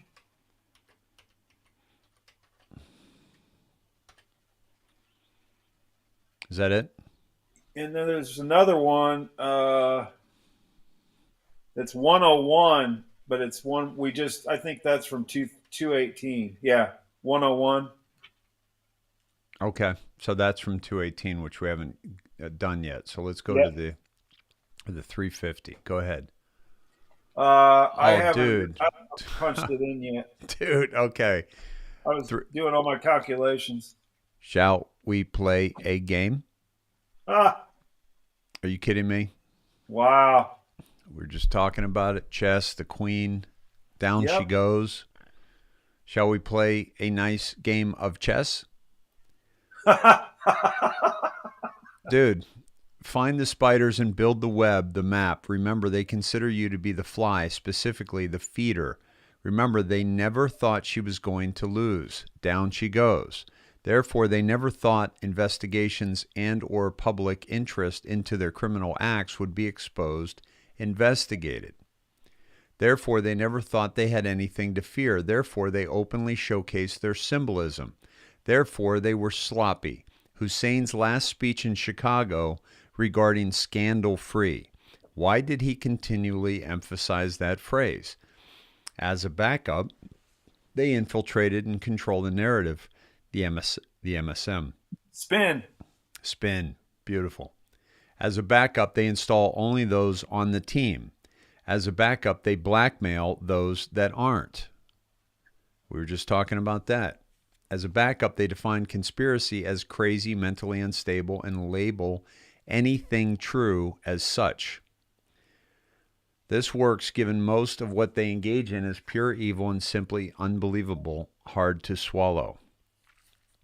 The fix has always been in, no matter which party won the election. JFK killed, Reagan shot. This was always and we were just at Reagan, right? Yep. You took us there through Pompeo. Scavino took us there a week ago or so.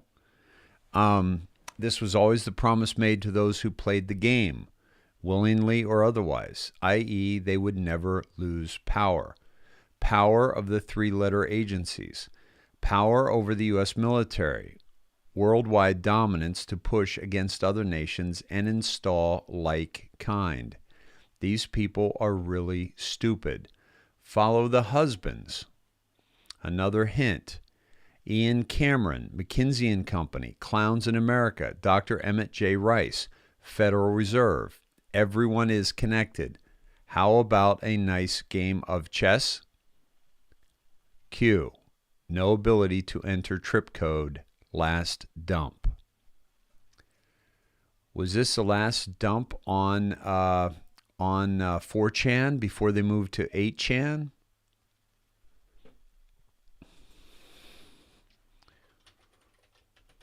I don't know, but that's worth going to 99 and 525. Oh, hell yeah. Yep. 8chan was created in 2013. I got to find out. They're not telling me. They're not giving me any Q stuff. All right, so we're going to 216, right? Or 218. let's finish that. That 350 you were just on. Yeah. Okay. Let's stay on that. Let's do the secondary. The Oh, I see what you're saying. 525. Yeah. 99,525. I'm going to a different page here. So we're going into blue, folks. Damn it. There we go. Okay, 99 and 525. 525, 7 out of 10, dude. Holy shit. 7 out of 10 airplanes that crash are targeted kills. How about power out? You just posted on that from the sun activity. Yep. Flight reroutes, flight returns, running, public awakening, message spreading wide and far, goodbye at Jack. Q. Dude, LAX was just shut down from a lone gunman, they said. Tonight? Yeah. Really? Yep. Dude, I was just saying lone gunman at the Vegas, on my Vegas post.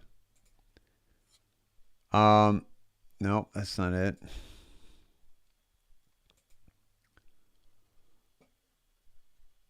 Here we go. Breaking news, a major security scare. Now at 10, breaking news, a major security scare late tonight at LAX. Hundreds of passengers spill out onto the tarmac. Flights halted, and we're live. A mother fights back and steps in to save her children when a crazed man threatens them. The video and story only on 9 tonight. And she had enough energy to just do this one more time. A woman who went skinny dipping stranded for days miles from the shore of Malibu. How she managed to make it back alive. Hi, everyone. I'm Susie Sa. Thank you so much for joining us tonight. I'm Jeff Vaughn. This is KCAL 9 News at 10 o'clock, also streaming on CBS in Los Angeles. We begin with that breaking news out of LAX. Police tell us an argument at the Southwest Airlines terminal spilled inside. People panicked when they thought someone had a gun. Tonight, KCAL 9's Sarah Donchi is live at LAX with the latest for us. Sarah.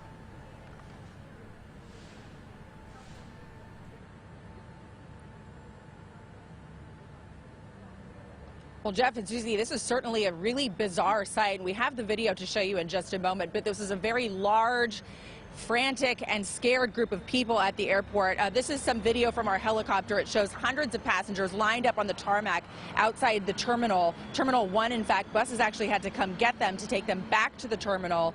Airport officials say two people were arguing outside Terminal 1 around 7:30. One man actually ran inside and was shouting that the other had a gun. That person breached security, so they were able to get pretty far inside. And this is what set off all of this chaos and sent those 300 people running for the exits, some onto jet bridges, other onto the tarmac. The FAA actually had to issue a ground stop. As you can imagine, this was a very dangerous situation. People were watching this from everywhere. This is video taken from people on a Southwest plane sitting there waiting. They could not believe what they were seeing, all of these people out on the tarmac. And we actually talked to some people who said they were inside simply waiting for their flights when they heard someone shout, "Gun, gun," and that is when everybody started running. Yeah, I didn't hear like any gunshots or like see the man with a gun. I just heard people screaming like run. There's like they were running for their lives. And then I heard someone say a gun. So I was sleeping, half asleep, stood up, looked at both of my children, let's go.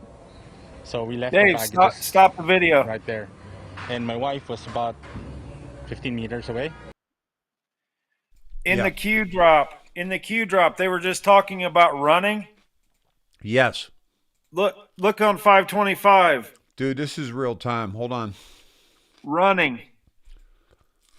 Hold on.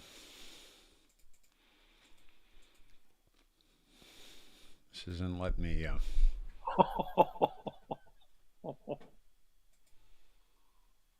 525. Running.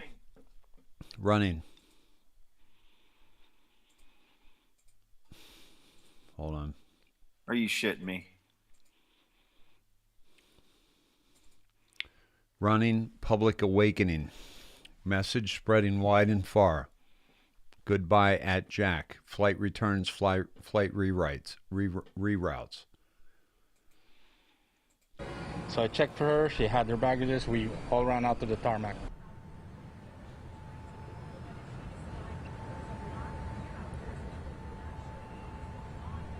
Just go back a couple minutes, I think, and you'll Was get about the running. My children, let's go.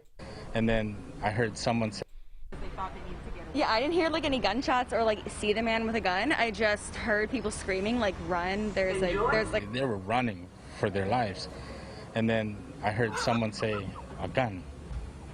So I was sleeping, half asleep, stood up, looked at both my children, let's go. So we left our baggages right there. And my wife was about 15 meters away. So I checked for her. She had her baggages. We all ran out to the tarmac. Dave, he was asleep. It says public awakening on the top. Looked at both my children, let's go. Seeing all of these people back for their flag gun is when everybody started. Yeah, I didn't hear like any gunshots or like She looks see familiar. the man with a gun. I just heard people screaming like run. There's like they were running. They actually jet bridges, bizarre sight. We have the video to show you. And scared group was lined up on the tarmac. Wow. Dude. Running. And he was asleep, and then it says public awakening. He was in public when he woke up. Public awakening. Wow. Wow. Dude, this is trippy. Yeah, and it's still unconfirmed whether or not there's a gun or not. Right? Wrong. I mean, wow. We got to follow this to 13. Yeah, hold on. Wow. Snedheads, how we doing, folks? Welcome to the live dive. Yeah. This is what a live dive looks like. Wow, okay. Before we go to 99, let's go to 13. Now think about the timing of POTUS traveling to China, South Korea. I've said too much. God bless patriots. What was the date? October 30th, 2017. 13. And by the way, October 30th and mirrored 31. Wow. All Hallows Eve. 1, 2, 3, 4, Todd. 1, 2, 3, 4. Mirrored 4, 3, 2, 1 countdown. Countdown. But I'm also thinking, Dave, what was the date that he traveled to China? It says now think about the timing of POTUS traveling to China.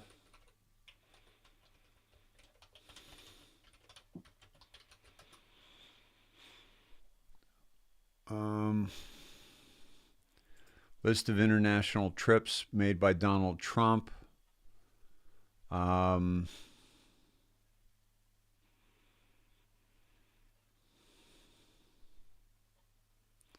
Saudi Arabia first, Israel, Palestine, Italy, Vatican, Belgium, Italy, Poland, Germany, France, Japan, South Korea, China, November 8 to 10. 8 to 10. That's coming up. Coming up, man. And it would come up after the the Huma, the book tour, book release, November 3rd, 4th, dates with Hillary. Down she goes. Wow. Yeah. Yeah. And then 4, 3, 2, 1 countdown.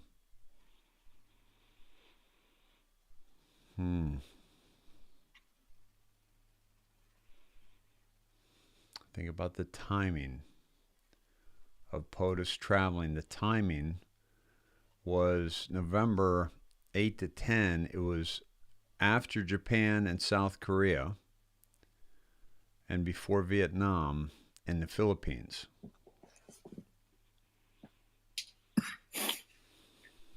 Now, when did he sneak that trip into North Korea? Was that at the end of the China? I Or think that was Vietnam, wasn't it? I think it was right after China. But why don't they mention it here? Might have been on this. Was it on the second trip when he went to South Korea? That's it. Briefly walked into the northern side of the joint security area. No, those are both done on the 30th. 30th, yep. June 30th and October 30th. Right. Yep. And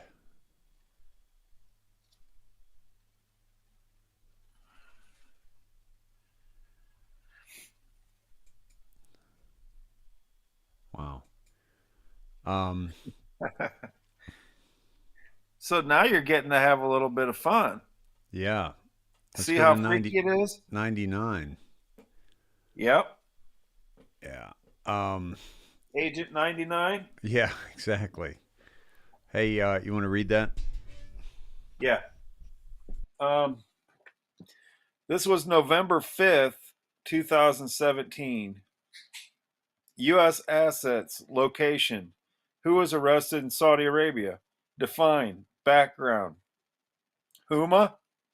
Foundations? Institutes? Soros? Who was killed in Saudi Arabia? Who fired? Who really fired? Why would we fire? Follow the money. Who pulls the strings? Strings detached. Open season on puppets. Who are the puppets? Where are the puppets? Global. Mainstream media. Mockingbird. Secret agents. A. Cooper family background. The Vanderbilts. Why is this relevant?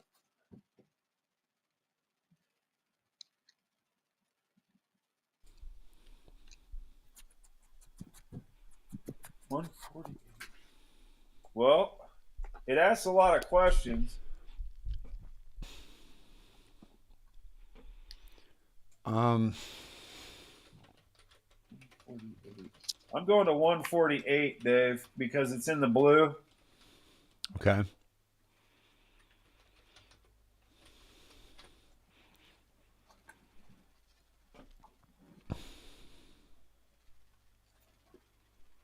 Khashoggi, Saudi journalist, author, and former general manager and editor-in-chief of Al Arab News Agency. But Khashoggi was also, I don't know if it's the same family, huge arms dealer. Well, and yeah, and he wasn't the guy. Oh God.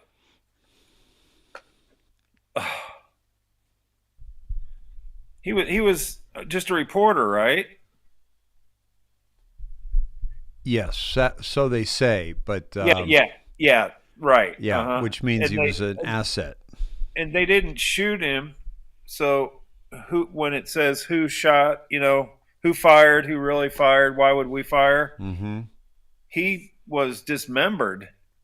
Right. I guess he could have been. I mean, I've never heard shooting be a part of his death, is what I'm saying. No, it wasn't. I think. I mean, he could have been shot and then dismembered, but. And why would we fire? That makes sense, Okay, so. When was that missile fire? That was supposedly an attempt. The one that hit the airport tarmac? Because that wasn't that Yemen? No, this was the one I think was Let me see. Secret missile launch. Was Trump the target? Surface-to-air missile was launched at Air Force One while Trump was headed to the summit in Malaysia. Missile was launched from the Naval Air Station, Whidbey Island, Washington. Okay, we remember when I looked up Whidbey? Yeah. Holy shit, dude. Hold on. Whidbey Island. Whidbey Island. Look at, hold on. Our memes. Spotted in Whidbey on Durham Transit. Are they normalizing what's to come? Kids have strokes too. Know the warning signs. Jesus. Holy cow. Hey, Jim, are you in the audience? Is Whidbey the same Whidbey Island that missile was launched from? And Dave, look to the left of that one on the bus. There was a missile on it. Oh, get out of here. Would I shit you? Oh shit. Look at that. It looks like a missile. It's like a cap from a graduation, but dude, that's a missile. Look at the flames coming out of here. Yep. I mean, Oh you my can God. make that a face, but that looks like a damn missile. Know the warning signs. I am by Whidbey Island. Yes, same island. Look at all the snedheads that know this. Yes, awesome. Ontario. That doesn't look like a graduation cap to me. That looks like a missile. Yep, totally. Dude, that's totally missile. And this is crazy, dude. This is crazy. And strokes, they're prepping us for, the vaccine. Californians already got the vaccine lined up. And so they're okay, Patty, that's what I thought. So I thought it was spelled differently. Whidbey Island. It's Whidbey, and this is Whitby. Thank you, Patty. Whitby is Ontario, Canada. And while there it says it's Whidbey, not spelled the same. Okay. Oh, this is where Simon Parks lives in Whitby, England. So that's not in Canada. This is in England, Whitby, England, I guess. No, wait a minute. I think this is in Canada because Jim Rice, I think, sent it to us. Well, and do they even use the term kids? Right. Wow. Lads and lassies have spoken. Ron Frondog says, it's a coffin.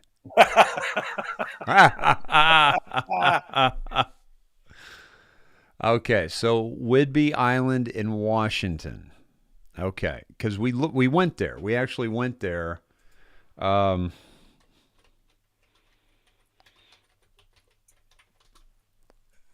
I've never been there. Well, I'm going to take you there, dude.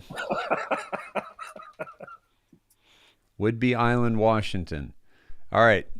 Put your tray tables up and the seats in the upright position. I'm pulling my seatbelt tighter, too. And put your mask on. Here we go. No mask. Whidbey Island. This is where the missile was shot from. Okay? And this is when Donald Trump was in the air on Air Force One en route to Paya Lebar Air Base. Okay. And let's find out where Paya Lebar Air Base is. Good thing he wasn't going to Whidbey Island. Well, supposedly this is where the missile was directed to go after him. Yep. So he was coming, I believe, from D.C. to here. Right? So as the crow flies, he would have had to go by Washington to get there. Yeah. Or as Air Force One flies. Yeah. Hey, Dave, I thought you said that Earth was flat. What the heck's going on? Yeah, they haven't caught on yet. By the way, you know the only airspace that nobody is allowed to fly over? Antarctica. Yes. It would make travel a heck of a lot easier if we could fly over, if we could fly the tip of Africa over to Australia. Yep. Make life a lot easier.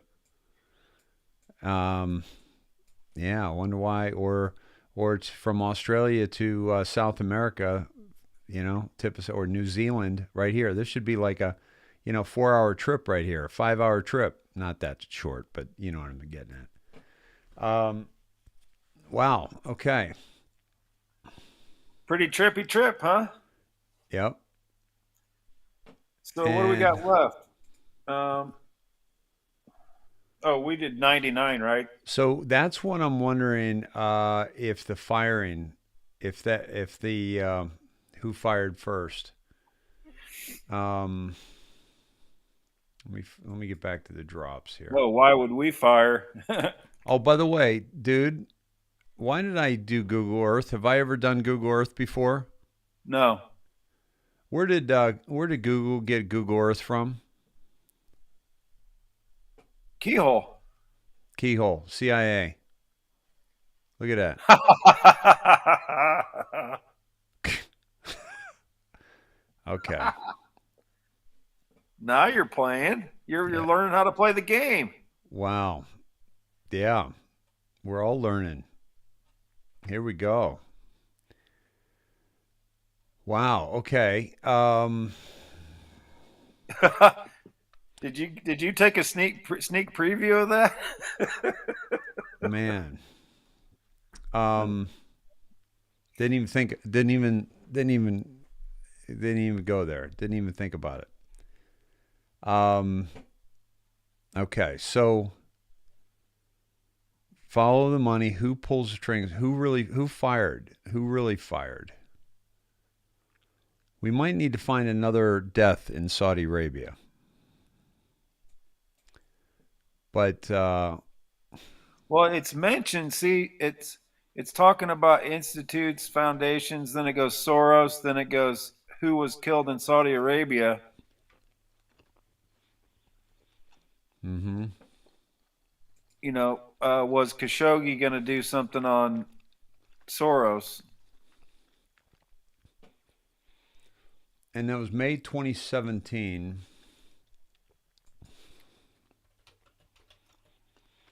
Killed in Saudi Arabia, May 2017.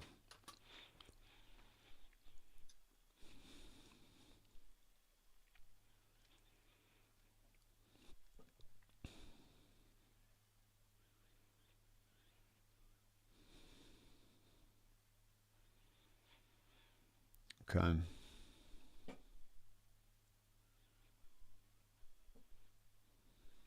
I wonder if they're talking about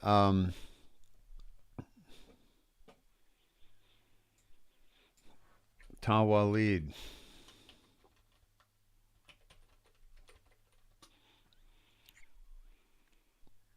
Well, we wouldn't know that, right? Yeah, exactly. I was going to say I didn't catch that news report.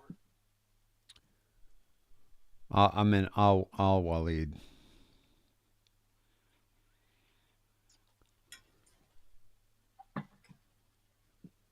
Oh, wow. Okay. They're pinning him to Saudi Arabia, or to the Vegas, which is where I did the Mandalay Bay. Let's see.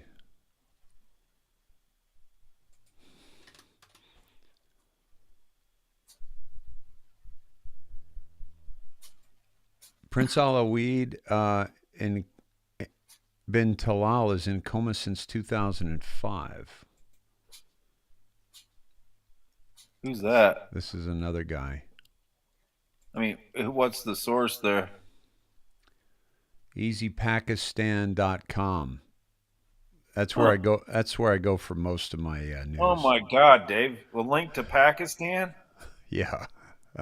Oh, don't make me go down that dive. I know, right? I mean, I'll just have to do the whole show tomorrow on that. Right? Wow.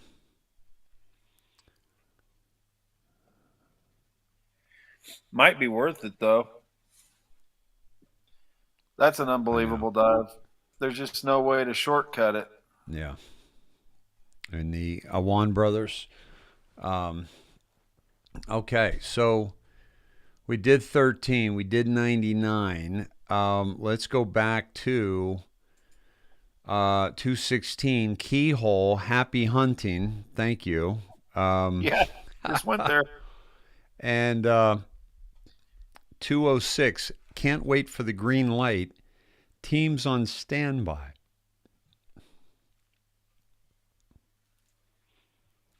Yeah. Teams on standby. Well, if you're going to play a 11, game. 11-11. If you're going to play a game, Dave, you got to have teams. Mm-hmm. Yep.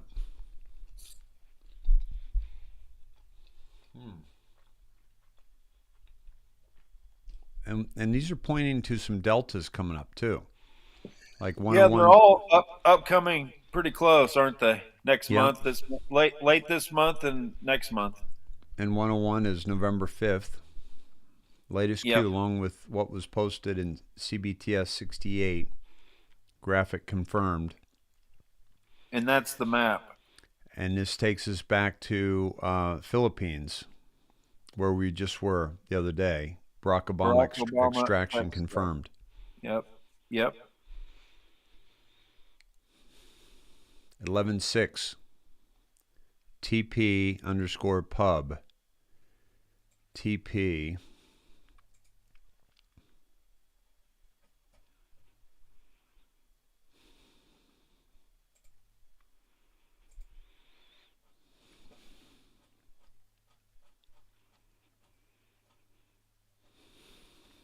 Totally political. Yeah, TP not in here.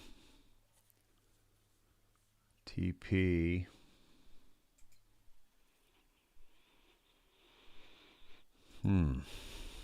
Yeah.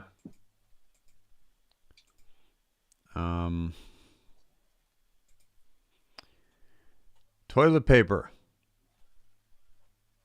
Oh, Toilet paper. That's it. Stock up on toilet paper, folks. Q says so. Toiletpaper.pub. .pub and stock up on liquor. All right, toilet paper and liquor for 11-6. The essentials. Yeah, so the Philippines, I wanted to say that the Philippines was locked into that trip to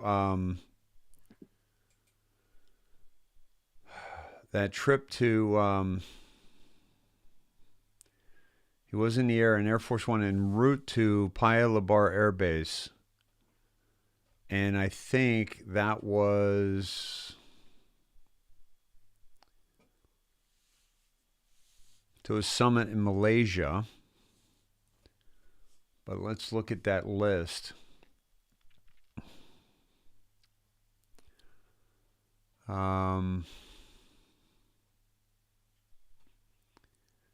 Philippines, Manila, November 12th to 8 to 14.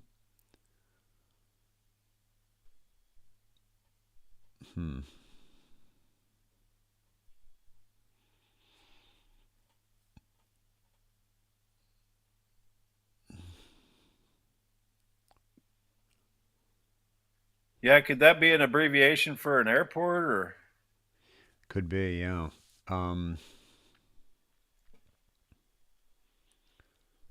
Hanoi, Bangkok, Singapore, Kuala Lumpur, Santiago. He got some miles, didn't he? Dude, I think, yeah, he did. I think, considering Biden's never left a driveway, I think, not the driveway. He doesn't even go to the White House. no, not that driveway. He's spent the record least amount of days in the White House in his first whatever amount of time he's been there. Yeah. What was it? 45 days? 55 days, I think. Yeah, he's been 55, huh? I believe it is 55, right? I think so. Loud and clear. All right, so I think he did it this. Attended the 31st Asian Summit. Taipei.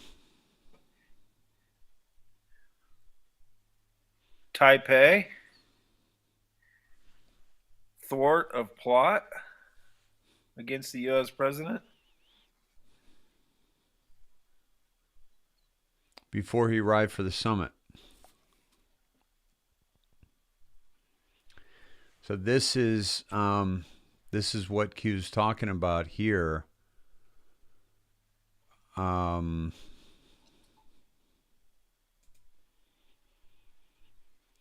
Philippines, Barack Obama extraction confirmed, I think. TP pub.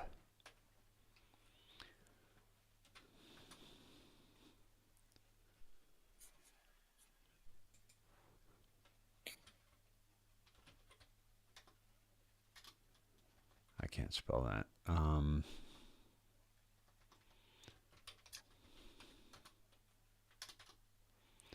Taipei EI. That's what it is.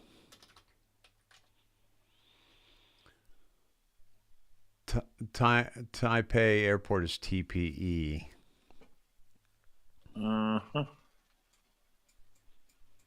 Well, go down. I see TP. Kids activities, events in Taipei. See the TP? Yep. Taipei TP. Halloween. You see that? Yeah. 2020. Kids events and activities. Halloween hip hop party. Oh boy.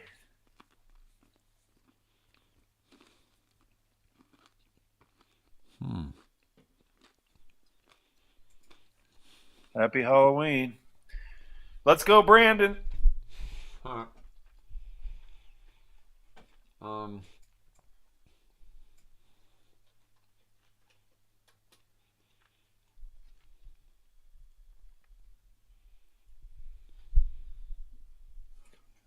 that wasn't a bad little live dive.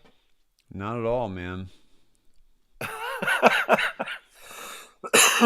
I think we did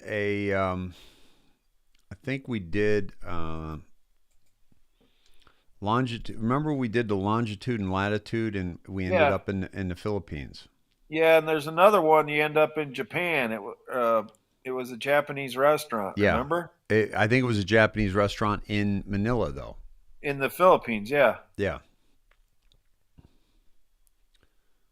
Yeah.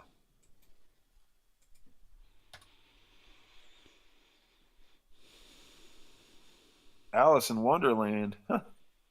Isn't that funny? Looking up this. QAnon news. Geez. Yeah. Well, I'm pooping out, brother. Yeah, dude, that was amazing.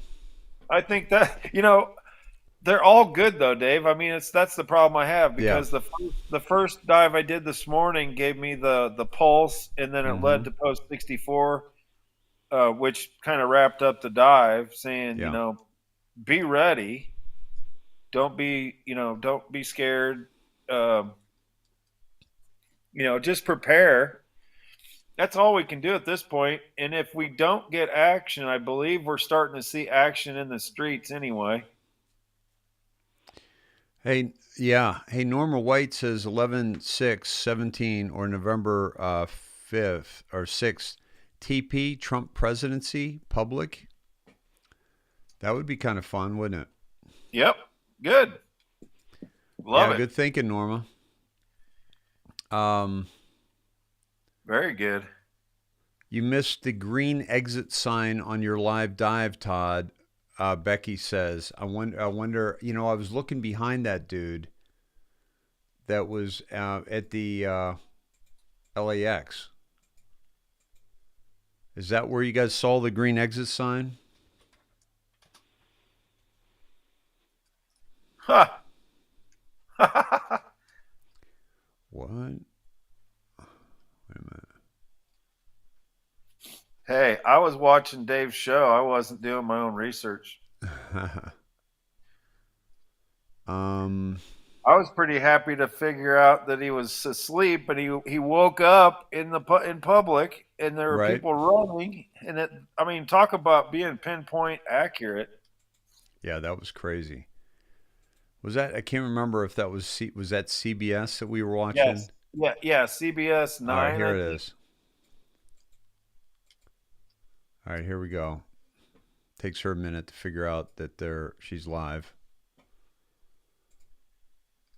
Susie, this is certainly a really bizarre sight, and we have the video to show you in just a moment, but this is a very large, frantic and scared group of people at the airport. This is some video from our helicopter. It shows hundreds of passengers lined up on the tarmac outside the terminal. Terminal 1, in fact, buses actually had to come get them to take them back to the terminal.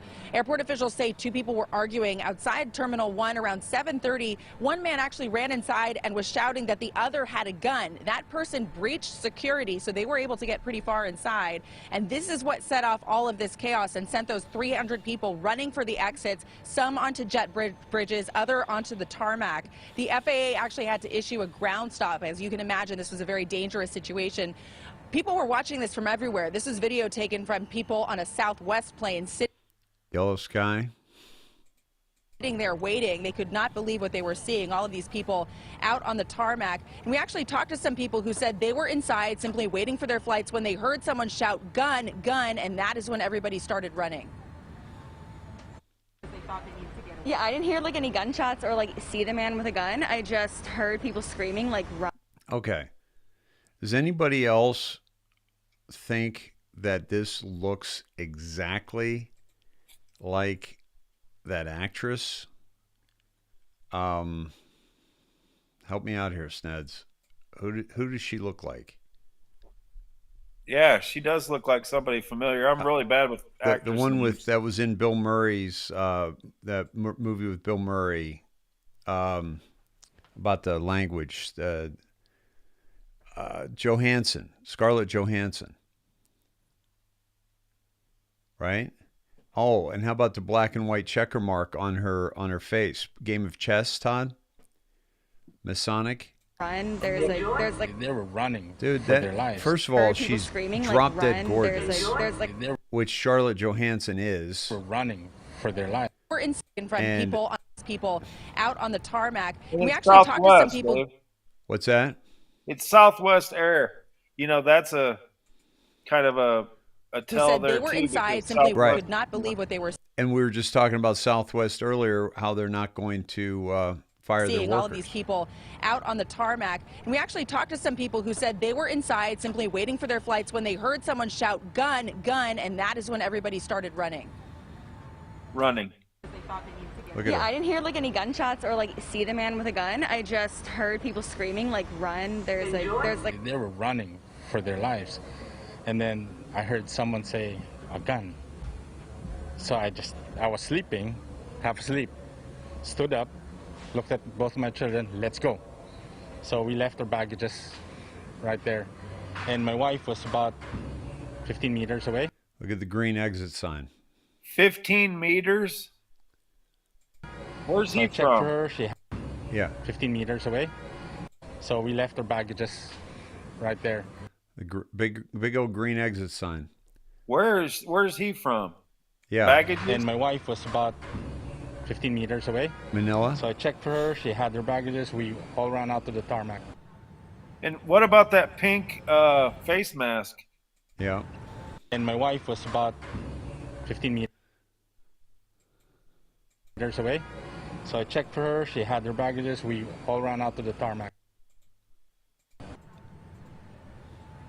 Wow. Dude, that's wild. Gun. So I was sleeping. What does that say? Electrical room. It says TP-pub. Okay, good night, folks. I'm kidding. Yeah. He probably put his red socks in with his white mask. That's funny.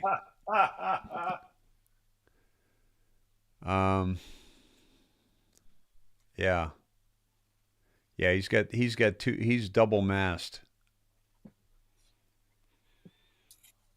Wow. Woke up my children and I said, let's go. And then my wife was 15 meters away. Yeah. 15 meters. Huh. Okay. Wow. I can't read that sign. Can anybody read that? Did he say 15 or 50 meters? Well, geez, 50 meters is damn near half a football field. Yeah, it's got to be 15. Wow. I mean, even that would be 45 feet. Yeah. So I went to the Q drop. Let's go to 15. Yeah. 11.3 and 11.6 come up. Oh, snap. Yeah. I went to 7:30 also. That was a Snowden reference. That was another number. And there was one other number that I missed after the 7:30 because that was the timestamp when all this went down. And by the way, look at the timestamp on 15. Huma had 2 tweets at that hour, right on the dot, 11 o'clock. Yep. And this is a Delta coming up here this Sunday. Yep. Halloween. Yeah. Will not allow another satanic evil piece of shit control our country. Dave, that pulse is supposed to hit on from the sun is supposed to hit on Halloween. Wow. 11.3 Podesta indicted, 11.6 Huma indicted. Soros is targeted. We had two articles on Soros tonight. Yeah, NASA, CME to hit Earth by early October 31st on Halloween. Wow. NASA prediction model. It even shows the waves and everything. It's on disclosed.tv if you want to take a look at it real quick. Soros is targeted. Look what was popped up when I came back to the show notes. The free beacon. Dude, it was already popped up when I came back and scrolled through. Oh, come on. Swear to God. You're making this up. Yeah, swear to God. Because you have to like click on it really carefully to get that. That's unbelievable. Wow. Okay. Excuse me. So we made a full circle. Yeah, I saw electrical room, Chris, but could you make out the numbers of the electrical room? Thank you, bud. Chris blew it up, and it says electrical room.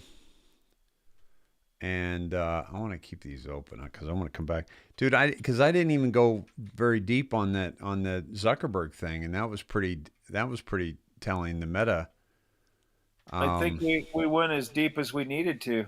I think we always are, because we decided to do a live dive on the fly. Yep.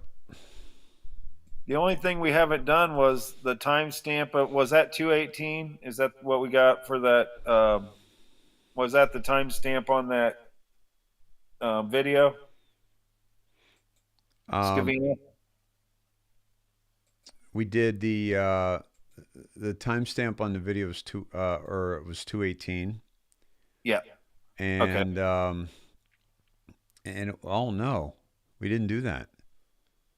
Q, is it this here? 150569763. And by the way, 15. We just went to 15. Yep. And it's separated too. Yeah. And then 569907. Yeah, so I'd go to 56, 99, and 7 because they separated 15. You could check out 150.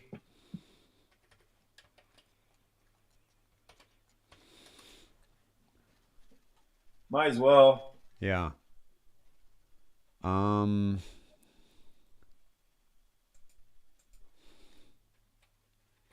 99's the graphic, isn't it? Or we already went to 99.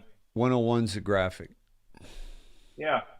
We already went to 99. 99 we were already at. Yep. So that's a confirmation, right? 99.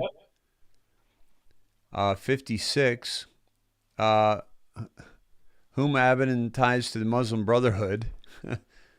Dude, I've been there. I've been there probably 10 times in the last 2 weeks. Yep. And we were just there with the 11.3, 11.6. Yep. And to debunk the evidence, Media Matters pointed to Snopes.com fact check piece, and Media Matters is Soros. Yep. And 7, why wasn't HRC prosecuted for the emails? Put simply, Obama ultimately okayed by using the non-government email address to communicate with Clinton. So he basically, because he communicated with her on it, he okayed it because he could have stopped it. Yep, you can declass anything as president. And he also had an alias along with each of his cabinet members. Therefore, indicting HRC would lead to indicting Obama and his cabinet, etc., which could never happen. Remember, he lied about knowing, but that ultimately came out in the dump. Poof. And speaking of dump, with toilet paper, with the TP. There's your and TP. You got to go. No. No. Wow. But it's getting late here, brother. Yeah. The only thing I was going to say is maybe you want to look at that disclose.tv on Twitter, that CME that's supposed to hit Earth on Halloween. Yeah. I think that's pretty cool. I may have to touch on Huma and her little buddy tomorrow. California. But I want to make sure I finish it. See, that shows the pulse actually coming from the sun. Yeah.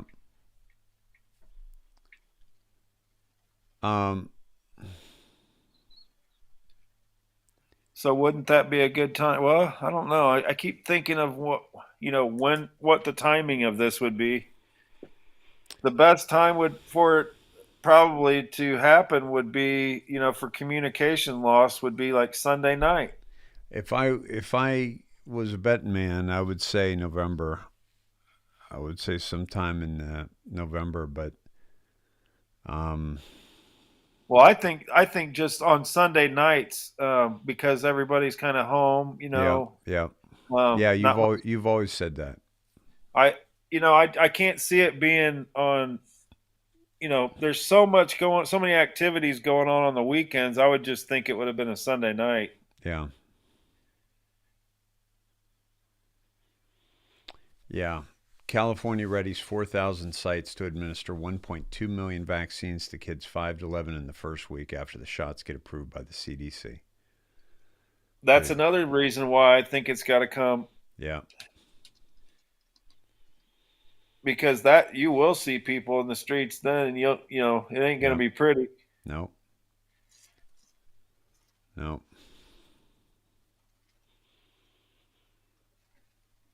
Mm-hmm. That's what it's got to come to. Yeah. They always said military is the only way, and I'm trusting that to a certain extent. Oh, yeah. Here's the one where he turns blue. Yep.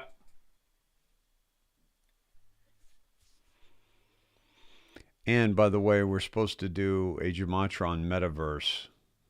Yeah, I've already done it. I did that this morning. It's pretty good. But that's also, you turn blue when you die too. You also blue blood. if it comes out of his bloodline. Well, he always looked like Or- an alien. Or alien like Data. And, Yeah. Metadata. Yeah, Doesn't he look like Data there? he totally does. So metadata. Mm-hmm. All right, brother. I'm gonna let you go. I gotta Hey, get some pal. sleep. Great job tonight. That was awesome. Thank you. Thanks, man. Yeah, there's more. I think there's going to be a lot more coming up, guys. I think this is going to be great. Yeah. Good stuff, brother. All right. Love you, man. Good night. All right. Love you, Sneds. Good night, hey, Cindy. Get out of your foxholes. Get loud. Let your friends and neighbors know. We got to spread the word. Share this video. Yeah. Love you all. Good night. See you, pal. Bye-bye.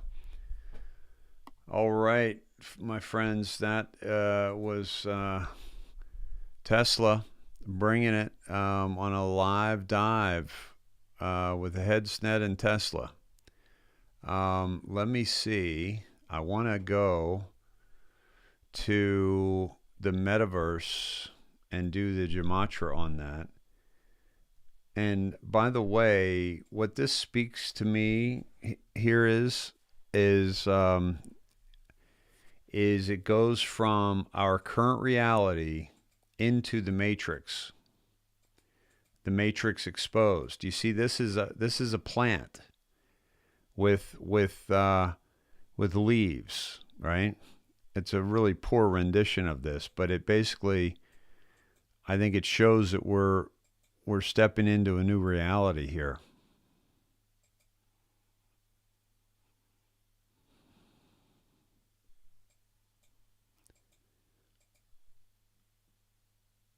And that's a DJ stand.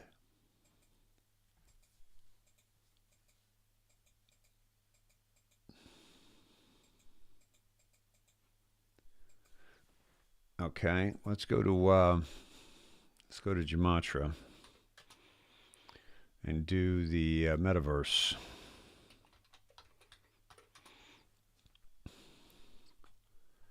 Jewish, raised birth proof, 728-64888-972-9000. God's December 7 ID, raised birth proof ID. It's God's prophecy, December numerology, 10 days of darkness. That's what we're talking about. Leonardo da Vinci, Easter Sunday, ground zero. We had some 9/11 references tonight. Walker, Delaware, the Delaware audit. Metaverse, Wales. Is that Whitby in Wales? I don't know. Servant, Lose Yourself. 8, Lose Yourself was a song from 8 Mile by Eminem. Eminem, 8 Mile. 8 is the logo, 8 on its side for Meta, and Building 8. Much love, better to be alone than abused. Newman, President Barack Hussein Obama. Aunt Jemima, Go Woke. Da Vinci again. Narrative values, force the mark, guillotine in America. Like, force the mark. Yeah, see what happens to you, folks. Touch my child. Yeah. The Supreme Court, Garland, that was mentioned today by Cotton. Are ye not of the same I am? You done goofed, Betty Davis.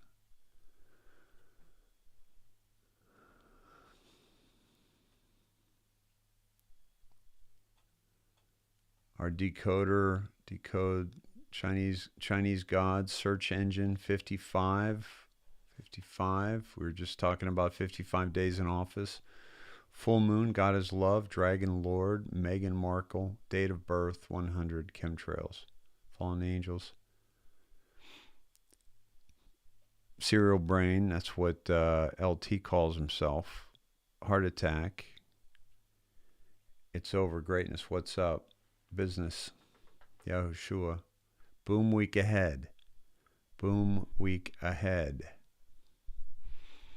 The Lamb of God, Medical Miracle, Rothschild, I Am the Devil, Asperger's, Days of Noah, Sorrow, Robinette, Chevrolet Apartment, Pure Evil, Blueberry Jealousy.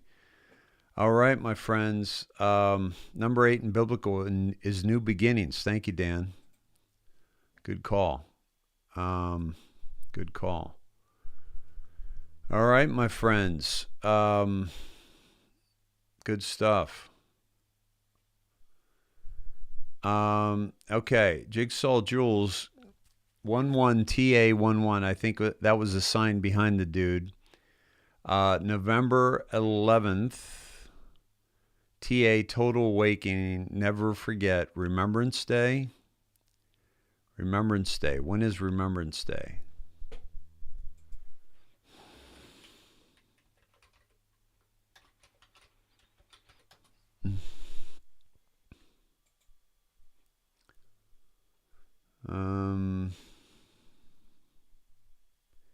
Yeah, oh yeah, of course. 11th hour, 11th day, the 11th month, 1918.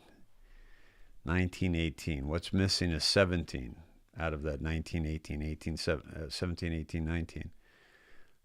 Total Awakening, never forget. Yeah, could be. Good call. Good point. That Meta logo also looks like the 8-Kun logo, but the figure 8 was a snake chasing his tail. Yes, exactly. Good call. 8-Kun is, it looks like this right here.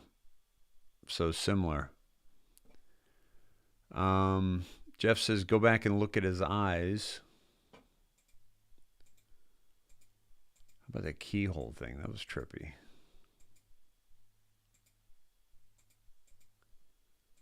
I don't think I have that up. Oh, here it is. Excuse me.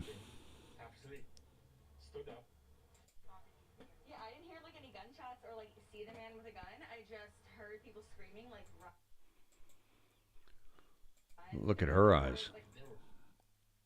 Oh, he's looking right into the camera. Running for their lives, and then I heard someone say a gun. I think his glasses are a little tinted. I was sleeping, half asleep. Stood up, looked at both my children. Let's go. So we left the baggages right there, and my wife was about 15 years. And the reflection of the pink too. She had her baggages. We all ran out to the tarmac. That's wild. Okay. All right, my friends. Yeah, good stuff. Margaret, you got to go back and see this one. Holy cow, especially when we did a live dive. Oh, I'm sorry. Did I do that again? I'll take you back there. Hold on. A gun. So I. All of these people out on the tarmac, and we actually talked to some people who said they were inside simply waiting for their flights when they heard someone shout gun, gun, and that is when everybody Red light, started green running. light, by the way. Shout gun, Right? gun, Red light. and that is when everybody started running. Yeah, I didn't hear like any gunshots or like see the man with a gun. I just heard people screaming like run. There's like Run. And they were running. For their lives, and then I heard someone say a gun. So I was sleeping, half asleep. Stood up, looked at both my children. Let's go. So we left our baggages. There you go. And the green exit. Yeah. All right, my friends. Yeah, the green exit sign. That's what we picked up on that. Somebody saw that. Well done. No one saw this. What do you mean, Lori? Like no other show? Look at Dave's eyes. Let's see. Yeah. Zuck looked like he could have been an AI easily. Yeah, no one ran in the Capitol after shots were fired, Todd. Absolutely. That was when you knew it was, And that's also why they haven't, tried him for murder too, right? That's why they haven't gone after that guy. Awesome, Margaret. And Southwest was in there towards the end, if you saw Margaret, at LAX with that gunman. Yeah, since when is exit signs green? I was going to say that, Norma, because they're always red, but I'm not sure about airports. I'm thinking about. Zuck's eyes in the video. You guys were talking about Zuck's eyes. I was thinking of this guy's eyes. All right, all right. I'm picking up what you're putting down now. Took me a minute. It's late. Cut me some slack. Where's Zuck? I went back to Twitter for Zuck. Here we go. Let's go to Zuck's eyes. Okay, ready?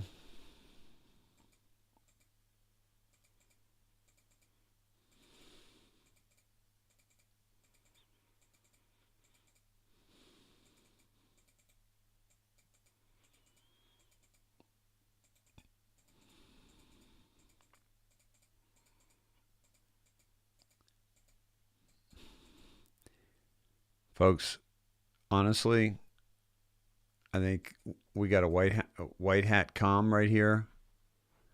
And this white hat comm is that he's not real. And that what we've been watching is a movie, and the characters in that movie are computer generated.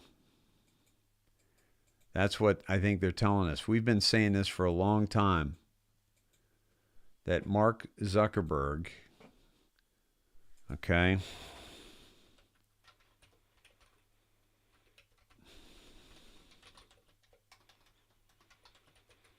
is, I mean, look at the difference here. Do you really look like that when you get older?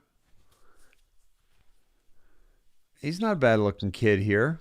And his hair is curly, right? Okay.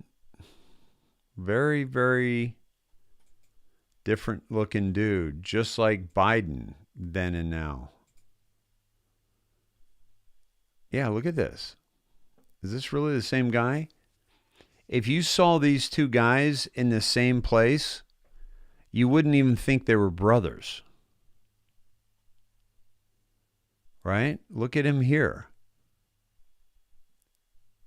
When are we going to wake up to the fact that we're being played? We're being shown a movie here.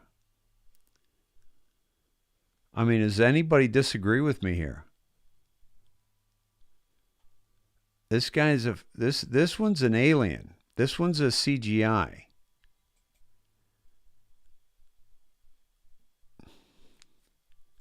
You don't get less wrinkles as you age. You get more unless you're drinking adrenochrome, which we know he was. Look at the all-seeing eye, the Illuminati symbol, just one eye. Right? You know, look at the Joe Biden. How about Joe Biden now, then and now? Okay. How about this? Really? Same guy. 2008 to 7 years. How do you change that much in 7 years? Not the same guy. But they're showing us. Look at this. They're showing us just subtly, right? Just like the inauguration, the fake inauguration that had, multiple camera angles, but they weren't showing the multiple camera angles at the same time because his granddaughters disappeared.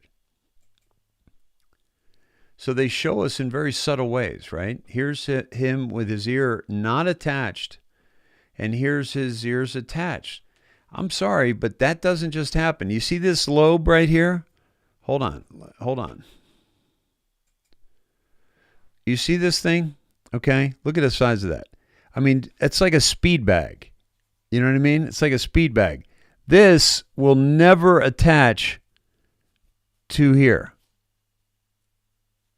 And if it does, call me out, right? So do you see how they're showing us? They're showing, it's very subtle.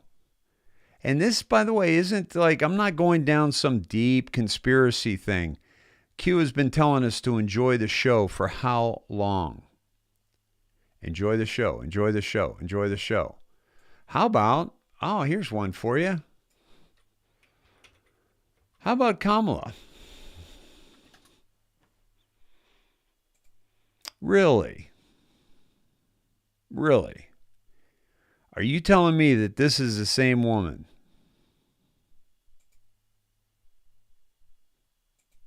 Okay? And by the way, what's going on with her neck all the time? They're showing us that too. Look at this neck. What the hell's going on with this neck? Right? So what's going on here, folks? Right? What is going on? What are they trying to show us? What are they trying to tell us? Okay? Maybe this was bad lighting or too much lighting or what have you, but that's just one example. There are other examples here. Okay? This looks like, you know, fairly attractive woman here. And I know her because we know her. She's not attractive to us at all. But, you know, what's been going on with the neck stuff? Some really funky stuff going on with her neck. Todd was picking it up early with the wide neck. Okay. Then and now. Look at these people. Different people. So, I'm sorry. Hold on.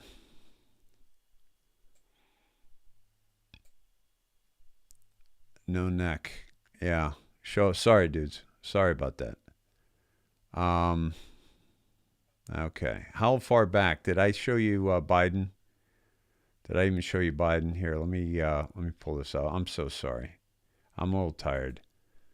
Here we go. But that's not an excuse because I pull that shit when I'm not tired, don't I? Look at this. Okay, what the hell is going on there, right? Okay. These are two very different people. And what's going on with the neck thing? There's a weird neck thing that she's been dealing with that Todd picked up on a long time ago. Okay. And how about Biden then and now? Did I show you that? Did you see there's Zuckerberg then and now? I think you saw this, right? Look at it. These two different. Now he's much older here, so let's go to one where he's the same. 87, 2007, 2019. Biden. Okay, the lobes, right? The lobes aren't attached. This is attached, not attached. Not the same guy. Not the same guy. So, enjoy the show. And as hard as it is to enjoy the show because of the shit show it is, that's why Q had to keep saying that. Q had to keep saying enjoy the show. No outside comms, folks. All the outside comms, turn them off. They're not going to serve us. They're not going to serve you. Q said no outside comms. If you believe in Q, turn off the bullshit. Turn off the bullshit. All right, my friends. Shall we? Dear God, thank you for bringing us all together tonight. Thank you for just an amazing night of fellowship and friendship and digging and seeking truth amidst the madness and seeking peace amidst the madness. And Lord, please watch over all those who are in harm's way, the Trump team, the Q team, all those fighting for the audits and the fair and just elections, all those people who are being used coming up from the southern border, and the children and the families. Please bless them and help us to get a situation resolved. And dear Lord, please help us resolve this situation before our children are harmed by this jab.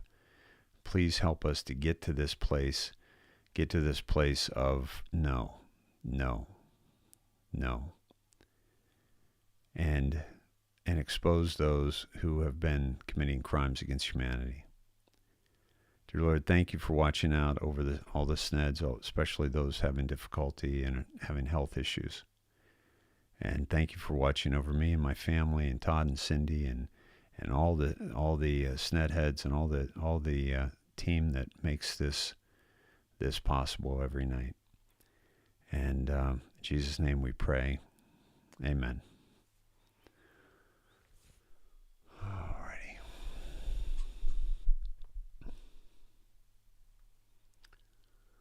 All right, my friends, have a great night, and we will, I'll see you tomorrow. We're still at 1883. Beautiful people. Thank you for hanging tonight. Good stuff, yeah? Something's going to happen. It's got to come to a head, right? So, we're, maybe this weekend, maybe next week, maybe weeks after that. We don't know. We're guessing just like anybody else, folks. We're just trying to figure it all out. But, they can't telegraph what they're going to do. Otherwise, the deep state. I tell you what, if they telegraphed what they're going to do and when they're going to do it, think about the people that we just prayed for. Okay, and dear Lord, please watch over Julian Assange. Please let us set him free. Please see into the hearts of man and make them realize that he must be free, set free. And please watch over all the January 6th patriots that were there, that went into the Capitol and that have been persecuted and been kept away from their families. Lord, please watch over them and release them to their families, and bring justice to this land so that we may flourish and move forward. Thank you, Lord. Folks, if they predicted any time, any day, any situation, it puts those who are going to be making arrests and doing things, it puts them in danger, right? Puts them in danger. All right, my friends, where we go one, we go all. Love you all. Be well. See you tomorrow night.